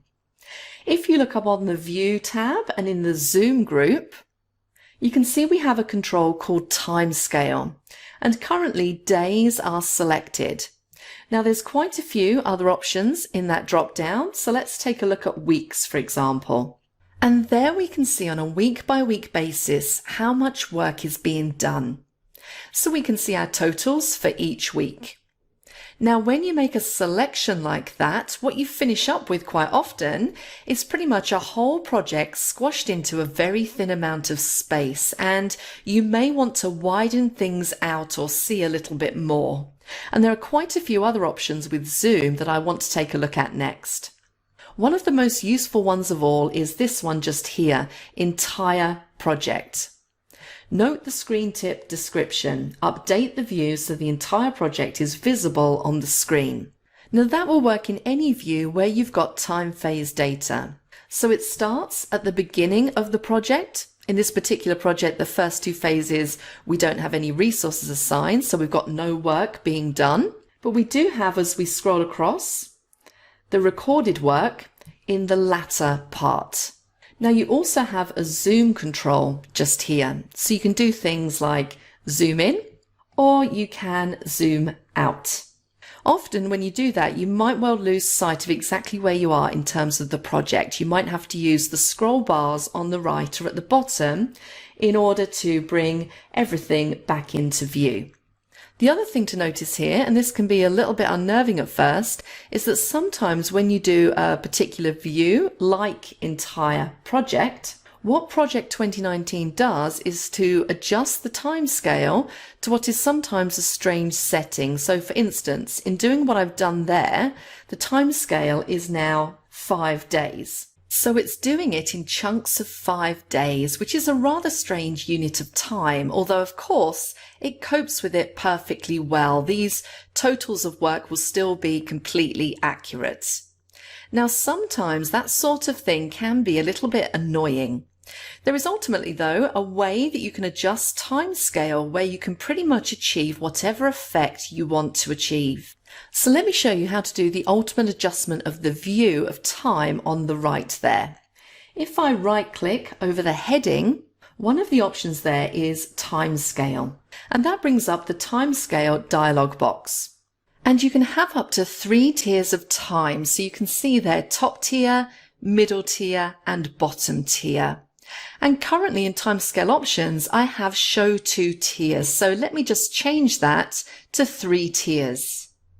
And then I'm going to set each of those 3 tiers by selecting the appropriate tab in the dialog and then saying what I want to show in that particular tab. At the moment, don't worry too much about non-working time. We'll just concentrate on the first 3 tabs. So in the top tier, for my units, I'm going to put quarters. So I can then choose how I want those quarters labelled. And the default there is Q1 2009. Let's suppose instead that I want Q1 09, Q2 09, so on and so forth. And how many of them do I want at a time? Well, I'm just going to do them 1 at a time. And remember what I said just now about 3 days? Well, if you wanted it marked in 3 days or 3 quarters, you'd say 3 of them in here. You can also say how you want those markers in the header there aligned, and I'm going to stick with left aligned. And very importantly, you can also scale the view, and I'm going to show you that in a moment. So let's go to the middle tier. And for middle tier, we're going to keep it on months, and we're going to say January 09 is our label. And I'm happy for it to be left aligned, and I'm going to say I want a count of 2. And let's go to the bottom tier, and here we're going to have weeks. I'm going to change the label to this format, and we're going to have a count of 1. And I'm going to align these ones to the center. Now there's a preview down at the bottom here which gives you an idea of what the whole setup is going to look like. So let's give that a go. So you can see it's made quite a substantial change. Now that's probably overdoing it a little bit, but hopefully you get the idea from that you can modify the way that you're viewing things in that window. So just to recap, I have my timescale ordered by quarter at the top, then by month, and then by weeks. And not only can I adjust that in a very flexible way, but I can also scale it. So let's go in and scale this now. Let's suppose that I think, well, actually that's a little too wide. I need to cover a longer period. So let's right click again and bring up timescale. And I'm going to select the top tier. And currently it's at 107%. So let's go for 75% and click on OK. Now, as you can see that I've made that adjustment and that looks a little bit better. I can see a little bit more information on the screen. Now you can use that approach to presenting time phase data on the right there, labeling, scaling, etc. Up to 3 time scales on any view that has time phase data on the right. So we've done all of this in task usage view. Clearly you could also do exactly the same thing in Gantt chart view as well. So in the next section, we're going to take a look at resource usage. I'm going to talk a little more about the answer to exercise 4, and then I'm going to show you how to split the view horizontally and how it helps you when you use Project 2019. But that's it for this section. I will see you in the next one.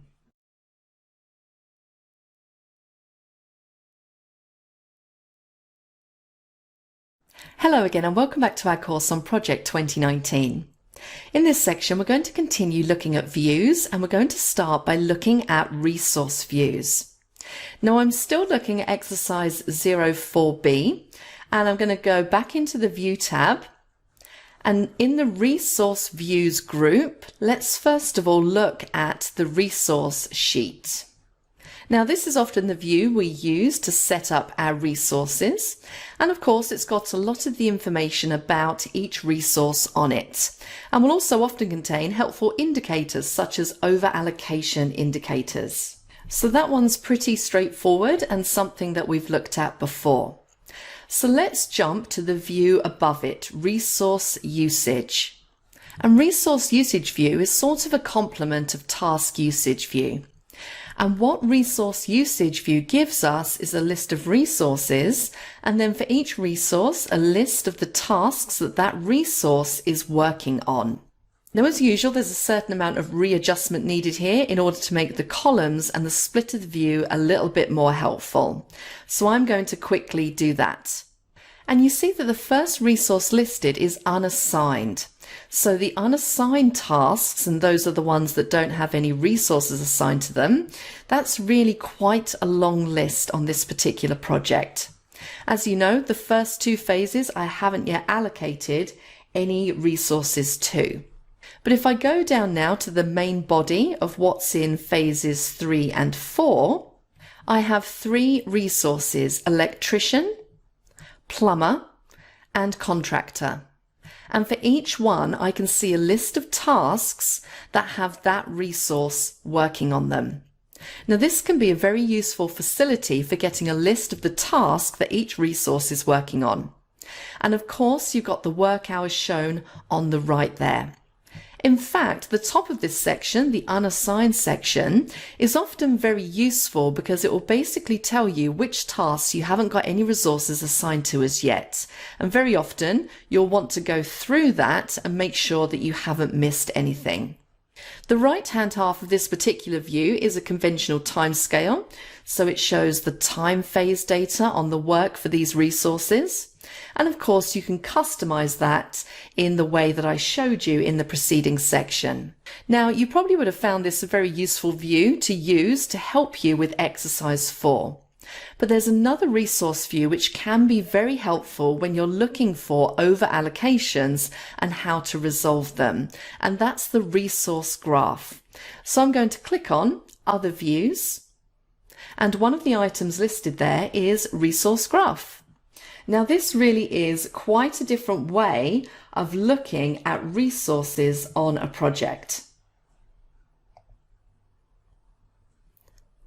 The left hand of the display shows a little panel for a resource, in this case contractor, and you step through the resources using the scroll bar at the bottom.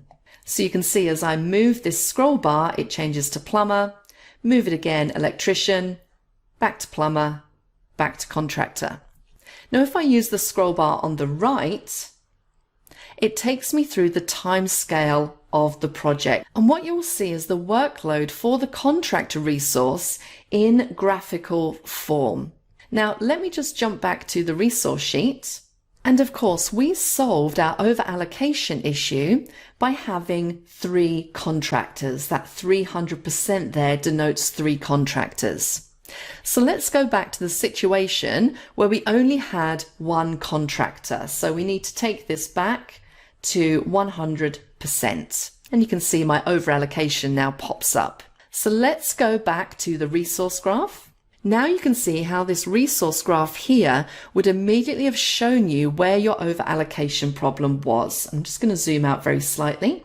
And you can see that the contractor is over-allocated, and you can see exactly where the contractor is over-allocated as well. So this is a very good view for identifying where over-allocations occur. So I've introduced you there to a couple of other important views. There are many more in Project 2019. If I click on Other Views and then on More Views, I get this More Views dialog where you can access the many different available views. We're going to be looking at some more of those during the course, but I strongly suggest that you work your way through those and have a little experiment. And you can create your own views. You can copy a view as a starting point for a custom view, and you can edit the definition of a view. So as your use of Project 2019 develops, it's a good idea to find out about customizing views because it can really save you a lot of time and effort. Now, what I want to look at next is splitting the view. So I'm going to go back to Gantt chart view, and I'm going to go to the Split Views group on the View tab, and I'm going to click on the Details checkbox. And what that does is to split my view into two horizontal parts. The top part is still the Gantt chart, and the bottom part is now the task form. Now, the important thing about this is that the task form will show the task information for the selected task in the Gantt chart. So you can see there I've selected task 5, select style, and I can see all of the information related to that task, including things like any predecessors. Now let me go further down the project and select prepare for flooring. And what I actually see in the task form is I see the resource names here. So the contractor is the resource for this particular task. I'll also see the predecessors just here. Now, what you see in this task form is something that you can choose. So you can decide which particular information to show in this task form, and I'll come to that in just a moment. But if I use these next and previous buttons, they'll take me through the tasks in the project. So I've currently got prepare for flooring, which is task ID 45. Let's look at next. And you'll see that I now get the task information for task ID 46, prepare for painting. So I can control how I move through using the next and previous buttons. Now, as I mentioned just now, you can actually choose what you want to show in the bottom for the selected task. And if you right click on the task form, it gives you options. So we have predecessors and successors, resources and predecessors, schedule, work, cost, so on and so forth. And if we were to select something like schedule, it will even show in there the amount of work required for that particular task. So in this case, 16 hours, and I can also see the scheduled start date and the scheduled finish date. And I can also see the leveling delay that's currently applied. So there's really a good selection of things that you can show in task form view, and we can add more to this, which we're going to go into later on. So if I go back into the split view group and the drop down next to details, you can even choose what is shown in the lower part of the split view. So currently we have task form there.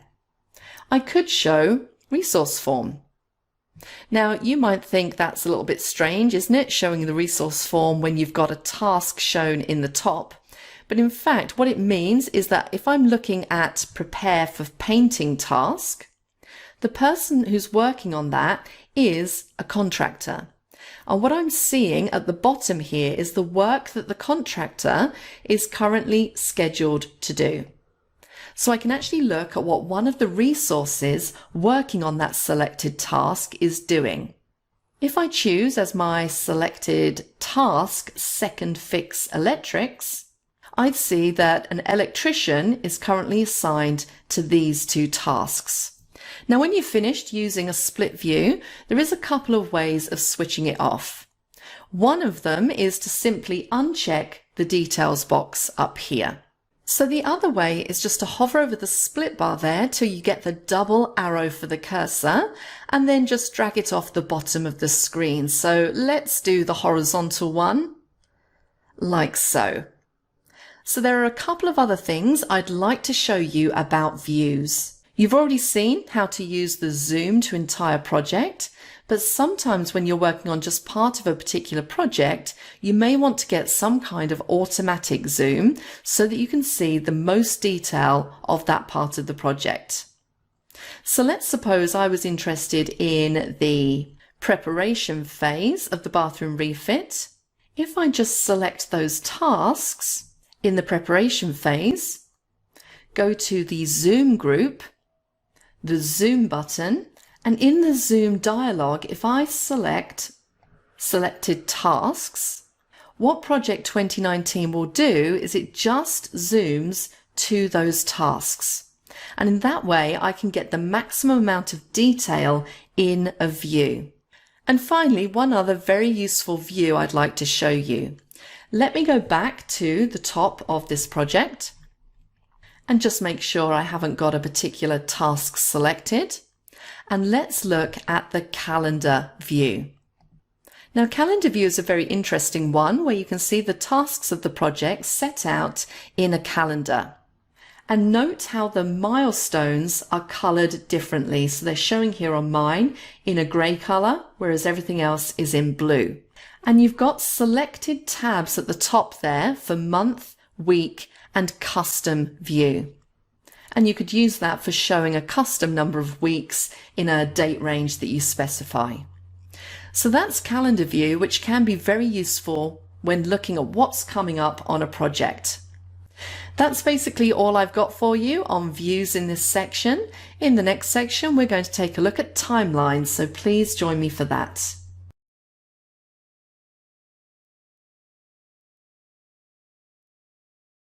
Hello there and welcome back to our course on Project 2019.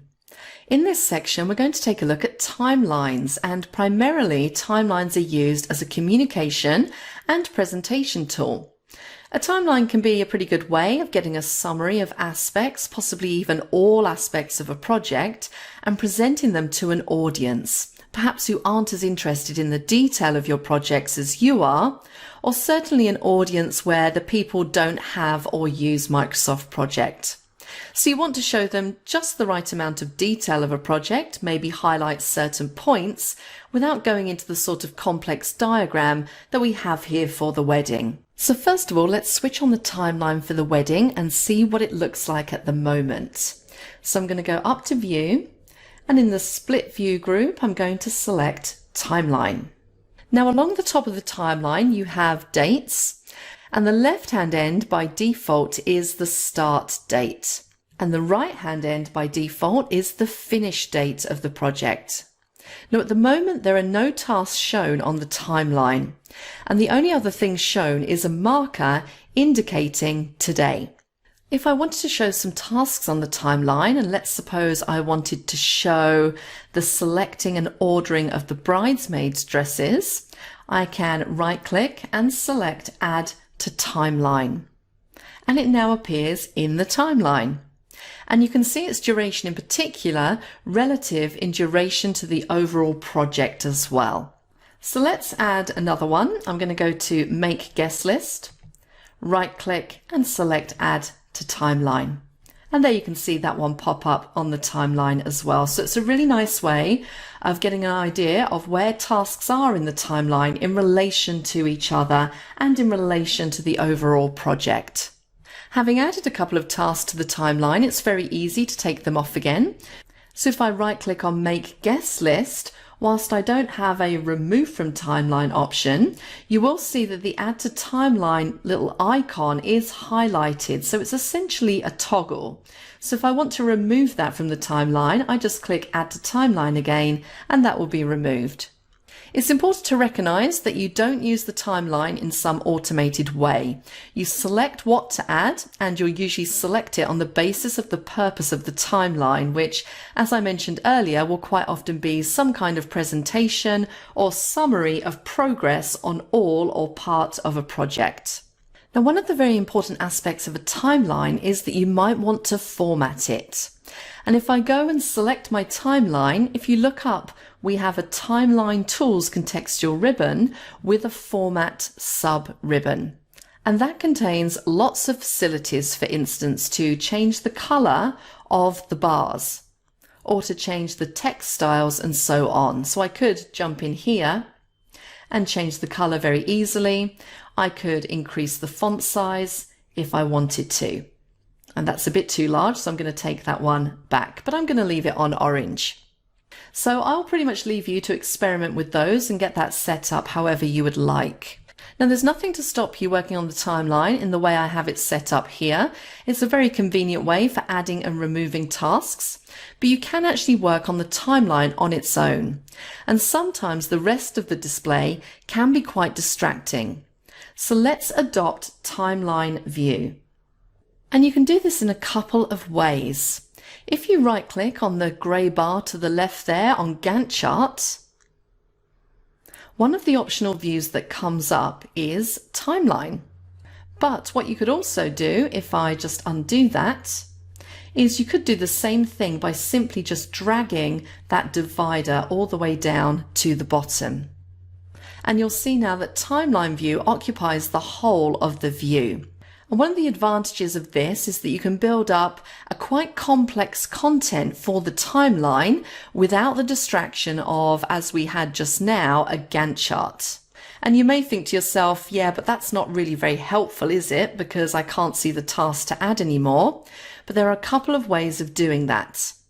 With the timeline selected on the Timeline Tools Format tab, in the Insert group, there is an Existing Tasks button. If you click on that, it brings up a hierarchical list of existing tasks. And if you want to put 2 or 3 more tasks onto the timeline, you can select them and then click on OK. So for example, if we scroll down to, let's go to Details, and we'll add these 3. And there we go.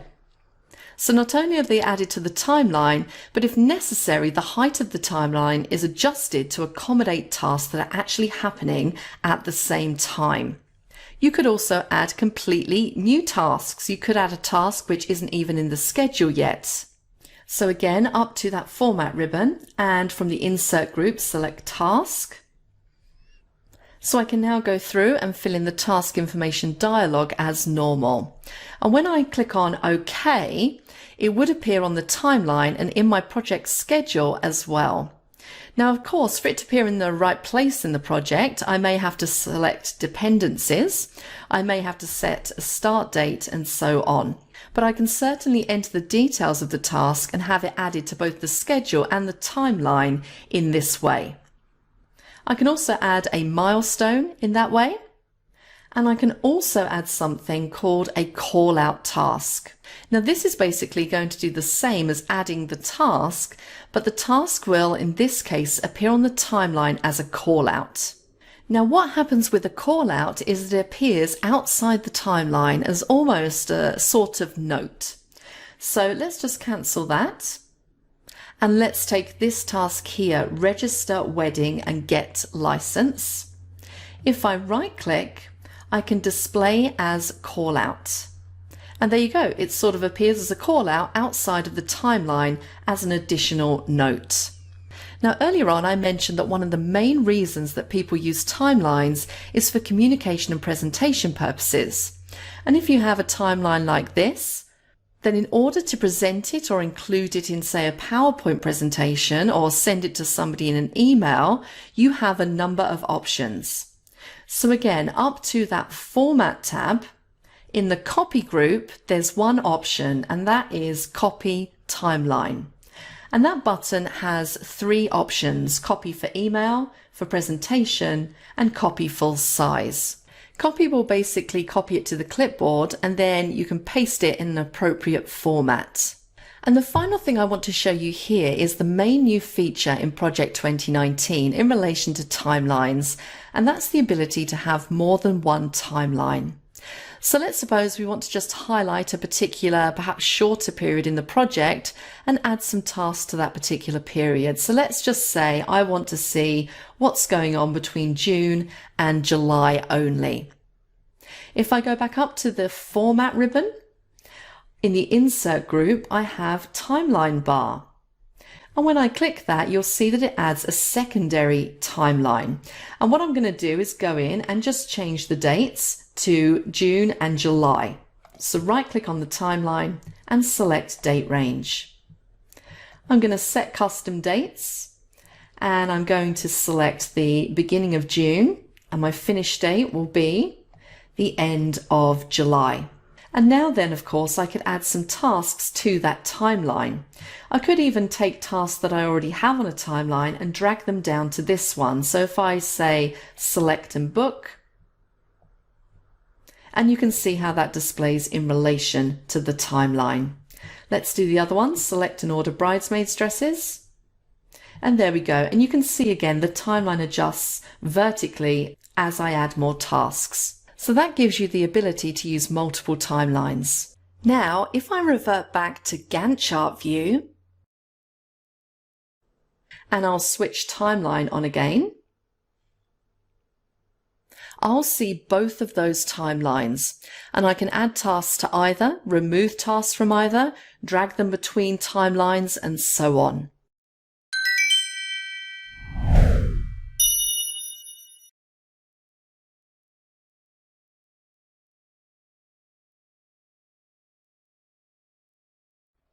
Hello and welcome to our course on Project 2019 Advanced. My name's Deborah and I'm your instructor on this course, and I'm a Microsoft Office specialist and TAP certified IT trainer with a specialism in Microsoft products, and I've been using Microsoft Project for a long time along with the rest of the wider Microsoft Office suite. And in fact, I'd say it's probably getting on for about 20 years now that I've been using this product, and I've used many different versions of Microsoft Project over that time. I've used Microsoft Project to manage projects from large to small, from a value of a few £1,000s or dollars to euros or multi-billion pound projects and programs for both government organisations and public sector organisations. So over time, I found out quite a bit about the use of Microsoft Project, and I'm hoping to impart a lot of knowledge to you during this course. In this introductory section, I want to cover some very important points before we get started. So please bear with me for a few minutes while I talk about, first of all, assumptions I'm making on this course. Now, first of all, I'm going to assume that your basic knowledge of Microsoft Project extends to cover just about everything that's covered on our basic Microsoft Project 2019 course. And if you do look at the course on the simonsezit.com site, you'll see the list of topics that's covered, and I'm going to assume that you pretty much know all of that. Now, if there are topics on that list that you're not familiar with, I suggest you cover those first. I'll also assume that to some extent you've got a reasonable amount of experience in applying those topics or applying the knowledge that you will have gained, and that it isn't all theoretical, because really you need to have used a lot of those topics to have a good grounding before you cover this advanced course. Now, you may well have used an earlier version of Microsoft Project, and maybe you're wondering whether a good solid knowledge in that earlier version is good enough. Now, if your knowledge is in Project 2016 or 2013 and even 2010, and particularly if you've got a good sound practical experience of applying that knowledge, you'll probably find that it's good enough, because in my fundamental topics, Microsoft Project 2010, 2013 and 2016 and 2019 are pretty equivalent really. There have been some changes, but they have been confined to specific areas, and you can probably pick up what you need in terms of those changes as we go along. For example, one of the largest areas of change has been in reporting, and I'm going to spend quite a bit of time on this advanced course talking about reporting. So hopefully with a little bit of help, maybe from our basic course, you should be able to fill in any gaps in your knowledge. The next question is that every time you look at Microsoft Project on Microsoft.com, there seem to be more project-related pieces of software. The next thing I want to point out is that throughout this course, I'm going to be using keyboard and mouse, so mouse mode rather than touch mode. Now, if you are going through this course on a tablet device and you want to turn on touch mode, that's absolutely fine. Personally, I find Microsoft Project a bit awkward to maneuver around using touch mode, so I prefer to use the keyboard and mouse. But remember, if you do want to turn on touch mode, you can click the drop down here and you can select touch from that drop down. And when I click it, what it will do is you'll just see that these icons get spaced a little further apart, which will allow for your finger when you're using a touch device. But as I said, I'm going to stick with keyboard and mouse throughout the duration of this course. The final point I'd like to make is that although I'm based in the UK, throughout this course my default locale will be US and my default currency will be the US dollar. Also, I will be providing some course files, and I'm also setting some exercises, and the majority of those will be based on, for example, US currency. So if you want to stick with US, that's fine as well. So that's it in this section. In the next section, I'm going to talk a little bit about the structure of the course and the material that is supplied with the course. And then after that, we'll be able to get started with Project 2019 Advanced. That's the end of this section. Please join me in the next one.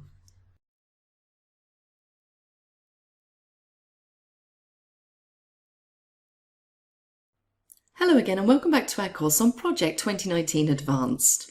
In this section, I'd like to talk to you briefly about the structure of the course. I've arranged the course in a particular sequence, and the sequence comprises a number of chapters, and each chapter comprises one or more sections. And a section basically contains one video. The sections are generally around 15 minutes or so in length. Some are more, some are slightly less. And ideally, you cover the course in the sequence in which I present it. Having said that, a number of the sections are pretty much independent of everything else. So if, for example, the first thing you want to do is find out about customizing the ribbon, which is actually towards the end of the course, you could go straight to that now, and it's independent of everything else. However, beware, do not try and leap too far ahead unless you have a good reason to, because quite often the material that I cover will be dependent on the early material in the course. Now, there are a couple of things to be aware of, and one of them is that project files are included with the material on this course. And you should have a copy of the project files downloaded. The list of files will look something like this. It won't necessarily be exactly the same, but you need to know where these files are. I also suggest you keep a backup copy of them in case you work on them and maybe break something or accidentally delete something. These are most of the files that I will be using during the course, and you can see that I've got them saved into a course files folder, and I would suggest that you download them from the course and also create your own Project 2019 Advanced folder to save off these course files. There's also a folder containing the exercise files on this course. During the course, I'll be setting you various exercises to do, and you should make sure again that you know where these files are. They contain my sample answers, generally speaking, plus one or two other things, including starting points in one or two cases. And again, you may want to open my files, perhaps check what you've done, maybe even try changing what I've done, but make sure that you've always got a backup copy so that you can refer back to that if necessary. Now, another point I'd like to make here is one that I make at various points during the course, and that is I've used a specific locale, language, currency, and indeed specific dates.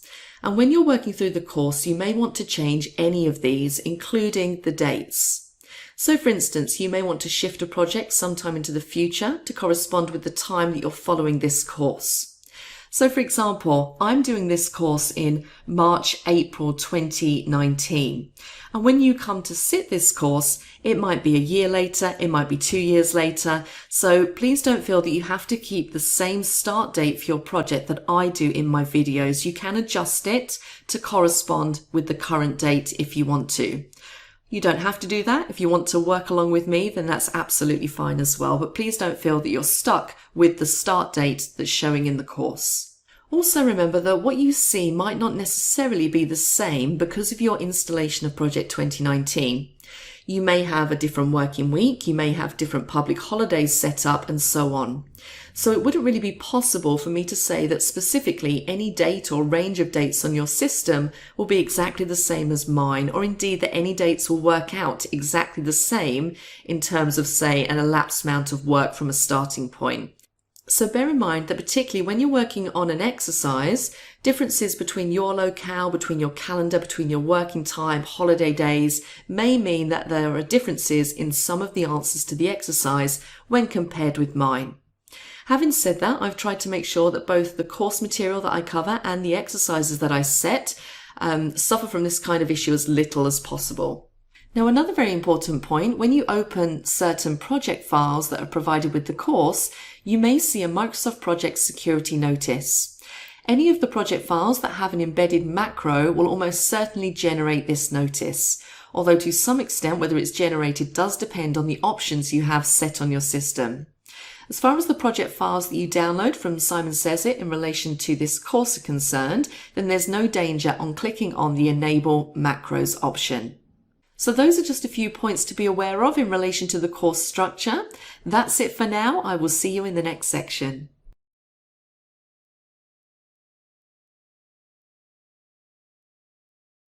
Hello again and welcome back to our course on Project 2019 Advanced.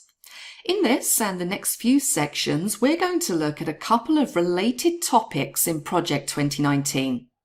And we're going to look at these two topics together because you very often need to use them, perhaps for the first time, on one large program of work or one very large project. Now, what quite often happens when you're working on a large project is that the project gets larger and larger and maybe becomes a set of projects, or perhaps you're working on a program that needs to be split up into a set of projects. And not only do you need to split the work up, but different people are going to manage different parts of that body of work. And what often happens is that the different projects, although they need to be managed separately, they still share resources. So what we're going to look at in the next few sections are combining multiple projects into one, or if you like, splitting a large project into several projects and sharing resources between projects. So it's essentially project consolidation and resource sharing that we're covering here. Now, in order to demonstrate these two techniques, I'm going to use an example of a charity event. And the idea is that we're going to run a charity event and it's going to comprise actually 3 events within one. There'll be a gala dinner, there'll be a fashion show and a buffet lunch, and there will be a sports day and a barbecue. So the gala dinner will be a fundraising dinner where we'll charge the participants a pretty heavy admission price. But for that, they'll get a good dinner, there'll probably be some kind of prize draw, some entertainment, and so on. And then the fashion show and the buffet lunch will invite local fashion houses to put on a show. And as part of that, we'll provide them with a good buffet lunch. And again, we'll charge a suitable admission charge for all the people that want to see the fashion show and enjoy the buffet lunch. And we're also going to run a sports day, pretty much a family-focused event, and that will include a barbecue. So as far as this stage in the course is concerned, we're going to assume that I've done some of the early planning. So I've put in place a provisional schedule for the major aspects of the event. And in the Gantt chart here, let me just expand that planning section. You can see that I've got maybe 20 tasks in that planning section. And I'm assuming that at this point we realise that this really is going to be quite a big undertaking and we need to split the charity event into separate parts. And we've kind of now got to the point that we realise we're going to need people to manage each aspect of the event. So we're going to have one person managing the overall plan. We're going to have another person managing the gala dinner, another person managing the fashion show and buffet lunch, and then finally a sports day project manager. Now the key point here is that although the individual projects are not really very complicated at this stage, maybe about a dozen or so tasks in each, we need each of the project managers to be able to manage their project independently and separately. So why do we need to be able to do this? Well, as you'll know from your current knowledge of Microsoft Project, when you're dealing with editing a single MPP file, if our 4 project managers each want to work on it at the same time, that becomes very, very complicated, particularly if they all want to work on it at home and they don't have some kind of shared access to the file. So what the project managers need to be able to do here is to manage each of their projects separately. Now that in itself is a pretty straightforward thing to do. But the problem then is, how do we share the resources? Some of the people, for instance, the group of volunteers that we're going to take on to do a lot of the work here, or people dealing with, for example, publicity, or people dealing with the legal side, getting licenses and so on. There are many people involved in an event like this who will be shared between the 4 projects. So how do we make sure that those people are not over-allocated? And the way that we do this is to set up our 4 separate projects so that they share resources. Now, the added complication here, and again, this is quite typical, is that the 4 projects, although we want to separate them out, they are not independent. These projects have various links between them, and we need to make sure that these links are set up correctly, understood and respected by all of the projects. Now, let me point out a couple of things before we start. First of all, if you're going to split a program of work into a number of separate projects, it's a good idea to make that decision as early on as possible, because if you've already set the program up as a single MPP file, there will be quite a bit of work to do in splitting it up again. I'm going to show you 1 or 2 options for splitting as we go through the next few sections. And as you'll see, there's very often quite a bit of work to do. Usually a very good proportion of that work relates to the relationships between the tasks, so in this case, the initial program before we split it up, and maintaining those links when we split the program of work up. At the moment, with my 4 summary tasks, I've only got the 4th one open, Sports Day and Barbecue. And although you can see the links within that task because the other 3 summary tasks are currently collapsed, you can't see links to tasks within those from Sports Day and Barbecue. But if, for instance, I were to expand the planning summary tasks, look carefully at Sports Day and Barbecue tasks now. Now you can see that there are in fact several links to the planning summary task. When one of the summary tasks is collapsed, you don't see those links. They're still there, but you can't see them. Now, before I get started on splitting this program of work into 4 separate projects, what I'm going to do is take a quick look at the resource sheet. Now, I've got here 8 resources at the moment, although note the last one, volunteer, we're counting on getting 10 or possibly even more volunteers to help on this charity event. I've left the standard rates at 0.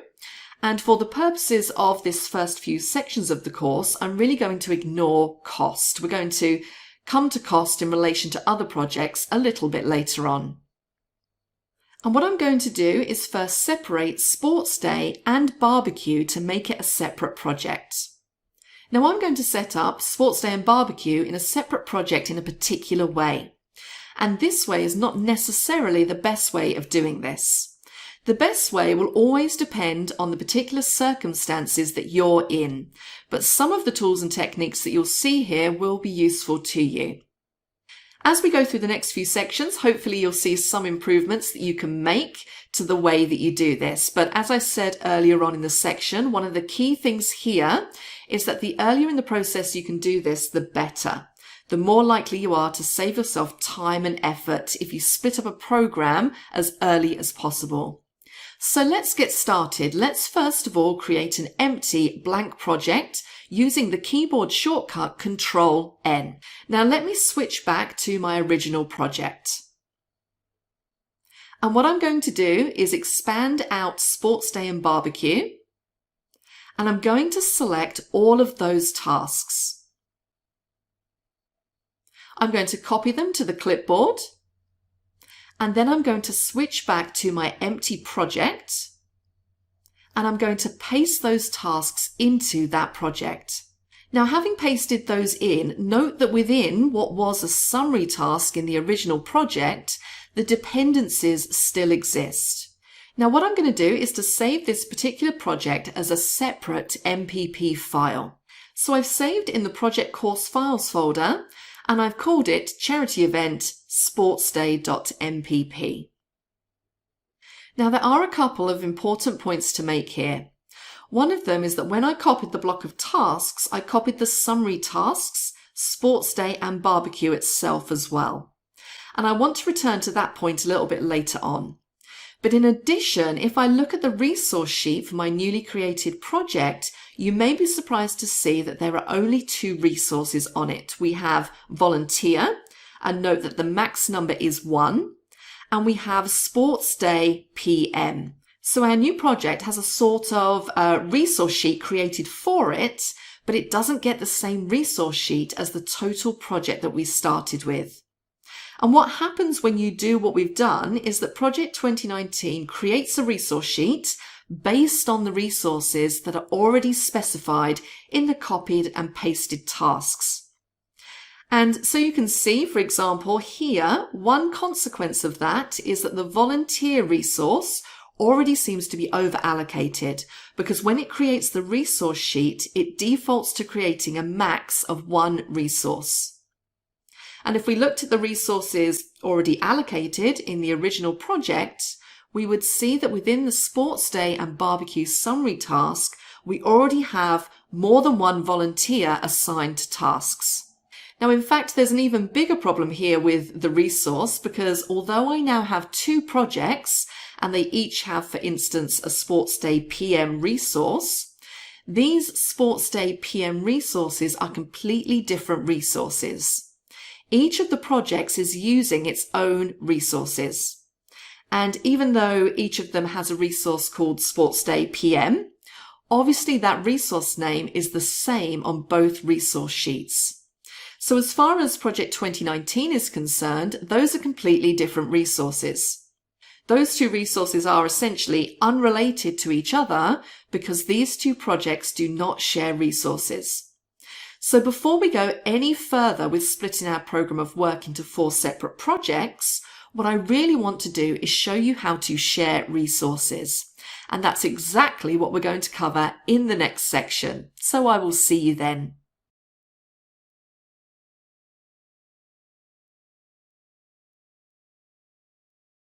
Hello again and welcome back to our course on Project 2019 Advanced. In the previous section, I discussed some of the key points around project consolidation, the reasons that you might want to split projects up, and the reasons why you might want to join projects together. And one of the key aspects that comes out of that is the importance of deciding how to deal with resources. And in relation to our charity event, we came across the first key issue, which is if we start to split the event into separate projects, we somehow need to make sure that those projects are using the same resources. And so what I'm going to do in this video is I'm going to show you how to set up a resource pool and also show you how to share the resource pool between a number of projects. So my starting point for this section is the ending point for the preceding section. So I still have my complete list of tasks here in my charity event file. And I also have open at the moment the individual Sports Day project that I created in the preceding section. Now it's worth noting that the tasks involved in the Sports Day project are also still in this all charity event project, the main project. So it's clear that at some stage I'm probably going to need to remove those as they're now in separate projects. But I'm going to set up the resource pool first. Now, one of the key aspects of a resource pool is that generally speaking, we set it up as a project with resources, but with no tasks. And quite often you'll want to set up the resource pool right at the beginning of the project so that you can then share that resource pool. So on many occasions, you'll start off with a completely empty MPP file. You'll go to the resource sheet and you'll start entering in your resources, which will make up your resource pool. You'll then save your project, but with no tasks. Now, on this occasion, we already have a really great starting point for our resource pool, because if I look at the resource sheet, I've already got all of my resources. And I'm going to basically save a copy of this project. I'm going to remove all of the tasks, and then that will become my resource pool. So what I'm going to do is I'm going to click on File. I'm going to go down to Save As. And then I'm going to browse to my normal Course Files folder. And my save project is going to be called charity_event_resources.mpp. Now, having saved charity event resources, what I'm going to do is I'm going to select all of the tasks and I'm going to press the delete key. So I now have a project with no tasks. But if I click across to the resource sheet, of course I still have all of my resources, and this is now my resource pool. Now let me switch back to the individual project, the Sports Day project. And what I'm going to do here is to specify that this project uses that resource pool. So if I go to the Resource tab, and in the Assignments group, there is a Resource Pool button. So I'm going to click the drop down, and I'm going to select Share Resources. Now from here I'm given a choice. It's asking me, do I want to use my own resources? And essentially that's what I'm doing at the moment. Or do I want to use a resource from at least one open resource pool? So it is worth noting that when you want to use a resource pool that's already been set up, you do need to have that resource pool open. So let's click Use Resources, and I'm going to select the drop down, and I currently only have one other file open, which is the Charity Event Resources, and that happens to be where my resource pool is located. So I'm going to select that. Now, the meaning of the lower pair of radio buttons will become more apparent a little bit later on, but let's just quickly look at it briefly now. So it says here, on conflict with calendar or resource information, the pool takes precedence or the sharer takes precedence. Now, what can happen sometimes is that when you're looking at resource information for shared resources, there may be a conflict between the resource pool and any calendars applying to resources in the resource pool. And, for example, a calendar in the sharing project, the sharer project. What you need to do is to specify here which takes precedence, the pool or the sharer.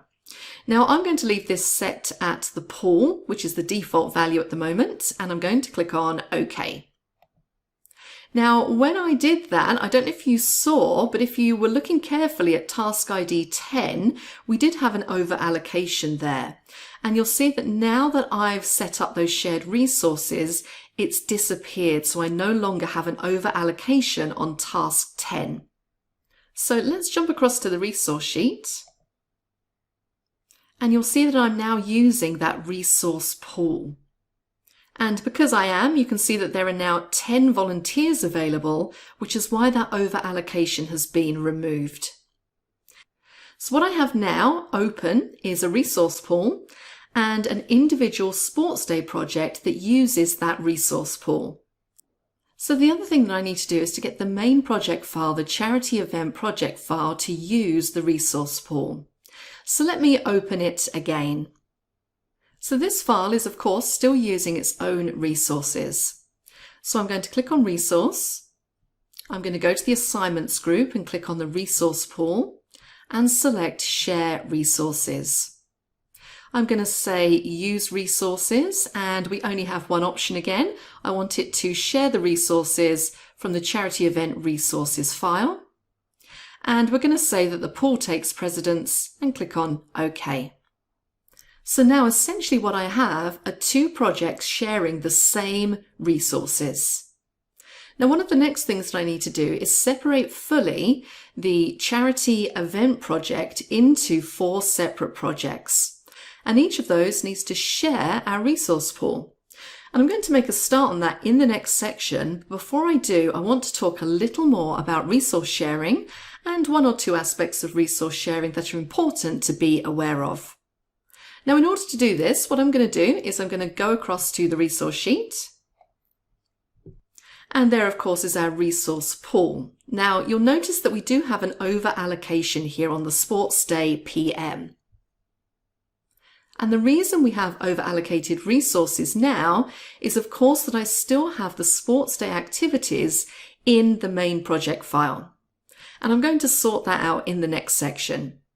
But what I want to do is change the view here from Resource Sheet to Resource Usage.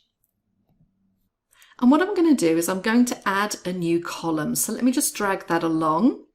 I'm going to select New Column, and what I'm looking for in here is Project. And remember, everything is in alphabetical order, which makes it a little bit easier to find. I'm going to select Project from the list, and I'm just going to drag this column next to Work so it's a bit easier to see, and let's just make it a bit wider as well. And what you can see now is a very important aspect of a resource pool, because the resource pool knows where the resources are being used. And as you can see, it's got a list of the unassigned tasks, or that's tasks which haven't been assigned resources. But where we have specific resources, let's go down. And you can see there we have the over-allocated resource, the Sports Day PM. And you can see it's over-allocated because it has resources in the Charity Event Sports Day project and also the Charity Event Overall project. Now, some of these, as we know, are duplicates because we copied those resources across, but some of them aren't. And as I said, we'll be dealing with that in the next section.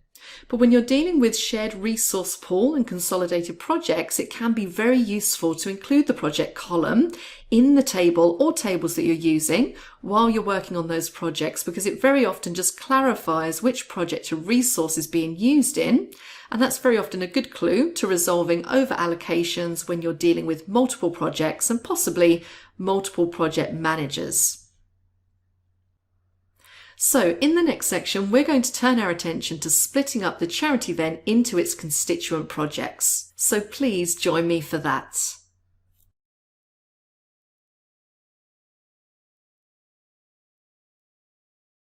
Hello again and welcome back to our course on Project 2019 Advanced. In this section, we're going to set up a master project for the charity event.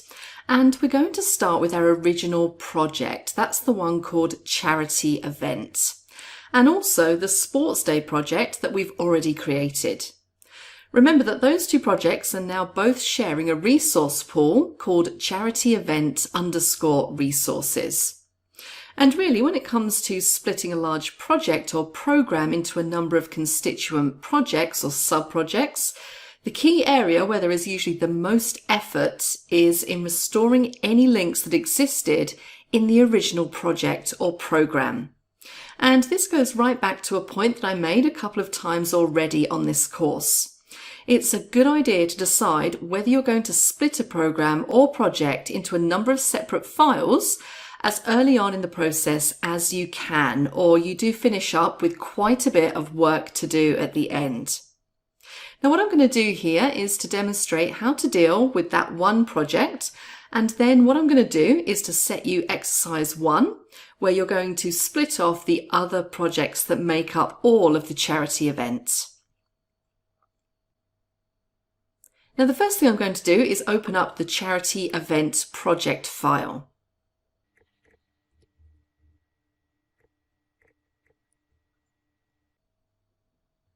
Now look carefully at what happens when I do this.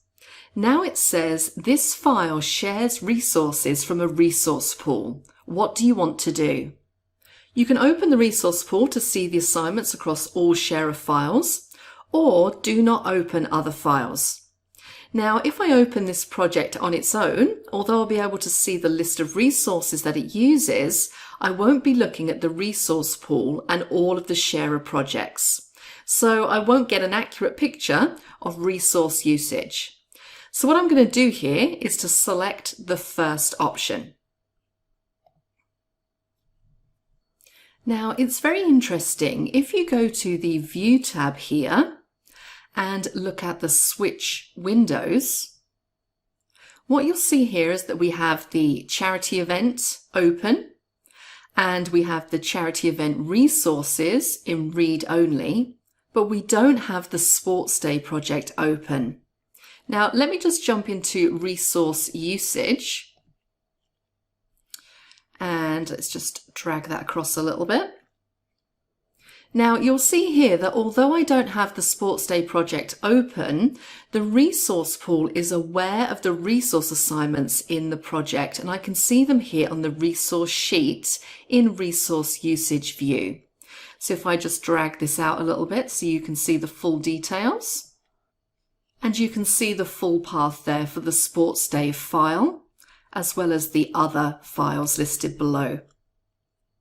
So that's a very important point. I can see how the resources are being used, even though I don't have all of the projects open. I do, however, need to have the resource pool open. So having pointed that out, let me go back to the Gantt chart for the All project, and let's expand the Planning Summary task. And you'll note that the gala dinner and fashion show and buffet lunch summary tasks are both collapsed, and the sports day and barbecue summary tasks are still expanded. Now, as you can see from this, there are links and dependencies between the sports day and barbecue summary tasks and the planning summary tasks. And what I need to do is to replace the sports day summary task with my separate project and then re-establish these links. Now, I need to explain a couple of things as we go through this, but the first thing I need to do is to insert the Sports Day project into the Charity Event project. So I'm going to select an empty row. I'm going to go to the Project tab. And on the left, I have an Insert group with a Sub-Project button. So let's click on that. And I'm going to browse to the Course Files folder and select Sports Day and then click on Insert. Now you can immediately see that this is an inserted sub-project because you can see the icon there in the first column. But note that, as usual, when you insert something into a table, it assumes the indentation of the task above. So this particular project, although we've inserted it as a separate project, is currently within the Sports Day and Barbecue Summary Task 46. So one of the first things I need to do, if I go to the Task tab, is to outdent it so that it isn't part of that summary task. Now let me expand the sub-project and return to a point that I made earlier on in the course. When I selected the task to make this, I selected the summary task Sports Day and Barbecue, and that has been included within the sub-project. It may well be that when you do this, you also want to do that, but it may well be that you don't actually select the summary task when you create a sub-project in the way that I did earlier. Now, if I hadn't have selected the summary task when I did that copy, then I would have only had the tasks here, so from 2 down to 11.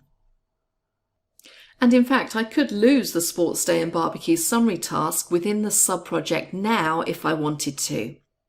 So let's select task 2 down to 11. And if I outdent them all, and then get rid of this one,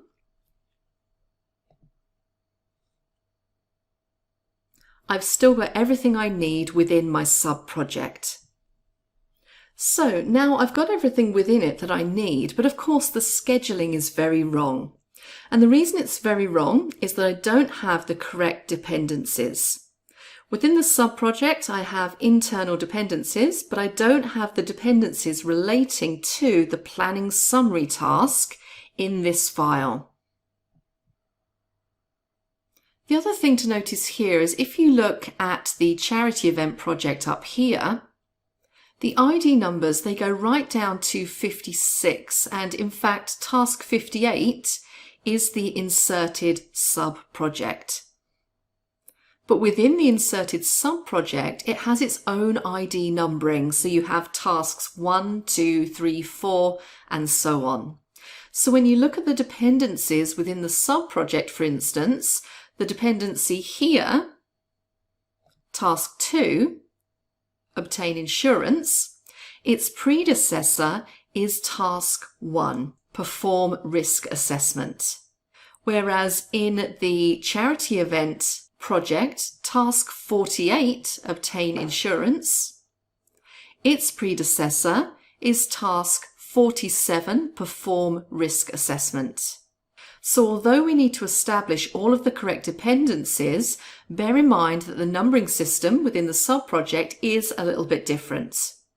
Having said that, all of those internal dependencies are there, so that's fine. So it's only the dependencies to the charity event project that I need to establish. Now, the great thing about leaving the original sports day and barbecue summary task in there for the moment is that I can use the dependencies there in order to build dependencies to the sub-project. So for instance, let's start at the beginning with task 47, perform risk assessment. This has a predecessor of task number 10. If I go up to task number 10, I can see that it's actually book venue. So I've selected book venue. Now I'm going to go down to my sub-project and I'm going to select perform risk assessment and I'm going to create a link. And now I can see that some of the tasks in my sub-project are correctly scheduled. But interestingly, if I look at the predecessor is expressed in a different way to the other predecessors in the project. You can see that if we're dealing with dependencies between projects, we have the project path, and let me just widen this out a little bit so you can see. The project file name and the task ID within the project as part of the dependency. And let's just drag that back in to save us some space. Now I can go up and follow exactly the same principle now. For example, if I go to the next task down, so prepare draft sports day program of events, that relates to task 4, which if I scroll up is meeting 1. So I can select them both and click on the link. And that task is also now scheduled correctly. Now there are a couple more of those to do, so I'll do them and you can join me again in a moment. So basically now I've specified, hopefully correctly, all of the predecessors for the tasks within the sub-project. But as you'll see from the Gantt chart, the bars and lines, there's also some dependencies in the other direction. So for instance, if we look at the final task in the sports day summary task up here, so task 61, it has at least, if we drag this across, one successor, in this case task 13. So I also need to make sure that any successors are set up correctly as well. So what is task 13? Let's scroll up and take a look. So I can see that it's vacate venue. So I need to set up that as successor to task 13 in the sub-project. So I essentially need to do this the opposite way round. So I'm going to select sports day and barbecue first. Then I'm going to scroll all the way up to that successor task, which was task 13, vacate venue, and select that as well and click on link. And if I scroll down, I now see that I have a link in the successors column. So having made sure that I've set up all of my predecessors and successors correctly, the next thing that I'm going to do is to delete the sports day and barbecue summary task as it's now completely replaced by the sub-project. So I'm going to scroll up, I'm going to select it, and I'm going to hit delete. And you'll notice here that if I click on continue, it will delete sports day and barbecue and all of the subtasks. So let's click on OK. And that's now been deleted and has in effect been replaced by the sub project. Now, one of the things that you've probably noticed by now, particularly if you look at the IDs within the sports day sub project, is that the numbering has got gaps. So you can see here it goes 2, 3, 4, 6, 7, so on and so forth. You may also have noticed as we've been going through doing the work in this section that the numbering of tasks in the main project also has gaps. So you can see here it goes 1, 2, 3, 4 and then jumps to 6, so on and so forth. Now don't worry about the gaps because I'm going to talk about those a little bit later on in the course. For the moment, I've replaced the summary task by the sub-project and the scheduling of sports day is correct at the moment. So the last thing I'm going to do in this section is to close down Microsoft Project. So I'm going to click on the cross in the top corner And it says, do you want to save your changes to all? So I can do yes to all or no to all. So I'm going to say, yes, I do. And again, do you want to save your changes to the sports day file? Yes. And then I get a message saying, do I want to update the resource pool to reflect the changes for all the OpenSharer projects? It's important that you read this particular message carefully because it explains what to do in a situation where you only want to save some of the changes in the Sharer projects. But for the moment, we're going to save everything, so I'm just going to click on OK. So that's the end of this section. I will see you in the next one.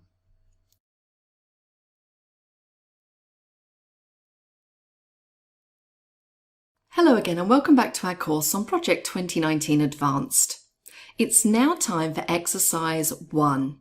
And although this is only the first exercise on the course, it's the one that will probably involve you in the most effort, I'm afraid, because there's quite a bit to do in this exercise. You've seen how I separated out one part of the original charity event project into a separate sub-project. Well, in the exercise folder, you'll find an MPP file called exercise_01.mpp. It uses its own resources and it has all 4 parts of the charity event project. Now at the moment, all 4 of them are in the same single project and I want you to separate it out into a master project which will have no tasks of its own and 4 sub-projects. One of them for planning, one of them for gala dinner, one of them for fashion show, and one of them for sports day. And all of those 5 projects, that's the master project and the 4 sub-projects, should all share the same resource pool. So what you'll see in the exercise files folder, apart from exercise 01 MPP, which is effectively the input to this exercise, you will see 6 files. There's all, fashion show, gala dinner, planning, and sports day. And then there's the resource pool as well. Now you certainly don't have to name your 6 files exactly the same as mine, but I do suggest that you keep all 6 in the same folder as each other. Although technically you can separate out a master project and its sub-projects and a resource pool, it does introduce complications that can cause some trouble. So either keep them in a folder all of their own or perhaps keep them in your own version of this exercise files folder, but definitely keep the 6 files together. And just to repeat myself from earlier on, don't worry too much about getting exactly the same dates and exactly the same result as me, because your calendar may be different. Your public holidays may be different, and you may have different option settings that mean that things in your projects aren't quite going to work out exactly the same as mine. But you should finish up with something that looks very similar to the all file that's in the exercise folder, which represents my sample answer. Now, I've still got quite a few more things to tell you about in relation to consolidation and resource sharing, but we're going to cover those after exercise 1. So good luck with the exercise, and I will see you in the next section.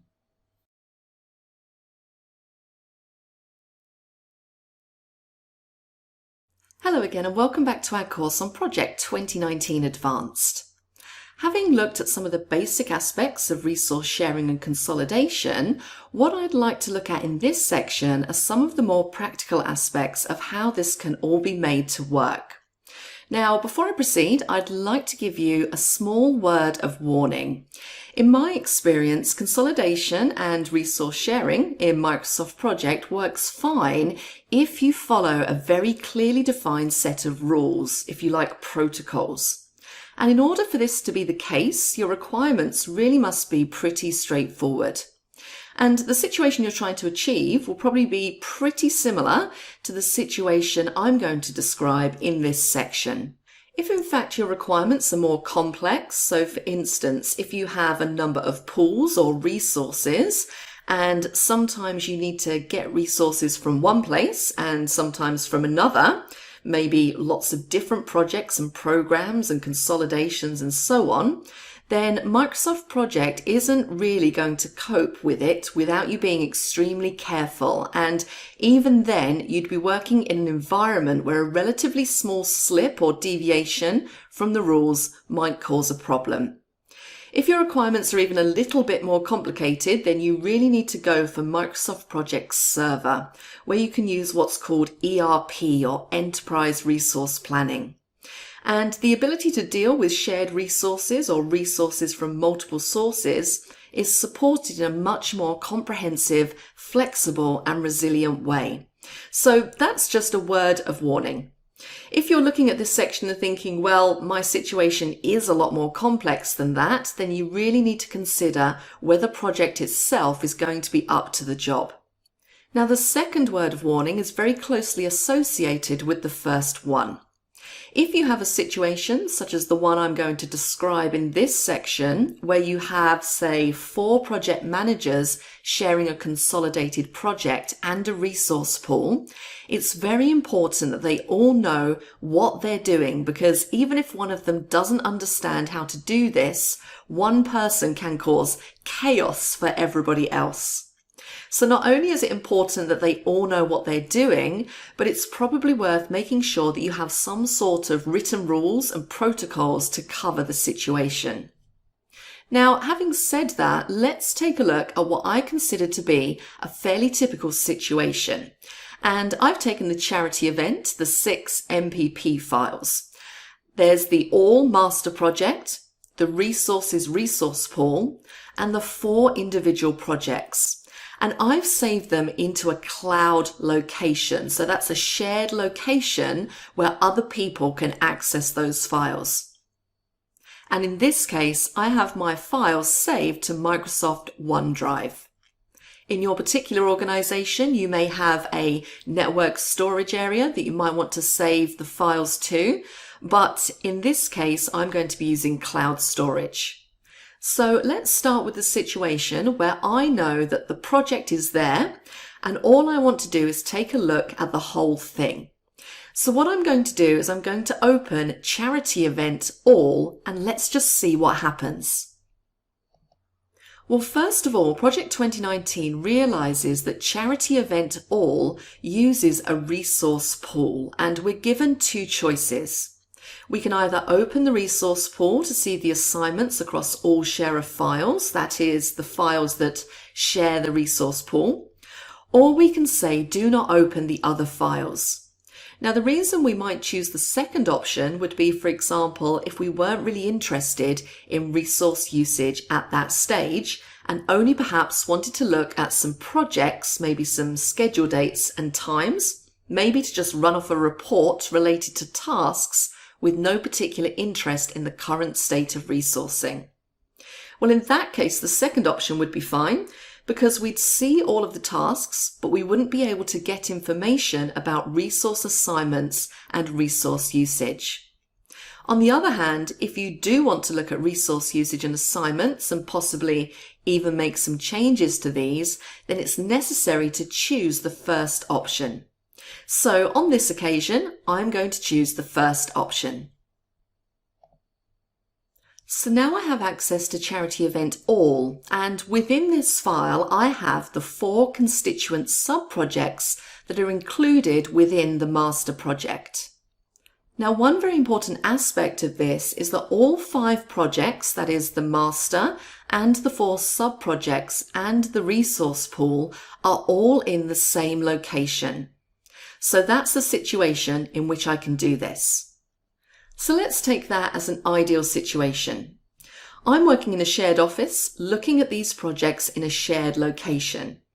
Now, supposing that I was the gala dinner project manager, and any particular time I only needed to see the gala dinner project. So let me close this file. And now I'm going to open the gala dinner project from the same shared location. Now, once again, I get the message about opening the resource pool to see assignments across all share of files, or of not opening the other files. Note that I also have in the file behind what is in effect dummy or ghost tasks, and these are temporary dummy versions of the tasks to which the tasks in the Gala Dinner project have dependencies, either predecessors or successors. Now, they're not real tasks, but they represent tasks in other sub-projects of all, and they are just to give me information about what are to this project external dependencies. Now on this occasion, I'm going to say open the resource pool to see the assignments across all share of files, and I'm going to click OK. Now there is my project. I can work on the Gala Dinner project if I want to, and if I go into the resource pool, I will see the actual shared resource pool, and I can use those resources in my project. Now, if in fact I wanted to change the view of the resources, say I wanted to go over to the resource usage view,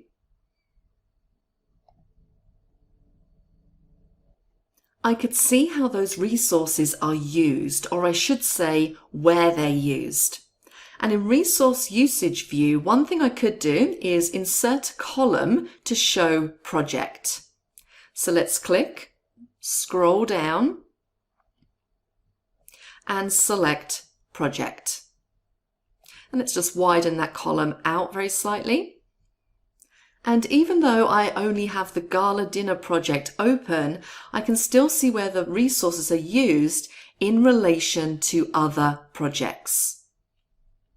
So it's really worth noting that even though I don't have all of those other projects open, the resource pool is aware of where the resources are being used. Now let's look at a very different situation. The Gala Dinner project manager has decided to work on the project at home, and from home he doesn't have access to the shared location. So would the Gala Dinner project manager take the resource pool home? Well, in theory that is possible, and provided everything were managed extremely carefully, it could even be made to work.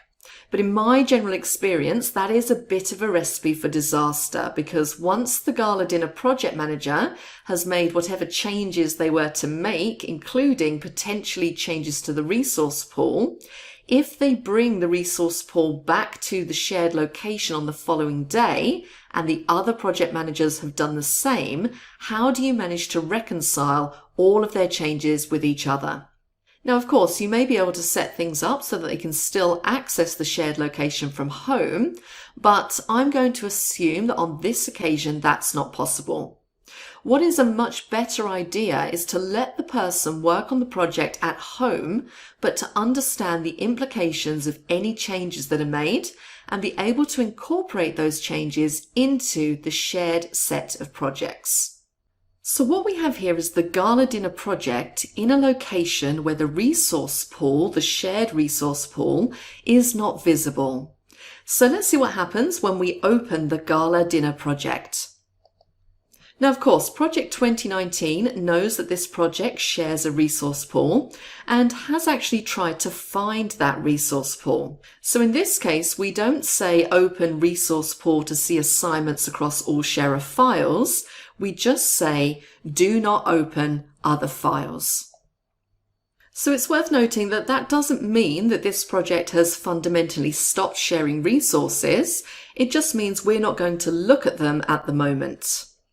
And what you'll see here is that we get a warning about links that can't be made because this project is no longer in the shared location. So what I'm going to do at the moment is just close and go to the resource sheet and take a look at that.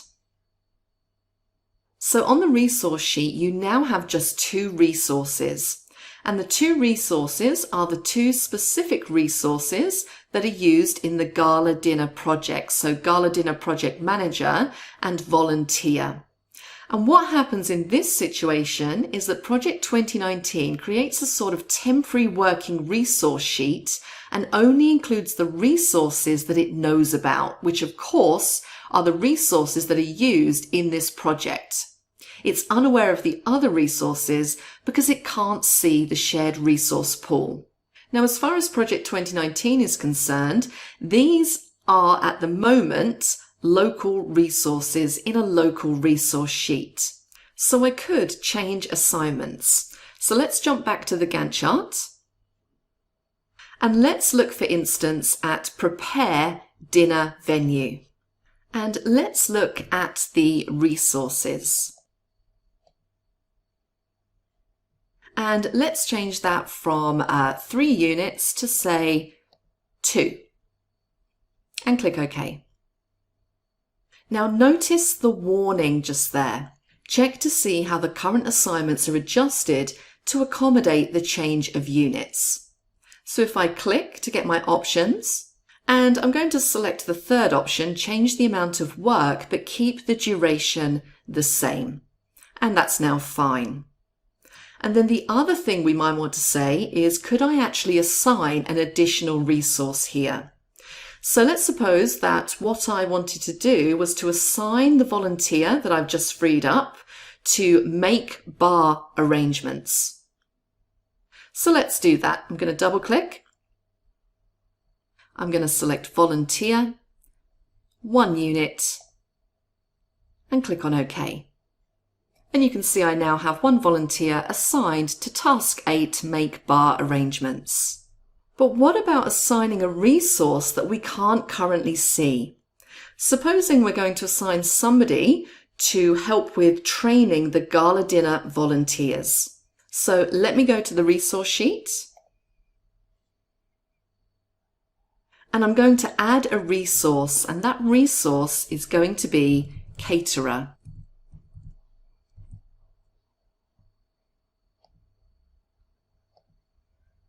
And then I'm going to assign that person.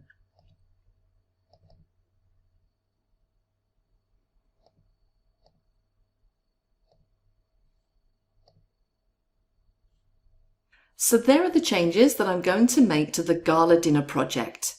So having finished work for the evening, I'm going to close this down and I'm going to bring it back to the shared location and replace the gala dinner project in the shared location.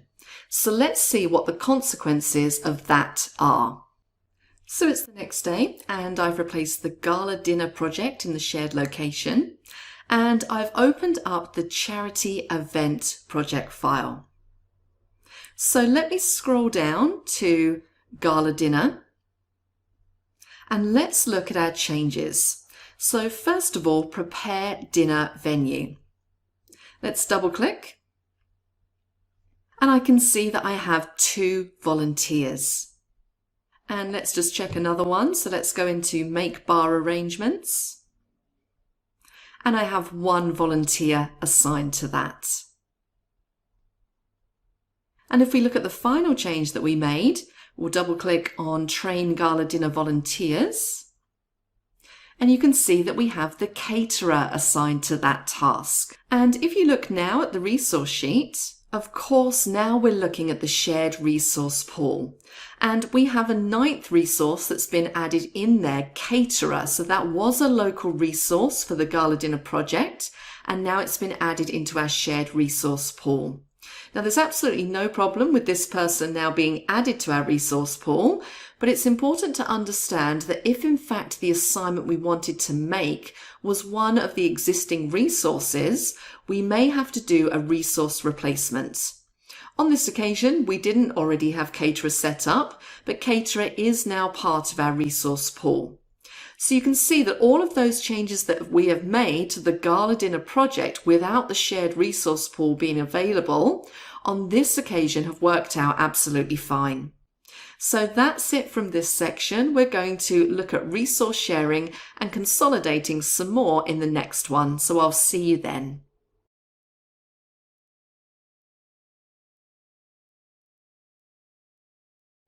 Welcome back to our course on Project 2019 Advanced.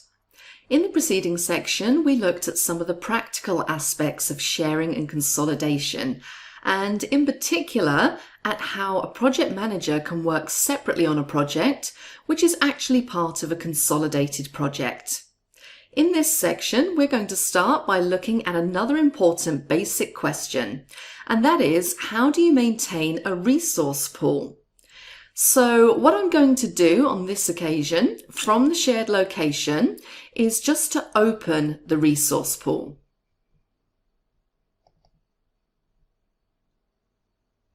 Now with these three options, it's important to bear in mind that when we talk about updates to the resource pool, we're really talking about two different things. One type of update is where it's actually changing the information in the pool. So for example, like a pay rate, as the example there says, or perhaps somebody's initials or a group or a calendar. The other type of change isn't really a change to the resource pool at all. It's a change to an assignment. And in this case, it's the sort of running total that the resource pool keeps of assignments for each of its resources. Now, if you open the pool using the first option, Open Resource Pool Read Only, allowing others to work on projects connected to the pool, you can look at the properties of the resources. You can't make changes to them, but you can certainly look at the pool and maybe run off some reports. So let's open the resource pool, in this case as read only. And a very important point to make here is that when you do this, you're basically taking a snapshot of the resource pool at a moment in time. And of course, other project managers may well be working on their projects either individually or maybe somebody's got the all project open. And it's quite likely that they'll be making changes that affect the resource pool. Now, if at any time you want to refresh the information you have in the copy of the resource pool that you're looking at, if you go to the Resource tab and to Resource Pool, one of the options there is Refresh Resource Pool. And that will update the information that is available to you. Conversely, if you have the resource pool open and you're making changes such as resource assignments and so on, if at any stage you want to update the resource pool with the changes you're making, then you click the option below Refresh Resource Pool, which is Update Resource Pool. Now that's grayed out at the moment because I'm not in a situation that I could possibly need to make any updates. And just while we're looking at this, one other thing. I showed you this earlier on. I'd just like to emphasize this as a bit of a useful technique. Let's suppose that I don't have resource sheet view here, and I have, say, resource usage instead. It's very often extremely useful to insert project in here. So if we add a new column, and remember these are listed alphabetically, and we're going to scroll down and select project. And remember, that will give you the location of the project files. And one other thing to be aware of, so let me jump back to the Resource tab again. If you look at the resource pool and click on Share Resources, the Share Resources dialog here for the resource pool itself shows you a list of the files or the projects that are using this particular resource pool. And again, that can be very useful information. Now let's look at the second option, Open Resource Pool Read Write, so that you can make changes to resource information like pay rates, etc., although this will lock others out of updating the pool with new information. If what you need to do is to do something like change pay rates or any other fundamental change to the information about one or more resources, then you're going to need to open the resource pool read write. Now, when you do that, you don't stop other users opening projects that share the resource pool from opening their projects, but they won't be able to make changes to the resource information. Now, the third option is in a way a variation on the second option. Open Resource Pool Read Write and all other sharer files into a new master project file. You can access this new master project file from the View tab, Switch Windows command. Now, so far when we've been talking about project consolidation, the implication of what I've done is that there is an element of permanence to this, all project in this case. This all is, if you like, the framework that contains the 4 sub-projects. And I've really done that on the basis that this would be something that would continue throughout the life of the overall project. But in some cases, either you don't need that, or in fact that creates its own problems, such as the fact that it restricts how many users manage their projects. And it may actually be better for the users to keep their projects completely separate on a day-to-day basis. They can still share the resource pool, but the projects are not permanently consolidated into a master project. However, it may be that once a week, for example, you need to run a report. And in order to run that report, you need all the projects together in a master project file. So that's the third option, and I'll leave you to experiment with that one. And that just leaves me with a couple of other things I'd like to cover in this section. And one of them is that I've shown you how to share resources, but what about stopping sharing resources? The most important thing to remember if you want to stop sharing is that you need to have the pool and the file open. So I'm going to open the resource pool, in this case, as read-write. And then I'm also going to open the gala dinner file. Now, one way of doing that is if I go to the resource pool and click Share Resources, I can go to the gala dinner file here and click Open. And as we know, the gala dinner file shares resources. So let's go to the resource pool and share resources. And at the moment it says use resources from the resources file. So let's change that back to use own resources. Now, if I close the gala dinner file and make sure that I save the changes, and if I now look in the resource pool and share resources, you can see that gala dinner is no longer listed as one of those files. So let me now close the resource pool and save the changes. And I'm going to go back and open the gala dinner file again.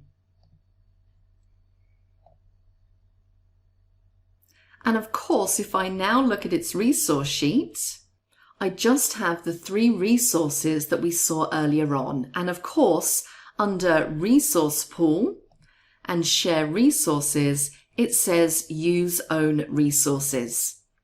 Finally, in this section, I'd like to look at one other thing. Now, I just stopped the gala dinner from sharing resources, and I've opened Charity Event All again. Let's just look at the resource sheet. Now, note that the resource sheet has now still got the 9 resources from the shared pool, but it recognizes now that because one of the sub-projects doesn't share resources with the others, its resources are shown on the sheet as well. So this makes a point, first of all, about the fact that the resources are now coming from 2 different places, but also that within a consolidated project, you don't have to have only projects that share the same resource pool. They can share a resource pool and they can have their own resources, etc. And the very last thing, if I just go back to the Gantt view, if I wanted to stop, say, the gala dinner from being an inserted project, so instead of being a sub-project, I just want its task to be in the all project, it's a pretty straightforward thing to do. All I need to do is to select the sub-project, right-click, and select Information. And that brings up the Inserted Project Information dialog box, and I'm going to jump straight away to the Advanced tab. Now, the thing that specifies that this is an inserted project and that the information here is linked to the separate project file at that location is this checkbox just here, the one that's currently checked and says Linked Project. If I uncheck that box and click on OK, and now look at that sub-project, you can see that it's no longer showing as an inserted sub-project. It's actually just a set of tasks within the All Project project file. And one thing to bear in mind here is that when you convert an inserted sub-project back to being separate tasks again, that's not a reversible process. So make sure that you've got backup copies of where you started from. So that's it for this section. I will see you in the next one.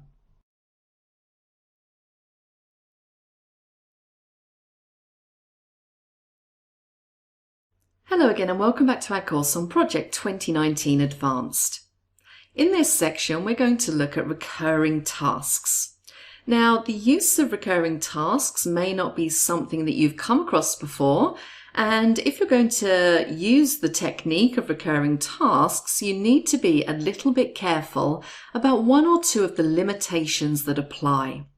You also need to understand quite clearly how to set recurring tasks up correctly. Now, let me start by giving you an example of where you might use a recurring task. And I'm going to create a little project here comprising just of recurring tasks. But of course, you can create recurring tasks within any kind of project. And the example that I'm going to use is an example of a progress meeting. And it's going to be, in our case, on a certain day of the month. It's going to be on the 29th of the month each month. And it's going to be a 3-hour meeting on the afternoon of the 29th. So it's going to run from 1400 hours to 1700 hours. Now, given that sort of pattern, if you are managing a project that, say, lasted about a year, you'd be looking at about a dozen progress meetings. Now, this is the first very important point to bear in mind. If you're going to set those up as a recurring task, you need to be in a situation where you will not often vary from that pattern. In fact, you're in a situation where you pretty much stick to that pattern all of the time. Now, there are some natural variations. So, for instance, the 29th of the month isn't always on a working day. Now, Project 2019 can cope with that sort of natural variation, so that's just fine. But if what in fact happens is that every month you decide what time of day you're going to have the meeting, and you decide that it's not going to be on the 29th, it's going to be on the 24th or some other apparently fairly random change each time, then recurring tasks are definitely not the way to go. You need something that really is pretty consistent, although, as I say, Project 2019 can deal with some of the more obvious natural variations. Now, before we do this, I just want to demonstrate one other thing, and that is something that a surprisingly large number of people don't generally get to do with Project.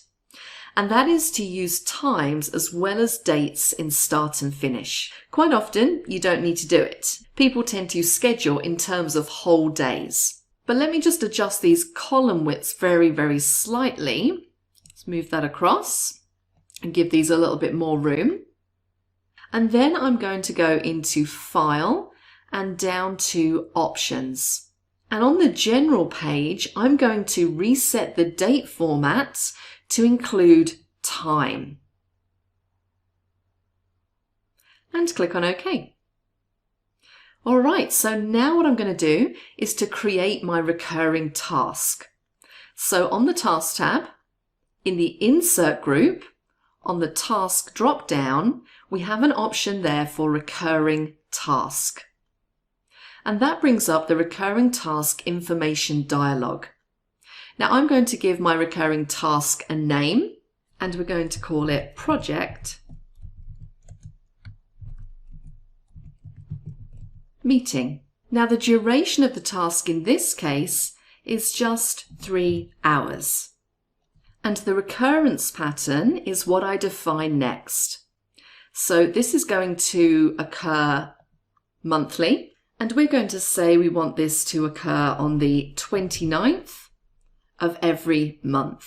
So now I need to enter in the range of recurrence. So I'm going to select the 29th of May, which is fine, but I also need to edit the time just here. So I'm going to change that to 2 p.m. I then need to specify when this recurrence is going to end, and I have two options. I can end after a specified amount of occurrences, or I can end by a specific date and time. So I'm going to say end after, and we'll do 7 occurrences. And the final thing I need to specify here is the calendar. So is there a calendar for this recurring task? Well, I'm just going to use the standard calendar. And then I click on OK. So now what happens is that Project 2019 tries to schedule these project meetings for me. And if it runs into any problems with any of them, it will tell me here and give me options of what I want to do. Now, in this case, what's happened is that for 2 of the dates or 2 of the tasks, they are scheduled to occur on a non-working day. And it really gives me 3 options. My first option is I can click yes, and it will reschedule it for the next available working time. Now, in this case, that may well be at the beginning of a Monday morning. If the problem here is it's hitting a weekend day, then the meeting will finish up scheduled for early Monday morning. Now, we'll address that in just a moment. If, on the other hand, I decide that all that happens that month is that we won't have a meeting, then I click no, and then that particular task occurrence will not be created. And then the third option is to stop the operation entirely. So basically, I've seen the problem and I thought, okay, I don't know what I want to do about this. I better not proceed creating these tasks. If that's how I feel, then I just click cancel. Now on this occasion, I'm quite happy for it to create the project meeting task on the next working day. So I'm going to click yes. And you can see that for each of them, there is a 3-hour duration. And you'll see that for 2 of them, so task number 3 here, and also task number 6, they've been rescheduled to the first available working day. So that's July the 1st and September the 30th, respectively. Now, unfortunately, for those tasks, it actually makes the meeting from 8 a.m. in the morning until 11 a.m. But I can in fact go into these tasks by right-clicking and selecting information and just manually update that.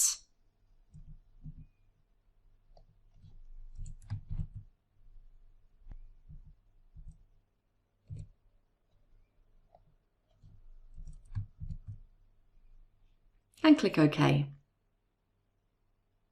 I'm going to do the other one and I will see you in a moment. Now, setting up recurring tasks in this way would probably save me quite a bit of time. It's certainly better than creating 7 different meetings.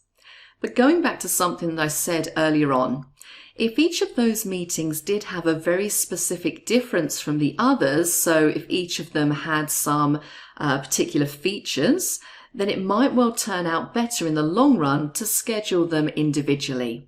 And another aspect of that is if, for example, we change our minds and decide that it was going to be a 2-hour meeting from 3 till 5 on the 29th, if I select that recurring task itself, which effectively works as a sort of summary task, right-click and then select information,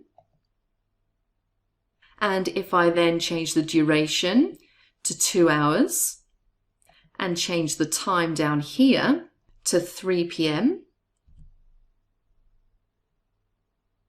and click OK and click yes again, it would delete and recreate all of those individual tasks again. So what will happen is that my exception, the 2 that I just demonstrated, I would need to put them back again. So if you remember, we had 2 tasks. It was this one here, task 3, and also task 6 down here. We would need to go back in and edit them individually as well. So I've covered there the main points in relation to recurring tasks, but there are a couple of other things to add. One of them is that when you're creating a recurring task and specifying how many times it's going to recur or when it's going to stop recurring, there is no limitation based on the end date of the project. So you can easily schedule this recurring task way beyond the end of the project.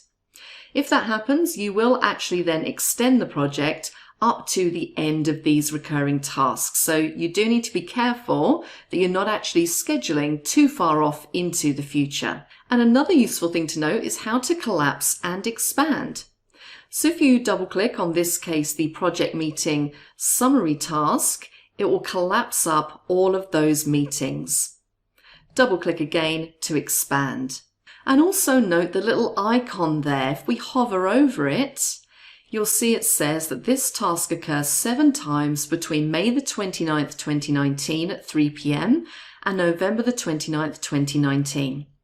The calendar standard is assigned to this task. And perhaps the final thing to point out here is I haven't assigned resources here, but supposing I want to select the recurring task itself and assign resources. So let's right click and select Assign Resources. So now you can go in and choose 1, 2, or all 3 if you want to. I'm just going to choose 2 of them. And click Close. And let's just widen this column out a little bit. And there you can see that those team members have been assigned to all of the meetings or all of the individual tasks. And perhaps just one other thing, going back to when we actually created this task, one of the options towards the bottom, if you remember, was we selected the calendar for scheduling this task. So scheduling ignores resource calendars. So let's suppose that you actually assigned the resources to this task and one of the resources was on holiday on a particular day. They were having some annual leave. If all of the resource calendars were taken into account, then Project 2019 wouldn't be able to schedule the meeting for that day. If you want to follow the principle, which will often be the case in things like project meetings, that basically you're going to schedule the meeting and anybody who happens to be on holiday isn't going to be there, then you can right-click and go back into Information and just check this box, Scheduling ignores resource calendars. So that's it on recurring tasks. I will see you in the next section.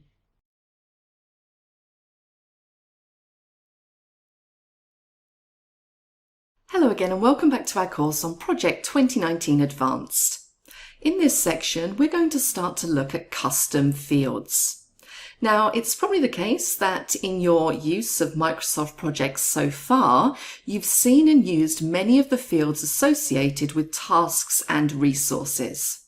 So for example, if we're dealing with tasks, there are many fields associated with a task, such as its duration, its start date, and its actual start date. And although in some cases you'll specify values for these yourself, sometimes Microsoft Project does the job for you. So for instance, if you set up a task starting on a particular date, then create another task with a dependency on the first, so say it's going to start 20 days after the first task starts, Microsoft Project will calculate the start date for you. It also calculates things like the amount of work involved in a task based on the duration, the number of resources assigned, and so on. Although the number of fields available to both tasks and resources in Microsoft Project is very large, in any particular situation, it may be that there is other information that you want to store. And the way that we approach keeping other information is to use what are called custom fields. Now, the things that you can do with these custom fields are many and various, as we shall see. But Project goes part of the way there to enabling custom fields for you by providing a set of dummy fields, and you can use these as the basis for custom fields. Now, what I'm going to do in this section is to demonstrate a very simple example of a custom field, and that will both show you how we'll use those dummy fields and also the sort of things that you can do with custom fields. Now, the example I'm going to use is one which most project managers will be familiar with, although this is a relatively recent innovation. It's been around for a few years now, and many project managers keep information about the tasks in a project that's called RAG status. Now, RAG, R-A-G, stands for red, amber, green, and it's a very simple indicator of how a task in a project is going. Now, basically, the way this works is that for each task in a project, it's given a RAG status. So, for example, something that's going well on schedule, no particular problems, is given a RAG status of G for green. Something where there are some kinds of issues or some problems or some sort of threat to the overall performance of the project may get a status of A for amber. And a task, in our case, where things have gone horribly wrong and we really need to give it some attention, get the project back on track, we might give that a status of R for red. Now, people assign these statuses in different ways. So some project managers may assign status manually. Several might look at the situation and say, I'm going to make that a red task, or I'm going to make that an amber task. But in other cases, these values will be calculated based on the current performance of the project. So for instance, the RAG status may be based on time performance, how late is this task, or maybe based on cost, so how over cost is this task. Now in this section, I'm going to demonstrate setting up RAG status for use manually. So we're going to set up this new RAG status custom field, and then I'm going to assign values for the project here based on purely my own subjective assessment of the state of each task. Now, the project I'm going to demonstrate this on is a project for a new website for the company National Farm Foods. The details of the project at this stage don't matter, but what does matter is that I'm going to assign RAG status to the tasks in the project. So what I'm going to do is I'm going to go up and click on the Project tab, which I fortunately already have selected. And then one of the options in the Properties group is Custom Fields. And as things stand at the moment, I have no defined custom fields. Now, first of all, when we're working in a non-enterprise environment, we basically have two choices as far as custom fields are concerned. First of all, we can have a custom field that applies to tasks, or we can have a custom field that applies to resources. Now, on this occasion, we're going to set up a custom field that applies to tasks. Now, one of the things you need to decide early on is what sort of field is this? What type of field is it? And you can choose from the drop down on the right. You can have a text field, cost field, date, duration, finish, flag, so on and so forth. Now, on this occasion, we're going to use a text field, so I can just click away. And my text field will only contain one character. It's going to be an R, an A, or a G, but it's still a text field. And with text selected here, it's showing me all of the dummy text fields available in the list. And if I scroll down, you can see that there's quite a lot of them. Now, generally speaking, there's no real preference over which of the available dummy text fields to use. You do get a total of 30, so hopefully that will be enough. And we only need one, so let's use the first one here, text 1. What we normally do is rename the custom field in order to make it easy to remember. So we need to kind of state what the purpose of that custom field is. So on this occasion, I'm going to rename it to be RAG.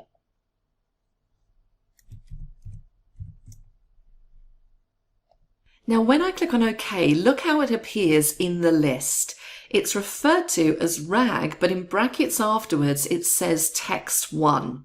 That's partly there to remind me that this is a custom field and which of the available dummy text fields it's using. And you'll see that at various points from now until later on in the course. So let's work through some of these other options.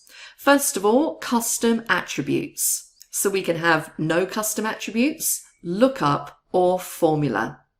Now, we can say no custom attributes, in which case the user can type into our new RAG text field pretty much anything they want to.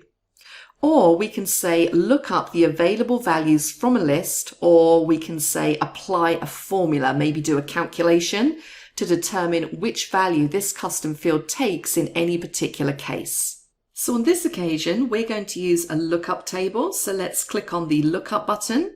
and it will take us to the Edit Lookup Table for RAG dialog box. And what we're going to put in here is the available values for RAG status. Now, if you've got a long list of options to put in here, it's probably useful to put the most used ones at the beginning, or you may choose to say, well, with a long list, it may be best to put them in alphabetical order, and then people can find them easily. On this occasion, we only have 3 values, so let's start with the one we want to see the most often, which is G. So I'm going to click in the value field and just type G. I'm going to go across to description, and for this I'm going to say that G means progress. Good. I'm going to put in my second value, which is A for amber, and the description for this one is just warning. And then finally my third option, which is R, and my description here is that there is an issue or an exception. Now, as you're putting these in, you do have a number of options. You can, for instance, change the order by selecting one and then using the buttons to move up or down. And you can also do things like cut a row, you can copy a row, you can paste, insert a row, and also delete a row as well. So don't forget that you do have those icons just above the table to help you manage your list as well.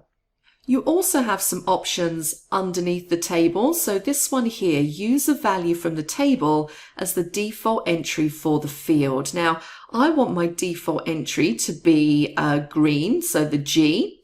So I'm going to select it and I'm going to say use value from table as the default entry, and I'm going to say set default. And note now that the color has now changed to blue, so that tells me that that is the default for the field. I also have a couple of other options under here, so let's just expand where it says display order for lookup table. So I can choose to display the order by row number, so 1, 2, 3 as I have them here.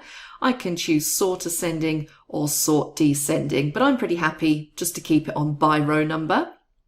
And let's expand data entry options. And what we have here is it says allow additional items to be entered into the fields. Now, I really want to restrict this to just those 3 values, R, A, and G, so I'm not going to check this option. And another option I have right at the bottom is the ability to import a lookup table. So for instance, if I've been keeping my lookup values in an Excel spreadsheet or maybe a text file, I can import them using this facility. However, at this stage, I'm happy with the list that I've set up here, so I'm just going to click on Close. So having set up my list of available values, the next set of options I have relate to calculation for task and group summary rows. Now, let's suppose that I look at this particular summary task here, development in my project. It has 3 subtasks, so 3 tasks within the summary task. And let's suppose that I gave all 3 of them a RAG status value of G. So do I calculate a RAG status value for the summary task on the basis of that? Or if one had a G, one had an A, and one had an R, would that make the summary task have a RAG status value of A, for example? Do I average it out in some way? Now, if you're going to do some sort of calculation on averaging for summary tasks, you can specify it here. But if you don't do that, if summary task RAG status is not calculated in some way from the RAG status of the individual tasks, you'll leave this set at none, which is what I'm going to do for the moment. The next option is how we would do calculations for assignment rows. Well, again, on this occasion, we're not going to calculate values for assignment rows. So again, we're going to leave that set at none. The final set of options here, values to display, gives us a choice between displaying the values R, A, or G, or using some sort of graphical indicators. So let's click on graphical indicators, and it brings up the graphical indicators dialog box. Now, using this dialog, you can specify which graphical indicator is shown for any value or combination of values for non-summary rows, summary rows, and for the project summary task itself. And with the last two of those, you can see whether the summary rows or the project summary inherit criteria from the non-summary rows or summary rows that they own. Now, on this occasion, I'm going to stick with data and I'm going to click on OK. And my first custom field is now set up. So let's take our custom field for a little bit of a test drive. First thing I'm going to do here is I'm going to insert a column. So right click and insert column. And I'm going to scroll down for my field type. And if I go to the bottom, that's where I should find those custom fields. And there they are, all of those text ones. So let's choose the one we created. So text one rag. And let's go through some of these tasks. So the first one here, tendering process contract, I can see that that task is actually complete. It's got a tick in the information column.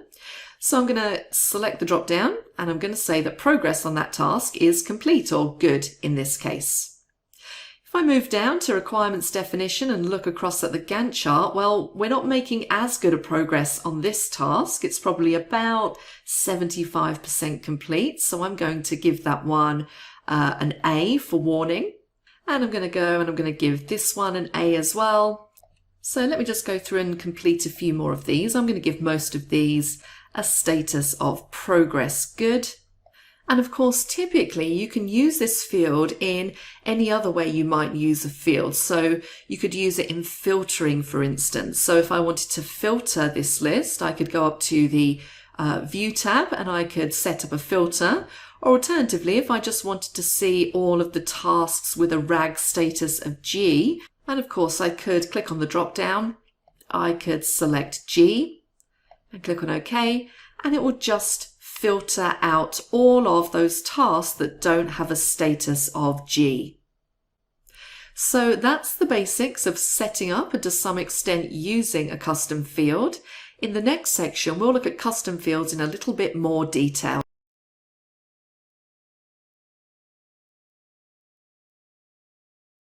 Hello again and welcome back to our course on Project 2019 Advanced. In the preceding section, I showed you how to add a custom field, in our case, a RAG status field, and how to manually enter values into that field for the tasks in this particular project, the Northern Farm Foods website project. Now, when it comes to using custom fields, there may well be situations where you set up a custom field where values are entered manually. But as I pointed out earlier, quite often you may want to automate the calculation of values for a custom field. So what we're going to do in this section is to introduce a second custom field.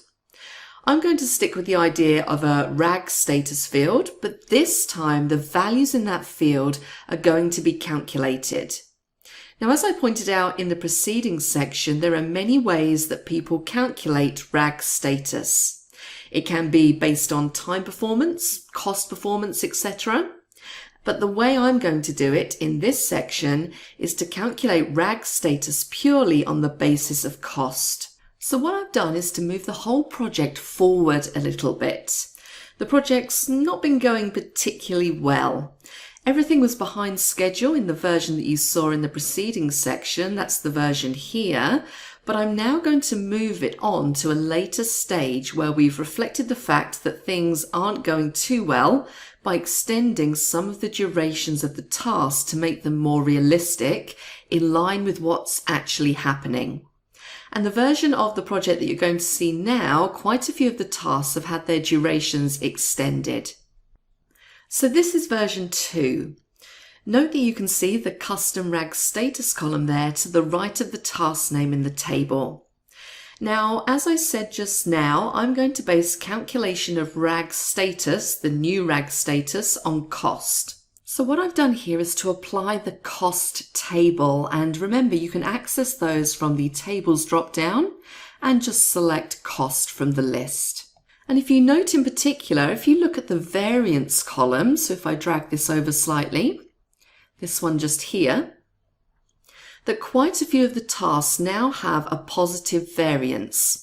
For example, they're currently running over budget, which I think in every case in the update that I've done is because the task has had to be extended and therefore the cost of the resources on the task has increased. Now, if you look at task 5, you'll see that the variance is just over $2,000 for that task.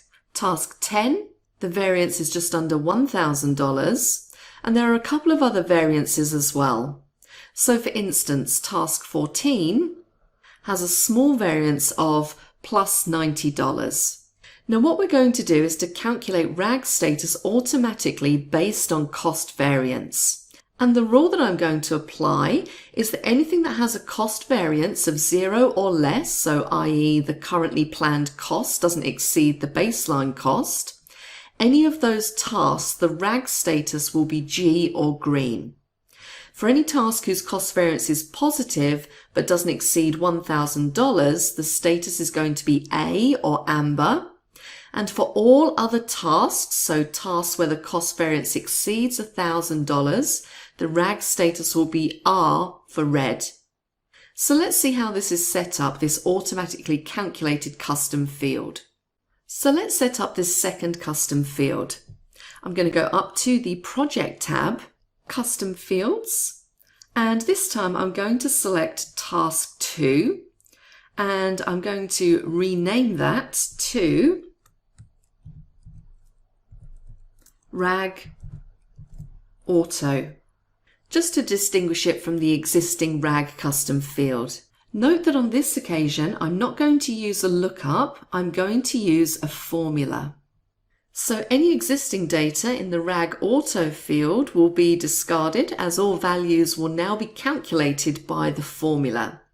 Now this is an important point. If you already had values in that field, as soon as you started to look at them, maybe try to enter values for your new field, you'd see them there and you'd be aware that there was maybe a conflict. But with a custom field whose value is calculated using a formula, you can easily overwrite existing values in the field, in this case, the text2 field, without realizing that that's what you're doing. So this is a little bit of a warning. If there's anything in text2 already, it's going to be overwritten by the values generated by the use of the formula. Now, I don't have anything I need in text2, so I can proceed with entering in my formula into the dialog box. So this dialog works in pretty much the same way that Microsoft expression builders and formula builders generally work. You have a set of buttons that let you do things like mathematical functions. You can also do text functions, and you have various kinds of brackets, inequalities, logical operators, and so on. You also have access to all of the fields that are available for a given task in this case, and then you have a whole host of functions. Now I'm going to do this job in a couple of stages, and the first stage I'm going to do is to say, let me identify the G's. What would identify a status of G? Well, a status of G would be identified by a cost variance which is 0 or negative. So I need to do an element of testing something or comparing something. So let's click on the function button and look down at the categories of functions. Now the sort of function that I need to begin with comes in the category general, and it's an if function. Now the way this if works is I specify an expression. If the expression is true, I do whatever it says in the true part. If it's false, I do whatever it says in the false part. Now the expression I need is a comparison between the cost variance and 0. So what I need to do is, if the cost variance is less than or equal to 0, I want the value of RAG Auto to be green, G. Otherwise, I want it to be either A or R. Now I'm going to deal with the either A or R part in the second stage of building up this formula. So I'm just going to deal with the G part first. So the first thing I need is my expression. So I'm just going to delete out where it says expression. Now my expression is if. Now what's the cost variance called? Well, if I go to my field drop down and go to cost, you see I have an option in here for cost variance. So what I want to say here is if the cost variance is greater than 0, what do I want to do if that's true? Well, if it's true, it's going to be R or A. Now I still need to do that part, so I want to come back to that later. So for the time being, I'm just going to put in here an X. But if it's false, I want rag status auto to be G. And that's it. That's not a particularly complicated formula. If the cost variance is greater than 0, make rag auto X. If it's not greater than 0, make rag auto G. Now when I click on OK, the formula is checked for correct syntax, and the syntax must be correct. You'll often get another warning there reminding you that anything that's currently in the text2 field will be overwritten once you implement this formula. Now let me look down at the other options in the custom fields dialog. Do I want to worry about task and group summary rows at the moment? No, not really. Assignment rows? No. What about values to display? Well, I'm going to put that onto data for the moment. And let's click on OK. Now, of course, in my table, I'm not currently showing rag auto status. So let's insert a column, which we should be used to doing by now. And let's scroll down and select our rag auto. And as you'll see, for any of the fields where the cost variance is positive, we're getting an X. They're the ones we really need now to sort out. But for the others where the cost variance is 0 or negative, we're getting a G. So the first version of the formula is working.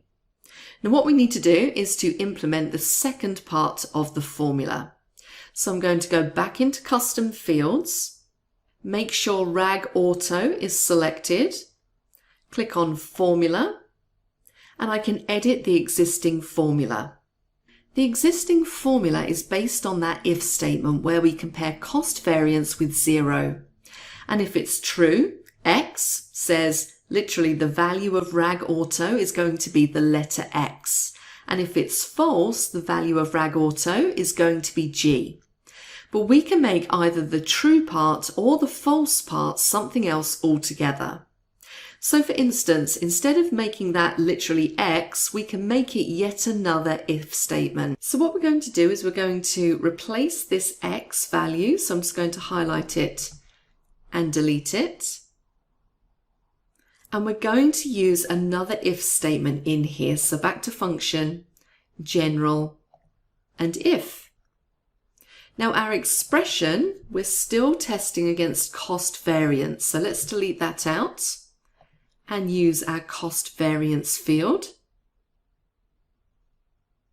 And our test this time is if it's greater than 1,000. If that's true, the result's going to be R. And if it's false, the result will be A. And click on OK to accept that. And I can see that the syntax has been accepted. And let's click on OK.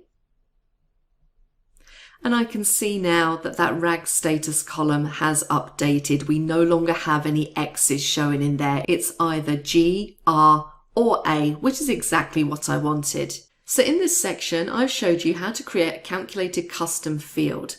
I've got a couple of other things to tell you about these calculations, and we're going to take a quick look at graphical indicators in the next section. And then I'm going to set you another exercise. So please join me for that.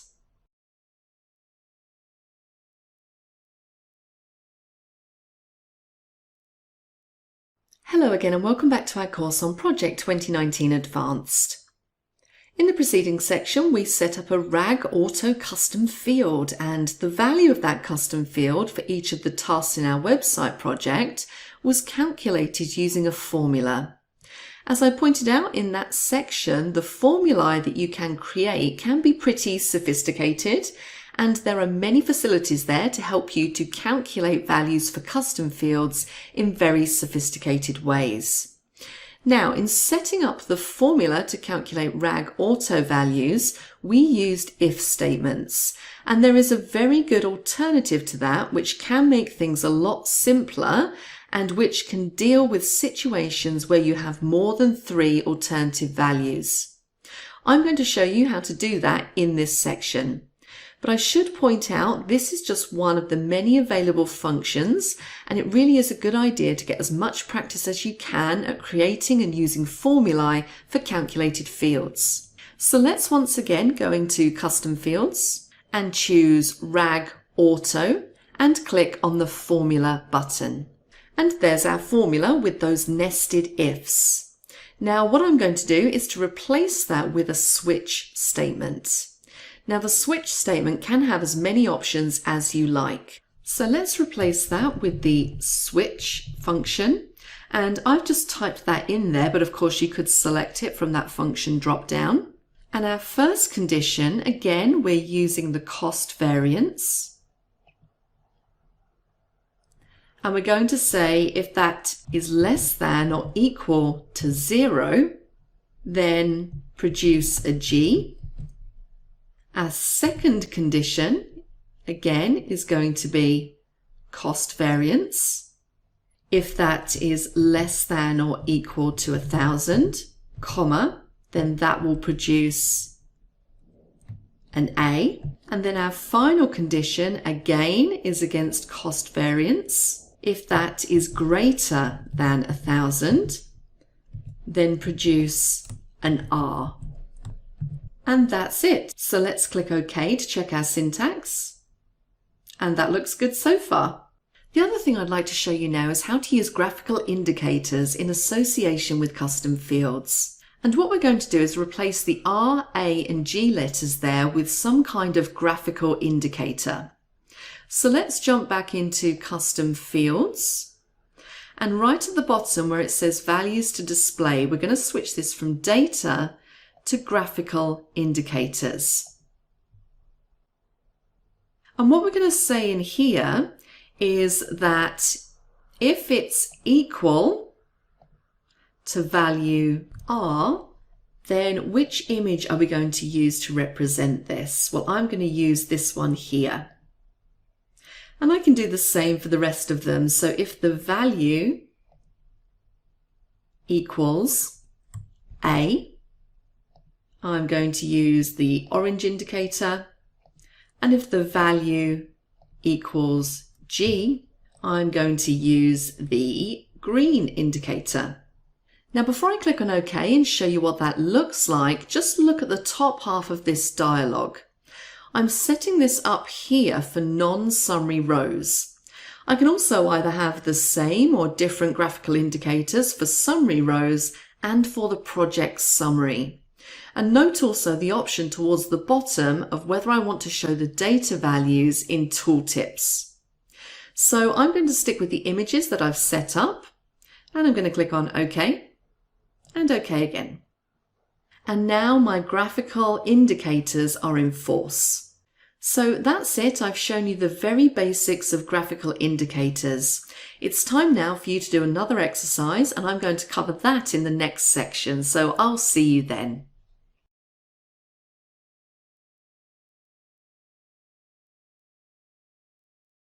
Hello again and welcome back to our course on Project 2019 Advanced.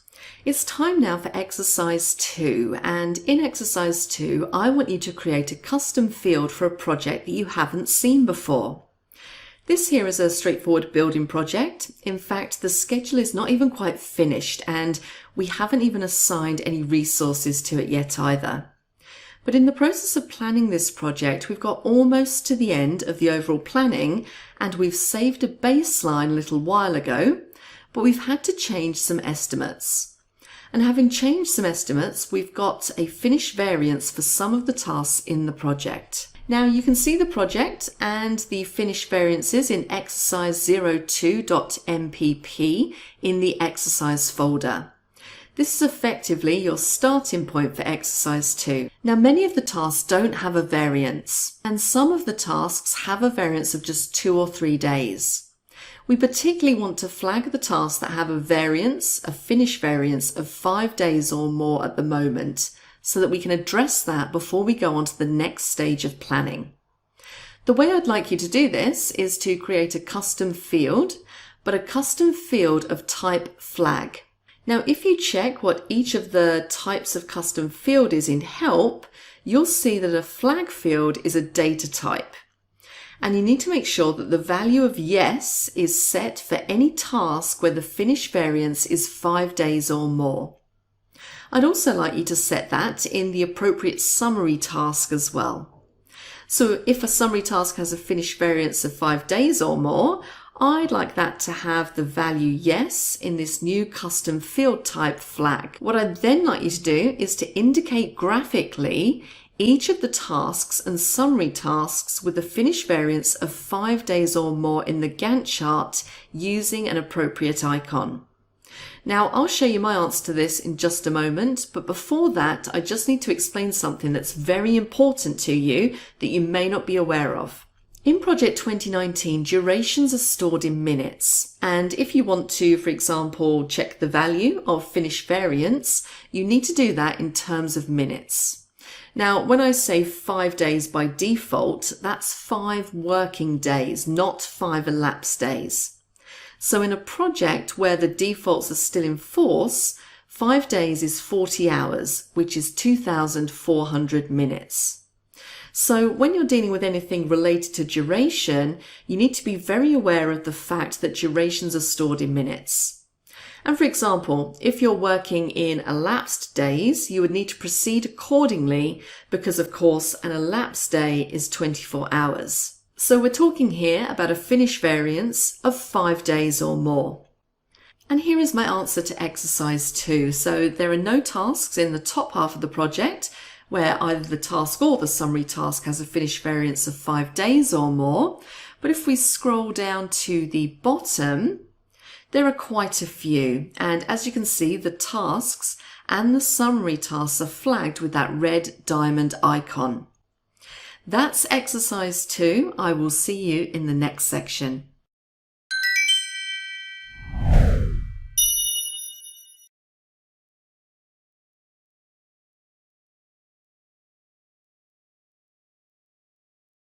Hello again and welcome back to our course on Project 2019 Advanced. In this section, we're going to start to look at outline numbering and WBS codes. Now, you may not have come across these before, so I'm going to start by explaining outline numbering. For this section and the next one, I'm going to use this house build project, and there's not a lot of detail in it at the moment, but there is enough for our purposes in terms of outline numbering. Now, something like building a house is a pretty structured kind of project and will very often have a similar structure to other house build projects. Now, behind the scenes, Project 2019 maintains a set of outline numbers for you. And what I want to do, first of all, is to show you the outline numbers for this particular project. So I'm going to insert a column here to the left of the start column. So I'm going to right click and select insert column. And this one, we're going to look for outline numbering. And remember again, everything is in alphabetical order in this list. So there it is, outline number. And the outline numbers that are assigned to the tasks follow the same structure of the tasks themselves. So for instance, here we have summary tasks site, base, lockup, and their outline numbers are 1, 2, 3. And within each of those summary tasks, the next level of task has a dot and then the second part of the outline number. So for example, clear site is 1.1. Set out is 1.2 and so on. So the good news about all of this is that Project 2019 does all the work on maintaining those numbers for you. And for example, if I was to add another subtask underneath clear site, that would take on the numbering format 1.1.2 and so on. So Project 2019 pretty much handles all of this for us, which is great. But you might be thinking, well, what is the point of these outline numbers? Well, they're used to be able to uniquely identify a task within a schedule. And the kind of purpose you may put that to is, for example, if you want to relate materials to a particular task. So if you were to say ordering some steel to use for the structural steel frame here, task ID 21, which has an outline number of 4.3, when you ordered the steel, in order to make sure that people knew which particular project and task the steel was for, then you might provide the name of the project and the outline number of the specific task that the steel was to be used for. So it's kind of a way of not only identifying tasks in the project, but also to adding some structure to that identification. Now, on the face of it, that sounds like a pretty good idea, but in practice, the use of these outline numbers is a little bit fraught with problems.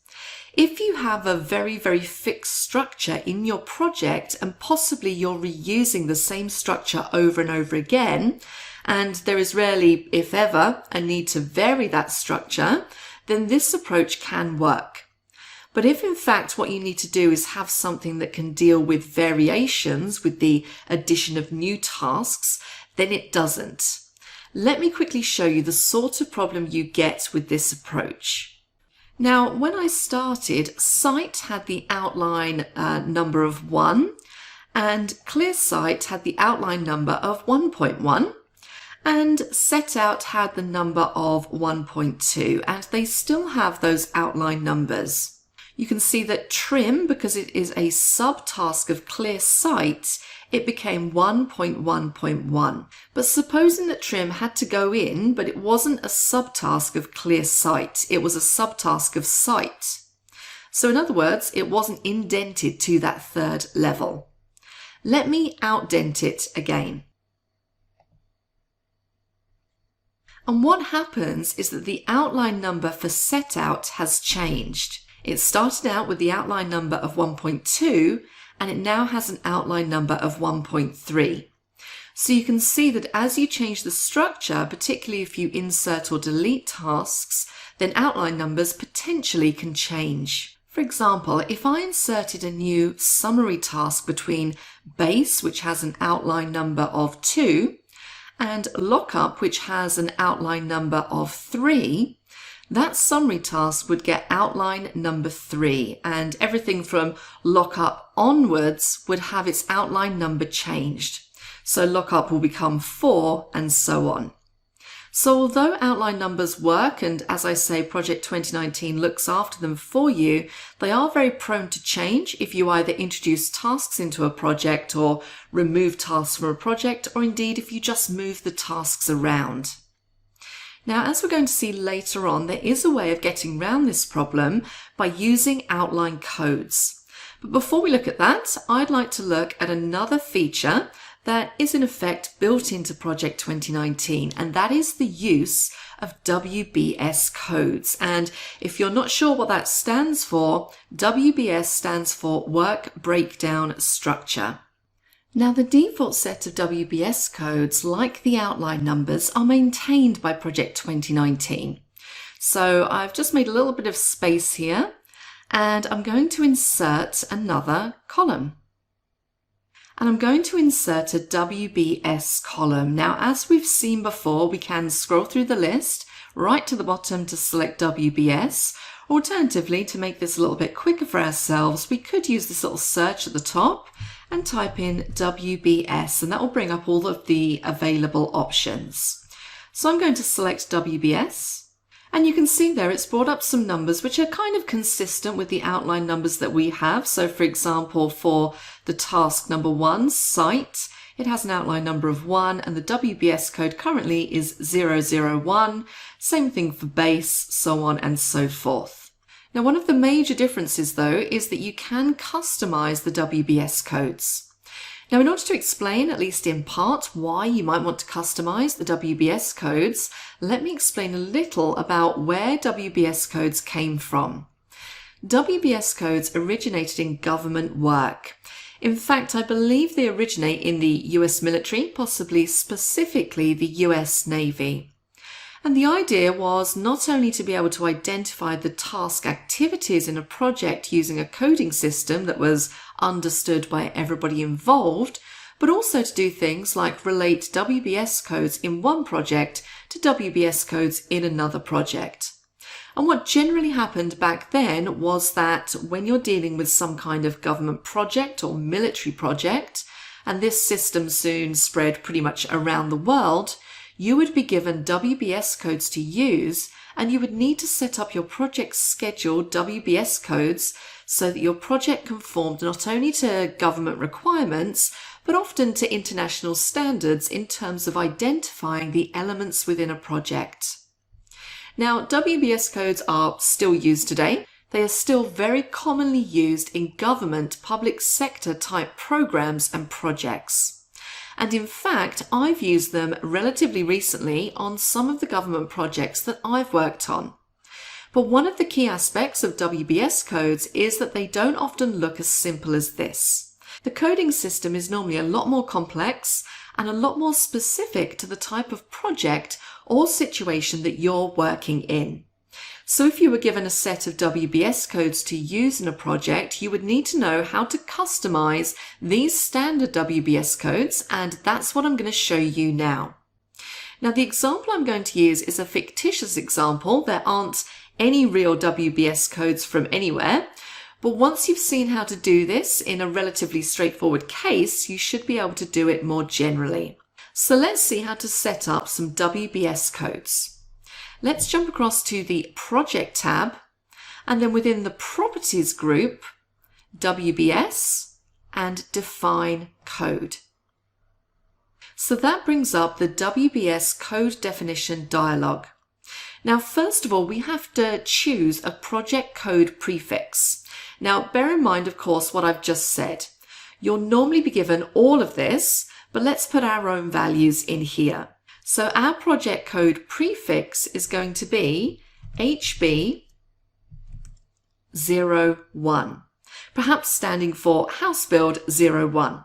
And then what we do is we decide how many levels of code we need. Now I'm going to have 3 levels of code.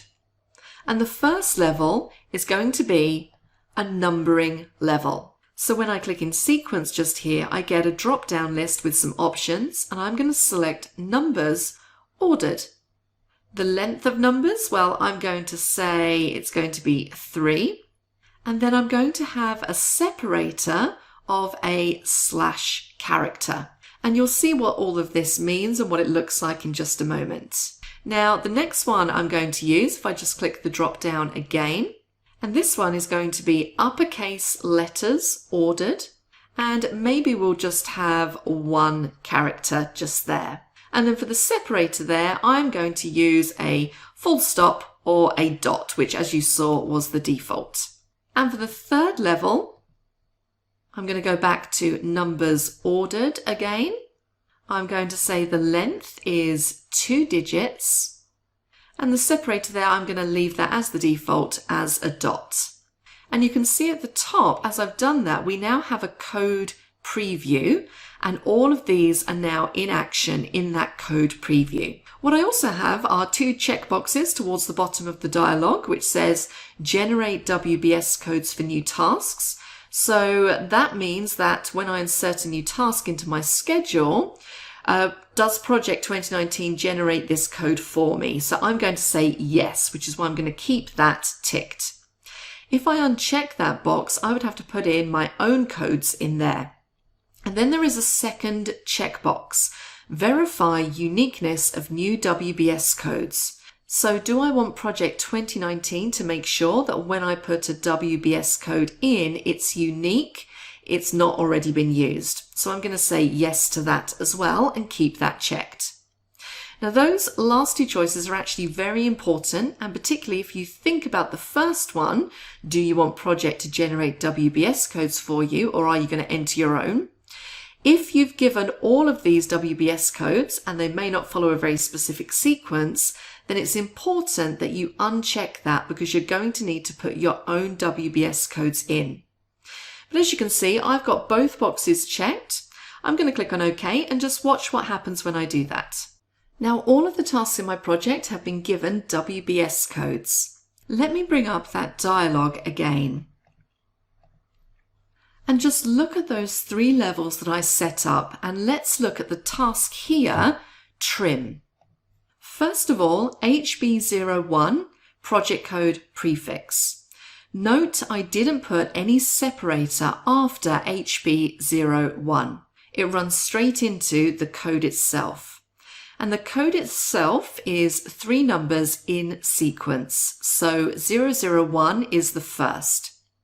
The separator is a slash. Then it's a single uppercase letter. So in this case, A, then a full stop, and then an ordered number 01. So that's 2 numeric digits or number length 2. Now, although I specified a separator at the 3rd level because there was no 4th level component for this particular WBS code, because it's only going down to the 3rd level, then I'm getting that separator at the end.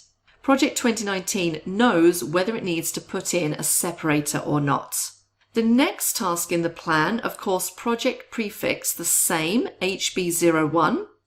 The first outline level is the same, so I get 001 again, slash again, but the second level is different, so the letter is B.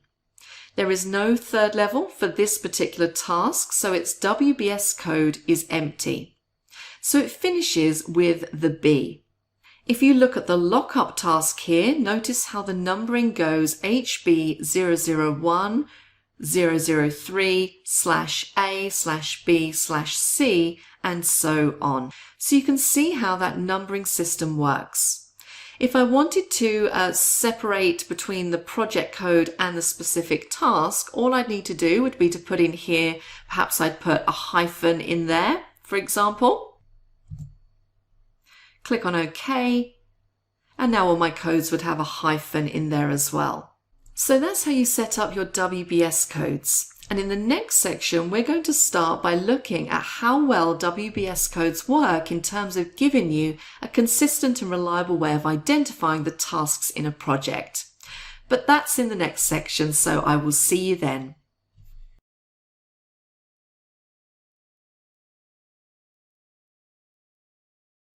Hello again and welcome back to our course on Project 2019 Advanced. In the preceding section, we took a look at outline numbering and WBS codes, and I pointed out some of the problems with outline numbering in terms of producing a consistent and reliable way of identifying the tasks in a project and the structure of those tasks. We then created custom WBS codes, and I said the first thing we're going to do in this section is to take a look at whether the problems we encounter with outline numbers are the same with WBS codes. Well, what you're going to discover is that you still have problems, but they're at least in part slightly different problems. Now, in just a moment, I'm going to demonstrate the sort of thing that happens, but before I do, an important point to bear in mind. There is a fundamental difference between a situation where you are given codes to use and they need to be assigned to the tasks in a project in such a way that those codes never change, and the procedure whereby the tasks in a project are outline numbered in some way and that the numbering is updated as you update the structure and contents of the project. So at different times you may want either of those behaviours. Do you want your codes to be absolutely fixed once they're applied? Or do you want your codes to be flexible and adaptable as the content and structure of a project changes?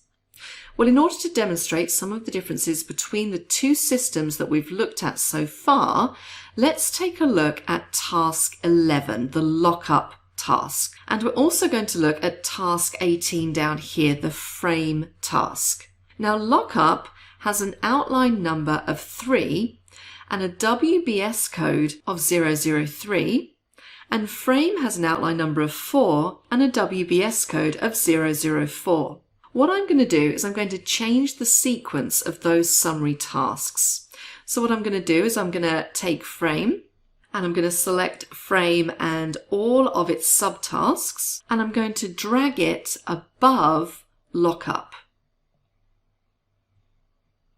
Now notice that the frame is no longer outline number 4, it's outline number 3. And its subtasks are accordingly renumbered, and of course lockup has the corresponding switch the other way. So it's now numbered as 4 and the tasks are renumbered corresponding to number 4. So the outline numbering in my project has stayed consistent. Pretty consistent. But look at the WBS codes. The WBS codes have in effect done exactly the opposite. It appears that the WBS codes have actually travelled with the moving summary task. So as far as WBS is concerned, frame is still 004 and lockup is 003. Now that actually seems to be quite encouraging, but there are certain things to be wary of, because supposing I now make the move the other way. So let me select frame again and drag it back to where it was before. Now when I drag it back to where it was before, the first problem is that by default, of course, when I, in this case, cut and paste, or if you drag it, it will assume the indentation level of the task above. So the frame task is now indented. And what I need to do is I need to go back to my task ribbon and I need to outdent that again. And you can see it's now got back to the top level and my outline numbering is 4, 4.1, so on and so forth. So everything is okay as far as the outline numbering is concerned.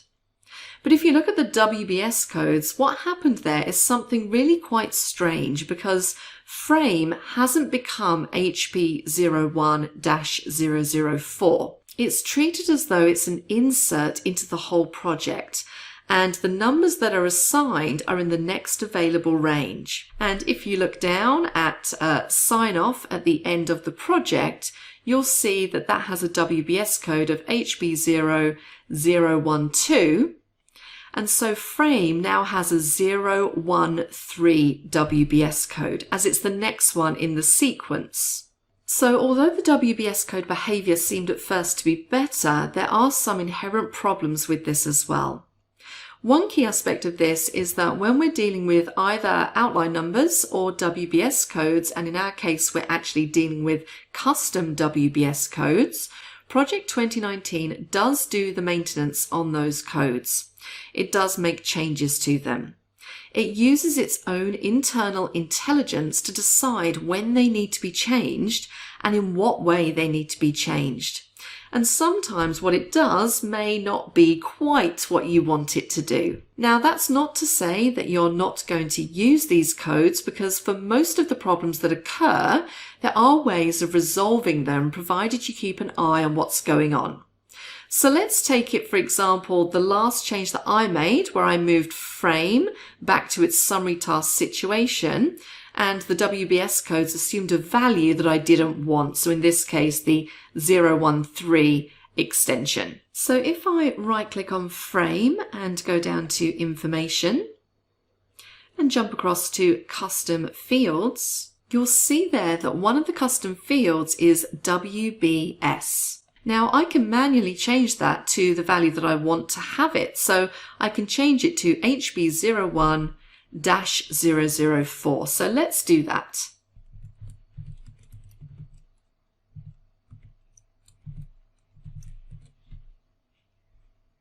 And click on OK. And you can see now that the summary task and its subtasks have been corrected back to the values that I actually want. So in a situation where basically my WBS codes are okay, but I may have the odd change to make, the odd addition to make, and so on, I can normally make WBS codes, and specifically custom WBS codes, work. So it's not a case that they can't work. It's a case that A, you need to make sure that you've done as much preparation as possible before you apply and customize them.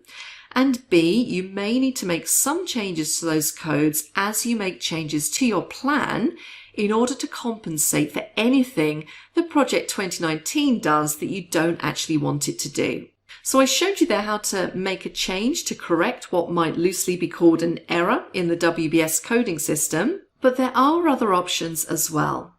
So if, for example, you've got a situation where you've got a number here that you didn't want, like 013, so let me for a moment just undo to put those frame tasks back to 013. So I don't like the way this is currently looking. I want it all to be in sequence.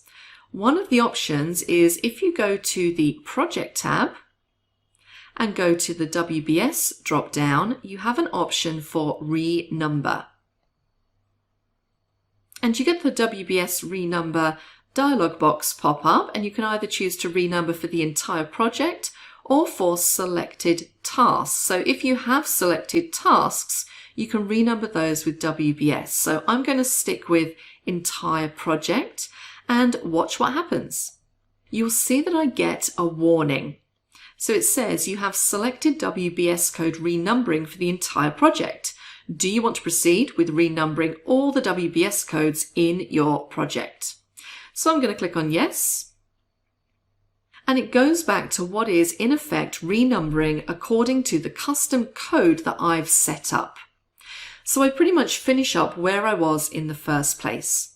But if you have that option, then the renumber either of the whole project or of selected tasks can often give you a usable set of WBS codes again as well. However, going back to the point that I've made a couple of times already now, sometimes you just need codes that are fixed. And in this case, you need to use the codes that Project 2019 doesn't set.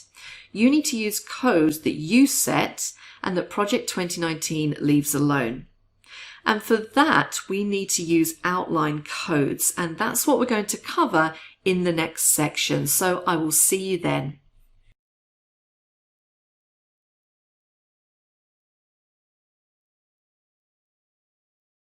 Hello again, and welcome back to our course on Project 2019 Advanced.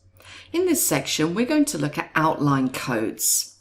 Now, so far, when we've been talking about the structure of a project, I've generally been talking about the structure of the tasks in the project.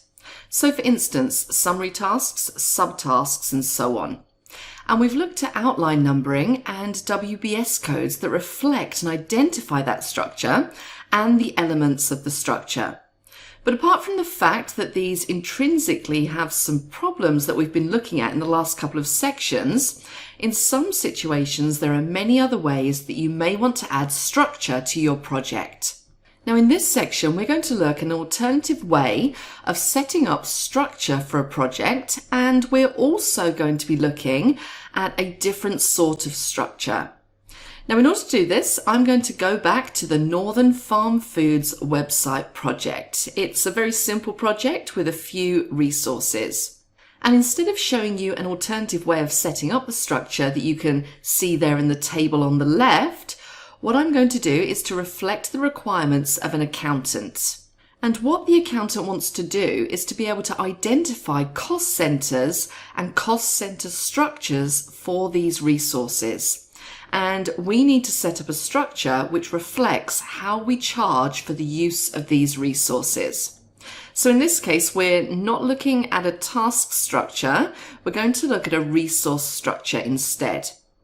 So let's take a look at the resource sheet, and I'll explain to you more fully what we need to do in this case. Now, what the project accountant has told us is that we need to identify internal resources against external resources. And then we need to identify which of the internal resources are chargeable and not chargeable. And we need to do the same for external resources. So we're going to set up a very simple structure, and we're going to use this structure in order to clarify the charging within the project. Now, I appreciate that in reality, you may well often have a much more complex situation than this, but this one will serve to demonstrate the use of outline codes pretty well. So let's look at the resource sheet. There are many resources. So in the case of Northern Foods, the first resource is the client. And let's look at the sort of things that they're doing on the project. So I'm going to click on resource usage. And I can see that Northern Farm Foods are assisting with the requirements definition, of course. and we would expect that as the client. They are contributing on the analysis and design, and they're also doing some testing. Now, as the client, we don't have to pay them for what they're doing. Their contribution is overall part of the commercial arrangement we have with the client. Now, if I look at this resource here, Adam Lacey, he's a member of staff and he's paid by salary. And for salaried staff working in their normal areas of activity, the department for which that person works would not charge for their time. So basically, Adam, as with several other members of staff, will be allocated to work on a project. And although we'd obviously need to keep track of his work, know what his work commitments were and so on, his time isn't actually charged to the project. Let's move to the next one. So Jane Hill. She's working on analysis and design in exactly the same situation. However, Christian Waters is a member of staff who works for a quality team, and he's actually helping to write some test scripts. And within our quality team, the time that they work on a project is chargeable. So although Christian Waters is an internal resource, his time is chargeable. Now, that gives you some idea of the sort of situation we're dealing with, and I'll go through all of these when we come to allocate the outline codes. But first of all, we need to set up the outline code structure. So on this occasion, we're going to be setting up a custom field for a resource. So we're going to go up to the Project tab and down to Custom Fields. And Resource is going to be our option. And then from the drop down, we're going to select Outline Code. Now we're going to choose Outline Code 1, and I'm going to rename it. And the new name is going to be Charge Code, and click on OK. And you can see now that Resource Outline Code 1 is now called Charge Code. Now notice that in this case, most of the options in the Custom Fields dialog are grayed out. The most notable exception is the one we're going to use, which is the lookup option. Now, you cannot use a formula from an outline code, but you can use a lookup. So we're going to click on Lookup, and that allows us to specify the values that are available for the new custom field Charge Code. Now, first of all, we have the option of adding a code mask. And in the case of these charge codes, it's a very simple code mask. So we start with code mask, and we're going to say edit mask. And there are two levels to the charge code. The first level comprises 3 characters, and then we have a dot separator. And then the second level, so we'll select characters again, also uses characters that comprise of 3 characters with a dot separator. So once we've done that, we can click on OK. So there we have our mask in place, and you can see it's just 3 asterisks dot 3 asterisks as defined in our mask. So let's put in the first value, and this is going to be int, and that's for internal resource. The next level we have, I'm going to say CHG, and that's our abbreviation for chargeable. And then the next level we have NCG, and that's our abbreviation for non-chargeable. And then we have EXT, and that's the abbreviation for external resource. And for external, I'm also going to have the same. So we're going to have chargeable and also non-chargeable.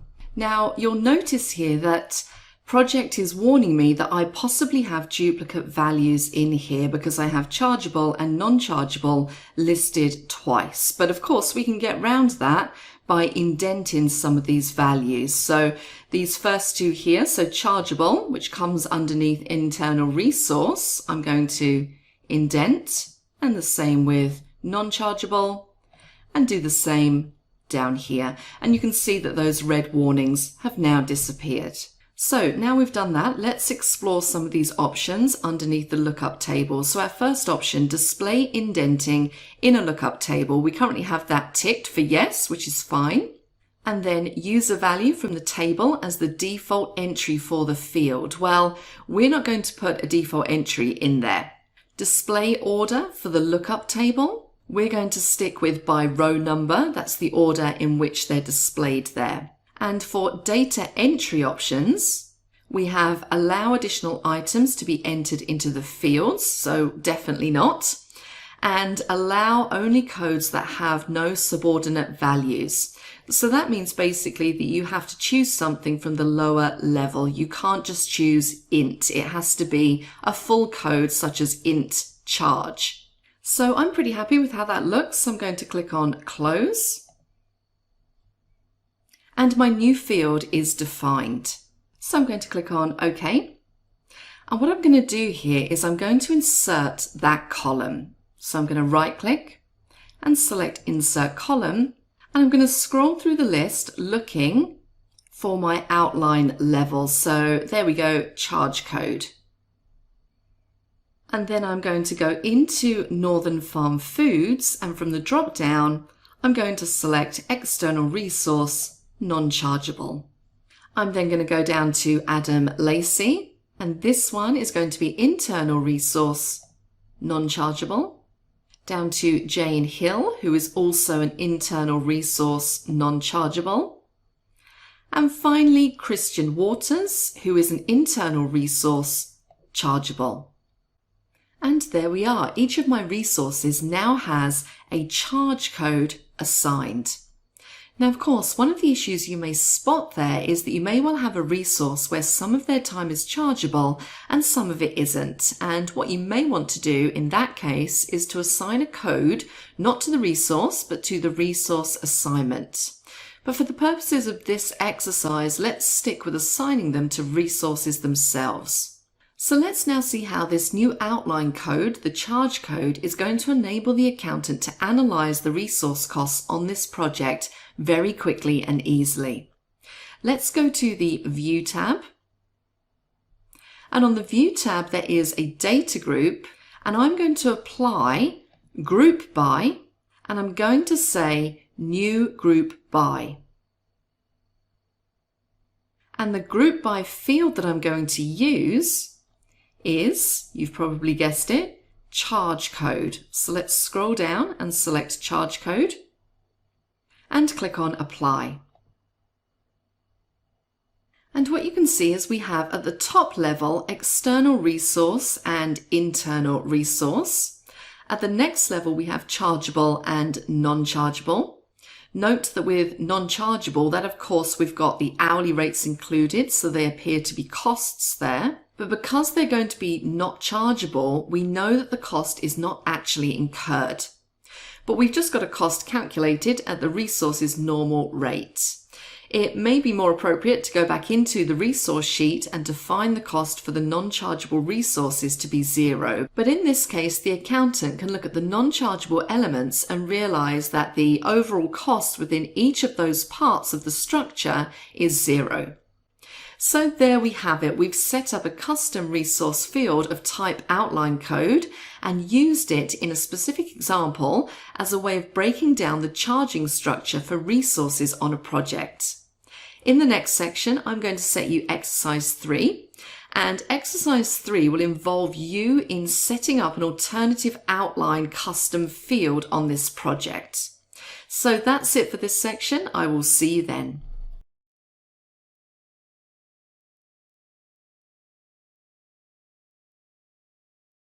Hello again and welcome back to our course on Project 2019 Advanced. In this section, I'm going to set you exercise 3. And in exercise 3, it's going to be based on the web development project that we've been looking at. I've updated it, and the starting point for exercise 3 is in the exercise folder, and it's called exercise_03.mpp.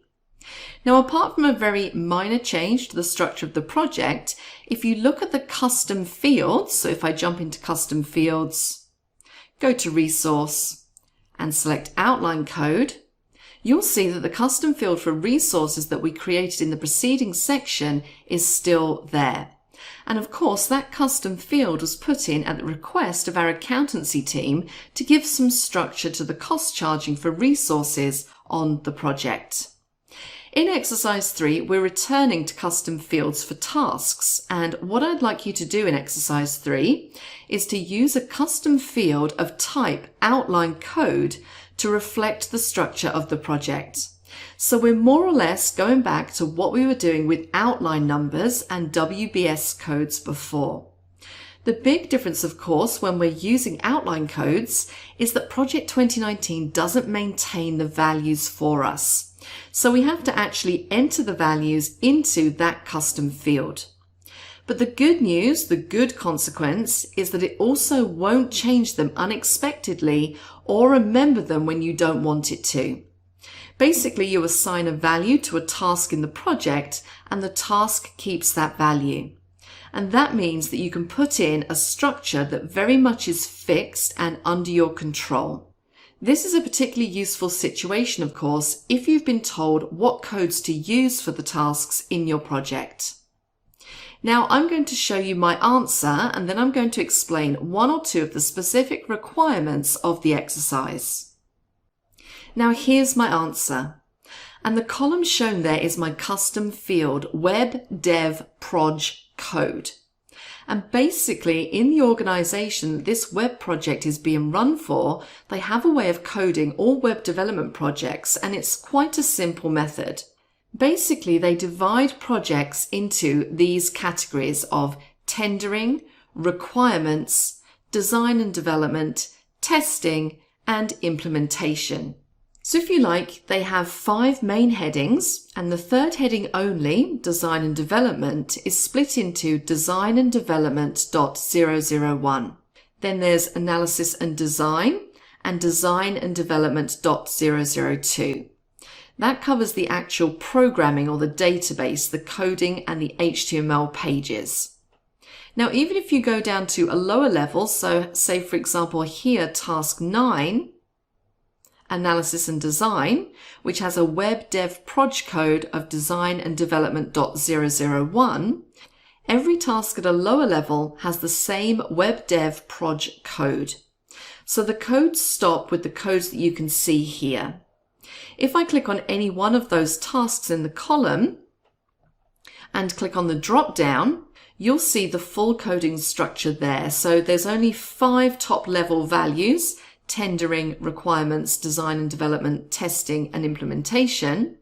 And the third one is divided into 2 parts. That is all we require when we're structuring our project. And in the case of testing, for example, you had dozens and dozens of subtasks under the testing summary task. Each of them would still only get that web dev proj code of testing. You'll quite often see coding systems that only go down a relatively short way into the structure of, in this case, tasks, possibly in the case of resources as well. So that's exercise 3. My answer is exercise_03_answer, and it's in the usual place. That's it for this section. I will see you in the next one.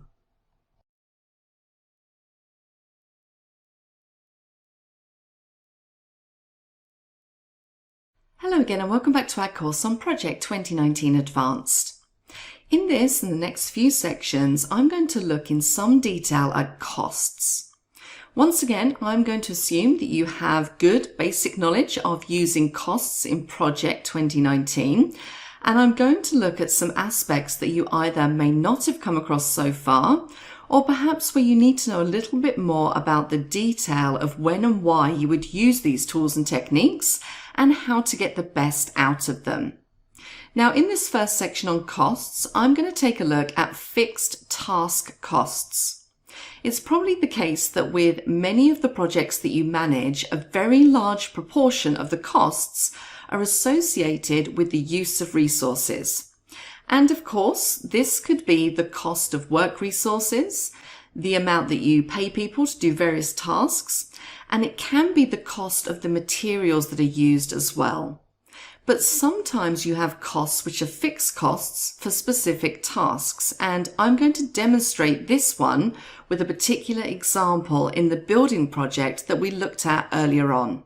Now, in that building project, under the summary task services, there was a task connect to services, and you can see it there, task number 32. And very often with this kind of task, or perhaps with a task associated with a legal cost or a regulatory cost, there is a fixed part to the cost. So, for example, in the case of a house build, there may be costs associated with connecting the house supplies to the services that are provided locally. So, for instance, connecting to the water supply or connecting to the electricity supply. Now, in this particular case, I'm going to assume that in this locale, the fixed cost of connecting to services is $295 US. This isn't a cost for resources, this isn't a cost for people working on it, and it isn't a cost for material. It's a cost associated with the specific task of connecting to services. Now, the way that you would enter a cost like this is via the cost table. So what I'm going to do now is to switch from the entry table to the cost table. And let's start by having a look at what's in the cost table. By default, the cost table contains a fixed cost column, a fixed accrual column. They're the ones that we're going to use now. And then you have a total cost, baseline cost, variance, actual, and remaining, which is just hidden behind our Gantt charts. And I'm going to talk about some of these other costs as we go through the next section. But in this particular case, the fixed cost for connecting to services, we'll just put it in here as $295. Now, we also have the question of how this cost is accrued, and I'm actually going to look at cost accrual in the next section. But for the moment, I'm going to record this cost as being accrued at the start, which is what I have as my default option just there. Now, notice that this task now has a total cost of $295. And the baseline cost, as we haven't saved a baseline here, is $0. So at the moment, we have a variance of $295, and the remaining cost to incur is also $295. Now, if you have assigned a fixed cost to a task, you still need to assign other costs. So if, for example, a member of my team had to spend time here or a few hours getting involved in connecting to services, that can still be added to the cost of this task. So this is a fixed cost, often paid to an external party, and often, as I say, associated with things like standard charges, legal costs, regulatory costs, and so on. Now I switch to the website project here, and you'll see that one of the tasks in the website project has a fixed cost of $2,000. It's only possible to record one fixed cost against a task. But if you actually have more than one fixed cost to apply, what you would normally do is to add those costs together to give a total and put the total in the fixed cost column there. And then it's always a good idea to put in a note explaining that fixed cost. So if I go into this particular task here, so task 2, by double clicking, and jumping across to that Notes tab, I could put an explanation into here explaining that fixed cost. And in this case, it says it's being provided by Trevor in the Contracts Department and covers the preparation of ITTs, distribution and initial processing of responses, as well as all associated discussions and costs. So if you had more than one fixed cost, you could list them there and explain what each cost was and where you got that figure from. Now, with fixed task costs, there's one other special case that can sometimes occur. Let's suppose that you are getting external consultancy on something from an expert. And let's suppose, for example, in the case of this tendering process contract task, we also need to appoint a consultant to help us with that. And the consultant doesn't charge on an hourly basis, but charges a fixed cost for their services. Now, what you can do in this situation is to set the work resource up for the consultant on the basis that their standard rate is 0, but there is a cost per use. So let me jump across into the resource sheet, and I'm going to add a new resource. So their standard rate is going to be $0 per hour, but the cost per use is, say, $400. So that is the consultant's fixed cost for providing consultancy on a contract. Now in this case, I'm going to say that this is accrued, but I'm going to say it's accrued at the end, and the rest of this I'm fairly happy with. So let's jump back to the Gantt chart. And let's assign that resource. So you should be pretty used to doing this now.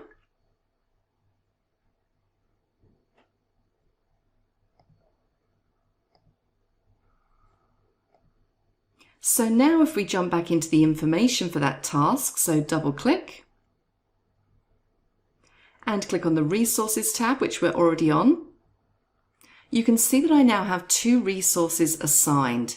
So Deborah Ashby was assigned before with a unit of 0.05 and a cost of $800.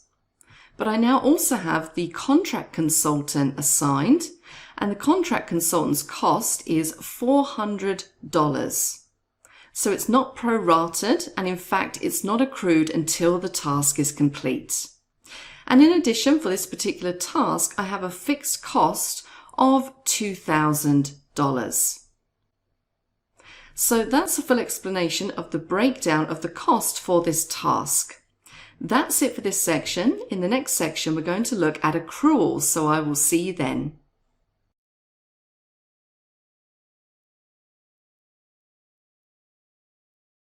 Hello again, and welcome back to our course on Project 2019 Advanced. In this section, I'm going to take a look at cost accrual. And this may well be something that you're very familiar with if you've been using Project for a while, but for some people who perhaps aren't very familiar with accounting practices, cost accrual can seem a little bit of a mystery. So what I've done in this section is to create a sort of dummy project. It's just got 5 tasks in it, and I've also created a few resources as well. The resources have different accrual methods. So resources 1 to 3 are prorated, resource 4 accrues at the start, and resource 5 accrues at the end. Now, when a cost accrues, that's basically the point in time at which the accounting function associated with the project recognizes that the cost has been incurred. And generally speaking, people recognize how cost accrual works, for example, in terms of labor costs. So you would normally prorate labor costs over the course of the task in which the labor is employed. Of course, there are always some exceptions. And with some of the less usual costs associated with a project, it's important to recognize exactly when the accrual will occur, particularly as some of the costs might be quite large figures. So it's not possible for me, or indeed anybody else, to say costs are always accrued in this way or that way. But what is important is to understand how cost accrual actually works within Project 2019. So when you enter a task or a resource, or you set up a resource assignment, it's important to understand the consequence of the accrual method that applies in that case. Now, at the moment, as you can see, I have no costs incurred at all on this project. In fact, there are no costs associated with the project at all. I haven't assigned any fixed costs or resources to it. So the first thing I'm going to do is to assign a fixed cost for task A. And the fixed cost for task A is going to be $100. And the accrual method for that is going to be at the start. Now for task B, I'm also going to have a fixed cost, and that is also going to be $100. And this one is going to be prorated. Now what I'm going to do is I'm going to go up to the Project tab, and I'm going to set a status date on this project to today. and click on OK. Now what you'll see is that task A is now in effect 20% complete, so 1/5 of the work is done. But the actual cost there, of course, is the full amount of the fixed cost, which is accrued at the start of task A. So the actual cost for task A is currently $100, and the remaining cost is $0.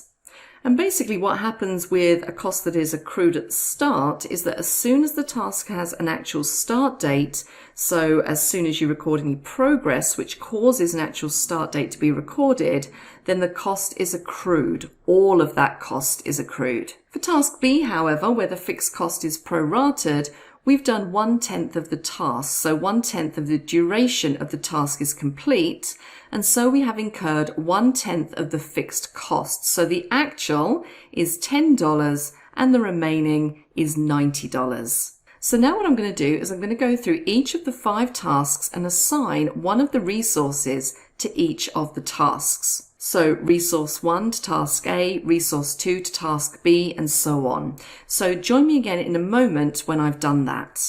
So having made those assignments, you can see the effects on the cost. For task A, for example, of course, we've incurred the whole of the fixed cost for task A, which was accrued at the start.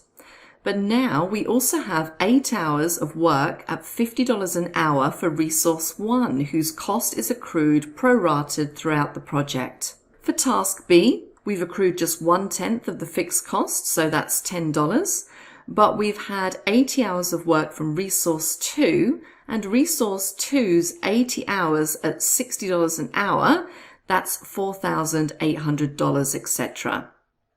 Task D, we have an actual cost of $100. Bear in mind that the resource 4 that's assigned there doesn't have an hourly rate, only has a cost per use, and that is accrued at the start.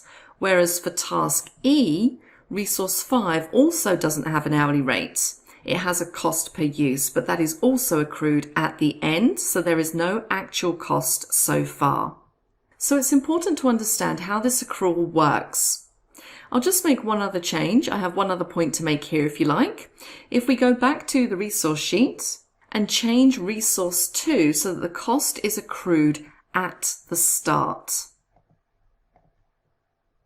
and then go back to the Gantt chart, and you'll see that the cost that's already accrued for task B is a pretty large amount. So we're talking about 80 hours at $60 an hour, so that's $4,800. And then we have $10, which is 1/10 of the fixed task cost. The fixed task cost, of course, accrued prorated. So basically, that's how accrual works. But let me just finish this section by referring you to the project options. So let's go to File, Options, and go to the Schedule page.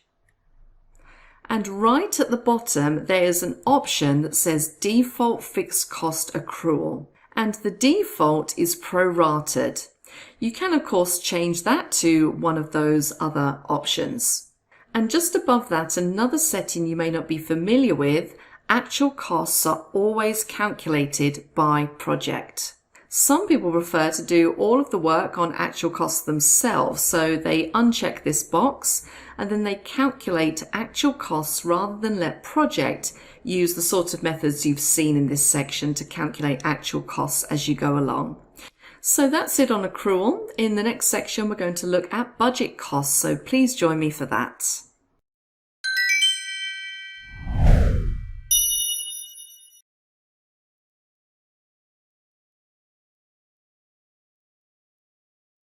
Hello again and welcome back to our course on Project 2019 Advanced. In this section, we're going to look at budget costs.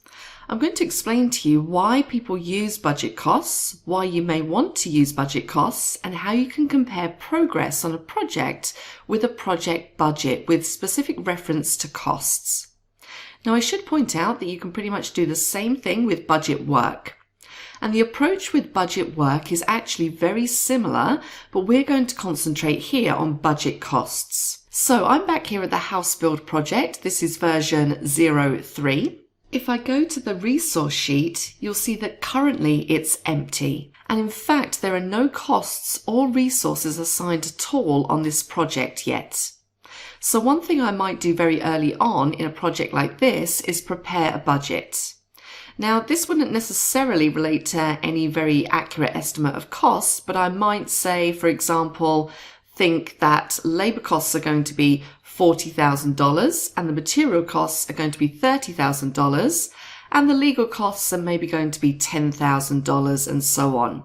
So I might come up with some budget figures. And then during the course of the project, I'm going to want to see how the project is progressing against my budget. Now, rather than do all of those, all I'm going to do is take one element and show you how you might deal with one element, and then other elements will be dealt with in an equivalent way. Now, one thing I must make very clear at this point is that you shouldn't confuse budget costs with baseline cost. A baseline is a saved copy of a detailed schedule at a point in time. In fact, it can be a detailed or perhaps not very detailed schedule, but it's a copy of the schedule which will include details of start dates, end dates, costs, etc., whatever has been added at that point. Budget costs are assigned at the project level. And although we can compare the budget cost with our actual costs in whatever categories we've set up, it's not the same as comparing progress, actuals with a baseline. So let's use as our example the budget cost for services. And by services, we mean things like connecting the house to main services and getting an inspection by a local builder.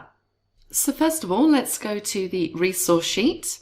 And we're going to set up a resource called service costs. So in the resource name, let's type service costs. The type is going to be cost. The initials I'm going to say are serve costs. And we're also going to create a group called service costs group. And I'll explain the use of the group in just a moment. Now I'm going to open up that resource by double clicking. And I'm going to check the budget box. So I'm just here on that general tab. And let's select budget and click on OK. And now what I'm going to do is to assign it to the whole project. Now, when I assign a budget cost, it must be assigned to the project's summary task. You can only assign it to the whole project, and you do that by assigning it to the project's summary task. You can't specify the units, you can't specify the cost, you can only assign it. However, once you have assigned it, you can then specify the cost in one of a number of ways. One way of doing it is we've currently got the Gantt chart view, and let's make sure we're in task usage view, which we are. And you can see here the service costs.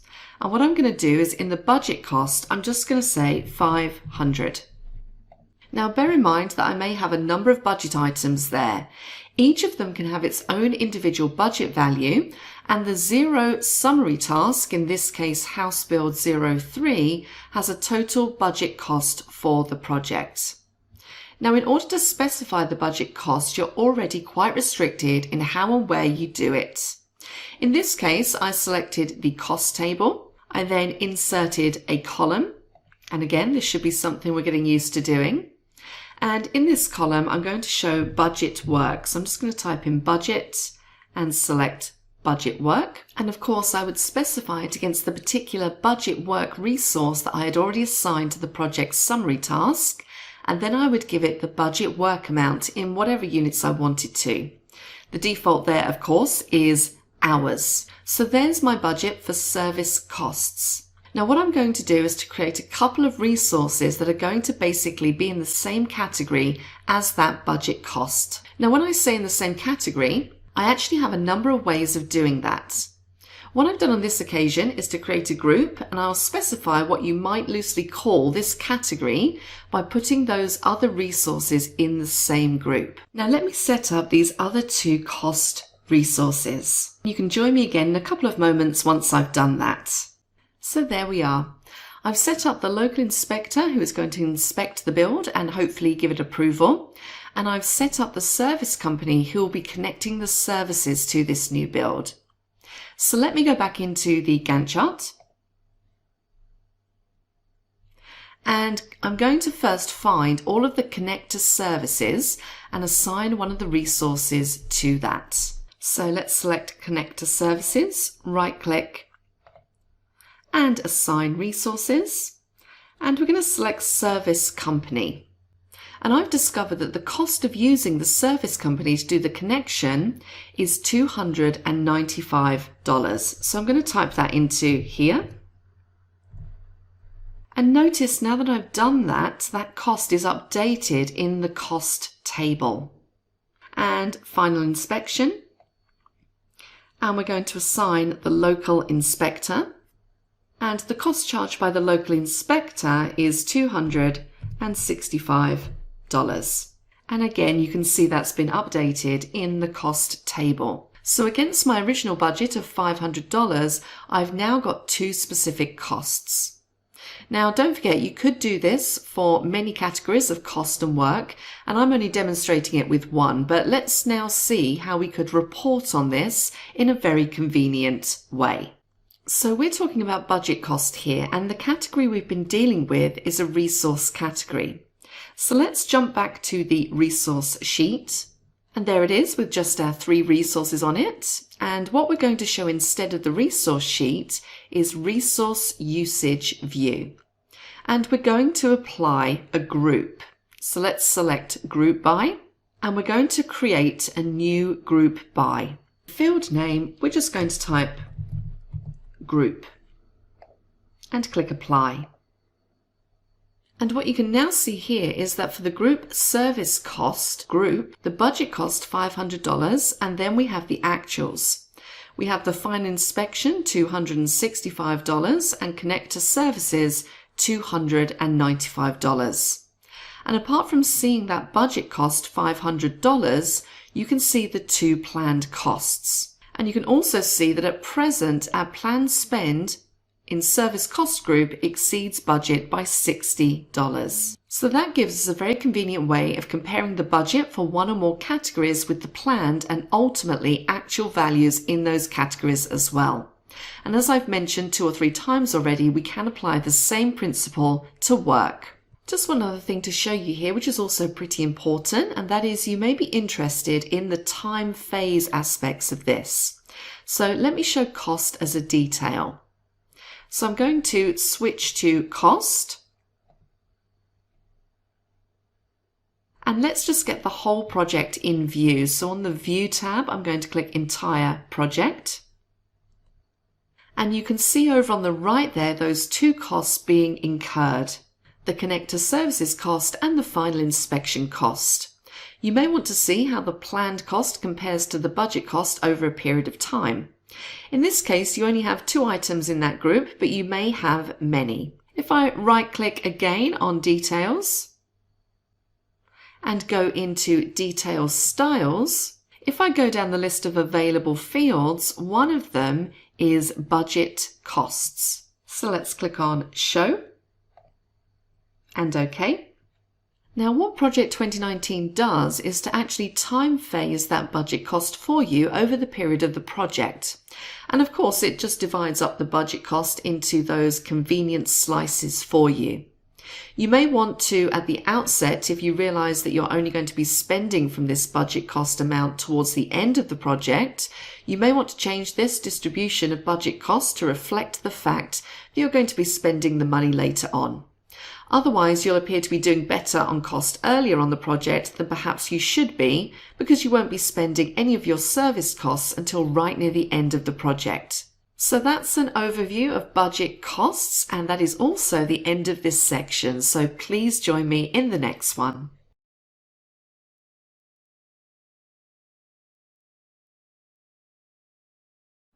Hello again, and welcome back to our course on Project 2019 Advanced.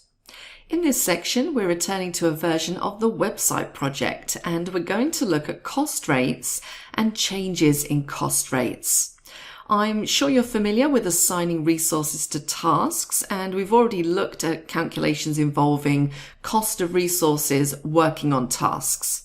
But sometimes when you assign a resource to a task, there may be the added complication that the rates that you pay for that resource will depend on the particular task that that resource is being assigned to. So let's jump across to the resource sheet. And this is the resource sheet for version 05 of the website project.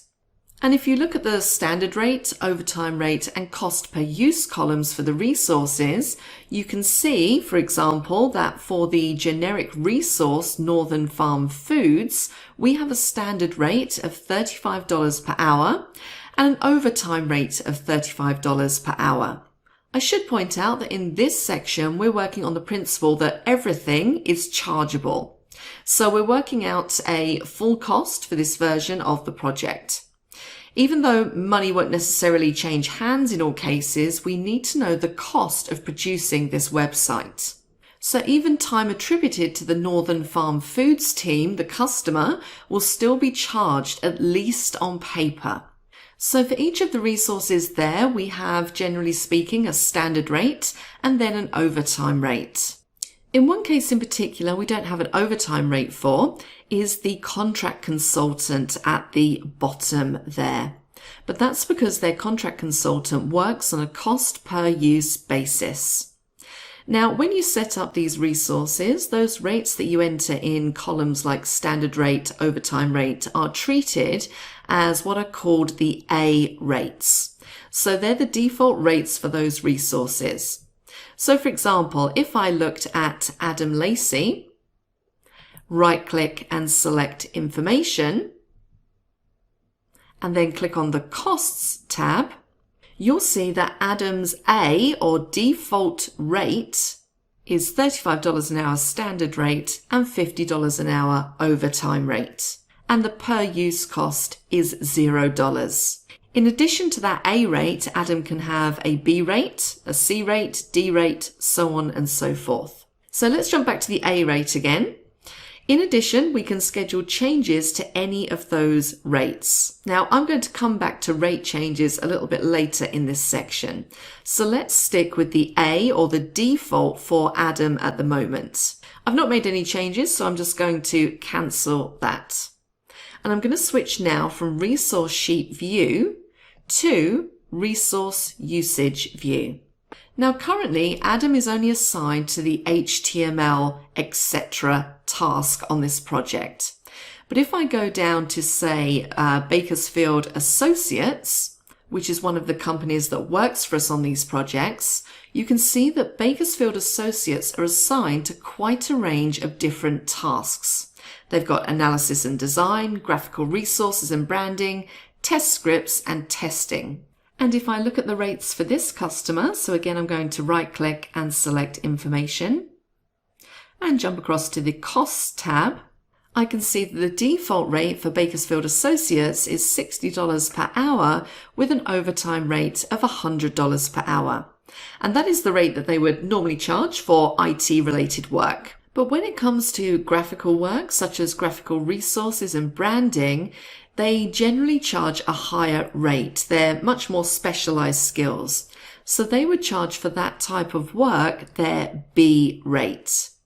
Now, when I click on B, you'll see that their B rate is $100 per hour standard rate and $150 per hour overtime rate. Now, what I need to make sure of is that I have the correct rate assigned for each of the tasks that Bakersfield Associates is working on. Now, one way that I can do that is, let's just widen this out slightly. And I'm going to insert a column. So right click, insert column. And I'm going to select, I'm just going to type this in, cost rate table. And what you'll see is at the moment, everybody, but Bakersfield Associates in particular, have been assigned according to their A rate. Now what I need to do is to change that to their B rate. That particular task, that 60-hour task, I'm going to assign to the B rate. So now that's 60 hours at $100 an hour. So let's put another column in here. And again, right click, insert column. And this time we're going to add the cost column. So now let's take a look at our graphical resources and branding tasks. You can see 60 hours at $100 an hour gives us a cost of $6,000. Whereas the 102 hours at the A rate would give us a cost of $6,120. And if you work that out correctly, it comes out at $60 per hour. So one thing to bear in mind is that when you're setting up and maintaining resource information, if a resource does have different cost rates, you need to maintain the value in those tables. And when it comes to assigning resources, there's no option here to specify the cost rate table to use. So what you would normally do is to assign the resource anyway, and the resource will be assigned with the default A rate. And then if you change the view, so in this case from Gantt to task usage, and let's take an example here, we have Claire Smith assigned to database implementation. If I double click to open up the assignment information, it's in this dialog that you can set the cost rate table. So in this case for Claire Smith, the task is a much more highly specialized technical task, and her time is charged on this at the higher B rate. And I can click on OK. And Claire's time on that task is now being charged at the B rate. Something else that I mentioned earlier on is what we're going to look at next, and that is over the life of the project, and in particular, if you use a particular resource pool on a succession of projects, you may well need to change rates. Normally increase rates perhaps with increase to rates charged by clients, or in fact your own internal charging rates may also change. So let's jump back into resource usage and let's look at Bakersfield Associates again. And let's jump into the costs tab, and you can see the rate there of $60 per hour standard rate, and then the B rate is $100 per hour. Now let's assume that Bakersfield Associates have notified us that from Monday the 29th of April, all of their rates are going up. And in fact, the standard rates are going up by $5 per hour and overtime rates by $10 per hour. So on the B tab here, let's go in and select a date. So we're going to say Monday the 29th of April. The standard rate is going to be $105 per hour, and the overtime rate is going to be $160 per hour. And the cost per use is going to remain at 0. Let's jump back to A, the default. And again, we're going to pick the same date. So we're going to go to April the 29th. And we're going to say that the standard rate is going to be $65 per hour. And the overtime rate is going to be $110 per hour. And again, the cost per use stays the same. Now, each of those 5 rate tables you can schedule rate changes for, and you can schedule up to 25 rate changes. So you can set this up essentially way into the future. So let's click on OK. And of course, the changes you'll see reflected in all of the costs there are associated with the tasks that Bakersfield Associates are working on. And let's take a look at another option for changing rates. We've also been notified that from May the 1st, internal costs will increase by 5%. So that's not a dollar increase, that's a percentage increase. So let's look at Claire Smith's rates and jump across to costs. So what we're going to say is from May the 1st, the standard rate is going to increase by 5%. So all you need to do is type into the standard rate column here, plus 5%. So note here that the current rate is $50 per hour, so a 5% increase will be $52.50 per hour. And I'm going to do the same for the B rate. So again, we're going to select May the 1st, and we're going to say plus 5%. And those will be reflected in the additional costs for any tasks that go beyond May the 1st for Claire Smith. So that's a couple of ways of dealing with cost rate changes. I've mentioned a few times over the sections here, overtime rates, and we're going to look at that in the next section. But that's it for now. Please join me in the next section.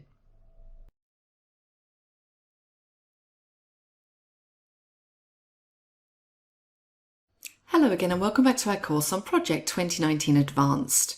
In this section, we're going to take a look at the use of overtime. And we have a particular problem here with version 6 of the website schedule in that the current end date is right about the middle of January. And we're really hoping to have all of this wrapped up by the end of December. So what we're looking at is some way of getting back some of the time that we seem to have lost here. Now, what we've identified is that potentially we could save some time on the testing task that I have highlighted just here. The testing begins in mid to late October and runs right through to the end of December. And that involves 400 hours of work. So that's 50 working days at 8 hours a day. And we have 3 different resources working on it. Now, none of these resources are working on it full time, but they do have other commitments on other projects. So what we're looking at here as one option for winning back some time is to get those resources to do overtime work on this task. Now, that's not the only option for clawing back some time, but it is the one that we're going to look at in this section. Now, one thing I'd like to cover first of all, before we actually apply overtime here, is to look at the cost of testing, because one of the unfortunate consequences of overtime is usually that it involves an increase in cost. So let's add another column, and we're going to look at cost here. And again, against the testing task, 50 days, 400 hours, the total cost is $20,500. So let's now take a look at how we might use overtime here. Now I'm going to jump up to the Task tab and I'm going to click on the Details button, which you'll find in the Properties group. And that will just display the details for the task that I currently have selected. And you can see here, it says I've selected the task named Testing. And I can see in the table below all of the resources currently assigned to that task, the units and the work. So you can see here that we have 100 hours assigned to Northern Farm Foods, 100 hours assigned to Deborah Ashby, and 200 hours assigned to Bakersfield Associates. And those are in the units 0.25, 0.25, and 0.5. Now, this is not quite the same as the baseline work that was originally established here, but I'm going to ignore baseline work at the moment, and we're just going to deal with overtime. Now, the very simplest way to do this is to give everybody a proportionate amount of overtime work. And one very important point to bear in mind when you allocate overtime work is that it isn't shown in some special way on the schedule. You don't even have to adjust any calendars to accommodate overtime work. The way that it works is that there is an agreement that overtime will be done, and then the resource or resources that need to do the overtime just do it. They do it within the duration of the task. When they do it, how they do it, what arrangements they make are completely up to them. Although, of course, if they do have a specific overtime rate, we will notice the difference in the cost for the task. So what I'm going to do here first is just try and say, well, let's give everybody a quarter of their workers overtime. So I'm going to give Northern Farm Foods 25 hours. Now it's important to realize that the overtime work figure is included in the work figure to its left. So the 100 hours work on Northern Farm Foods is still 100 hours work for Northern Farm Foods, but it includes 25 hours being done as overtime. So let's do the same for Deborah Ashby. So we're going to again say 25 hours. And Bakersfield Associates is going to be 50 hours. And let's click on OK. And I'm just going to get rid of that details pane. Now notice the date at the end. You can see that we've clawed back quite a bit of time. If you remember previously, that end date was in mid-January, and now we are back towards the end of December. But as a consequence, the cost has gone up from $20,500 to $23,125. So the use of overtime has achieved the schedule objective. Our project is now finishing roughly at the end of December, but there has been a monetary financial cost to that. Now, note a couple of other options there. One option we might have had would be, for example, if one of the participants in the testing had said, well, I don't actually have the capacity to do any overtime. We might have redistributed the amount of work. Now, I've kept the work at 400 hours. The idea wasn't to cut down on how much work we did on testing, just to get part of it done as overtime. If I redistributed it, so for example, if Deborah said, I can do overtime, and Bakersfield Associates said, no, that's all the capacity we've got, we could maybe move 100 hours of Bakersfield's to Deborah's and let Deborah do more overtime. So with a combination of possible redistribution and the allocation of overtime according to the capacity that resources have got to do overtime, you have one option for reducing the duration of a task. Now, although we're primarily here looking at issues related to cost, and in this case how the use of overtime has increased cost in order to shorten a task, another way you might deal with this specific problem might be, for example, to give the testing task a task calendar. So for instance, a calendar that would allow work to be done at the weekend or maybe late in the evening. And then the provided resource calendars allow them to work at the weekend or late into the evening, then work on the task could be scheduled. So for the moment, we've achieved our objective of shortening the project timescale, even though we've had to spend a little bit more money to do that. That's it for this section. I will see you in the next one.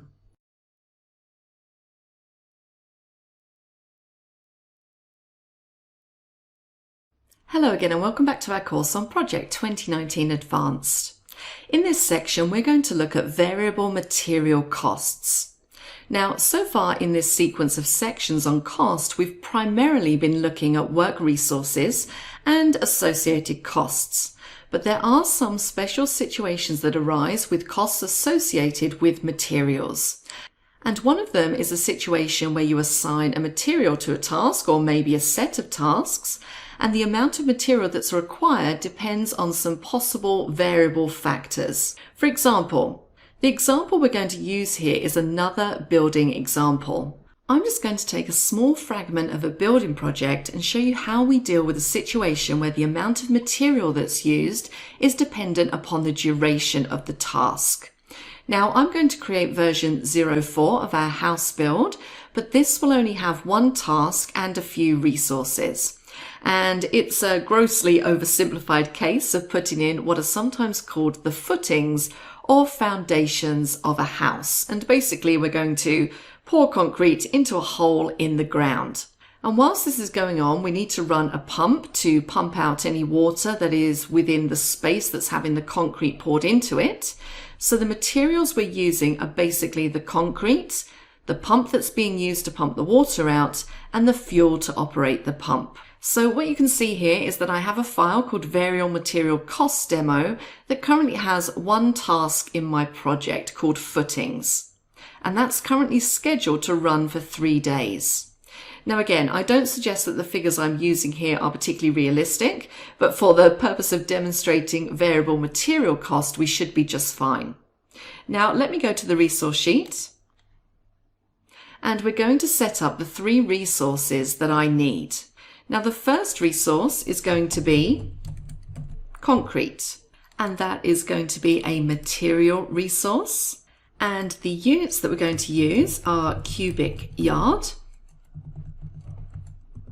The initials are going to be just concrete, and it's going to be $80 per cubic yard, and we're going to accrue that at the start. My second resource is going to be the pump. Again, that's going to be a material. The material is going to be day use because we're only using it for the day. Let's give it initials of pump. And the standard rate for the use of the pump for 1 day is going to be $10. And that is going to accrue at the end. And then my third material is the fuel for the pump. So the units here are going to be litres, and we buy the fuel for this pump in litres, and it costs just $1 a litre. So let's add that one in as well. So let's add fuel. Again, it's a material, and our measurement is litres.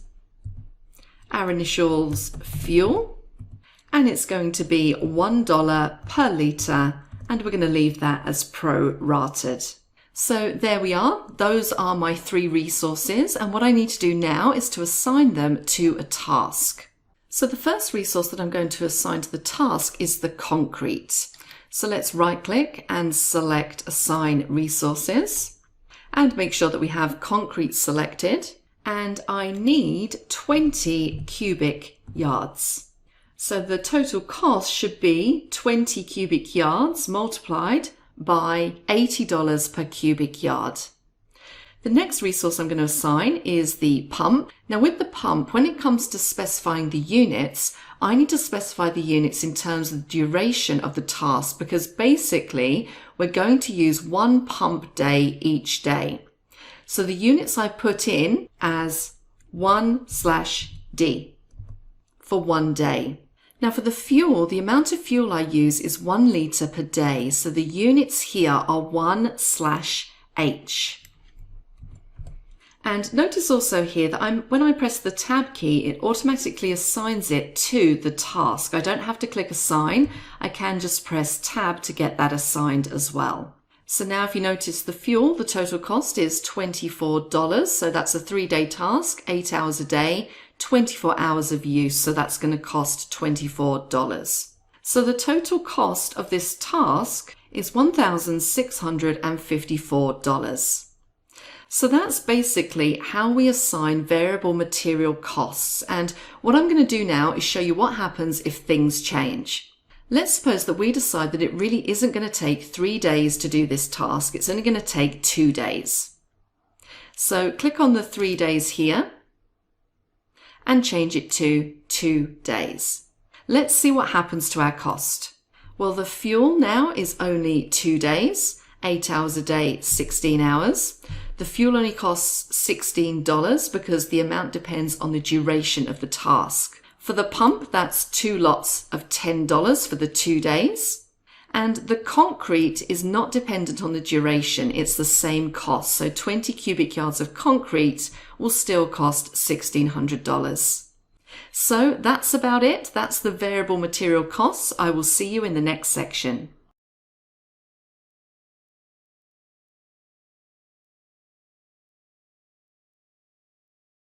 Hello again and welcome back to our course on Project 2019 Advanced. It's now time to set you exercise 4. And the starting point for exercise 4 is a version of the website project, and it's called exercise_04, and it's in the exercises folder. And in this version, I've got the schedule at the stage where there is 1,634 hours of work scheduled. Now let's switch to the resource sheet. And hopefully there are no surprises there, but I have removed the schedule resource cost increases that I spoke about a few sections ago. Having said that, this particular exercise isn't really about costs. It's going to be about work. Now, I know we've been talking about costs in the last few sections, but this exercise is simply about the work. And it's about budget work because, as I've mentioned a few times already, if you're setting up a work budget, it works in a very similar way to the way that cost budgets work.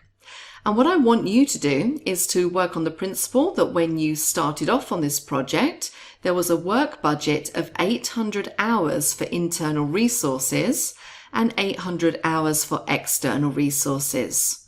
Now at the moment we've got 1,634 hours of work in the plan, and I don't know how that's distributed. I don't know how much of that is being done by internal resources and how much is actually being done by external resources. So I basically want to see a split of internal and external work. Now, let me switch to my answer, which is exercise_04_answer. Now, the first thing to point out here is that if I showed budget work here, and I have that hiding just behind the Gantt chart, I've got 1,600 hours against the current running total of 1,634 hours. Let me switch to my resource sheet, and you'll see there that I've actually grouped the resource sheet by external and internal resources.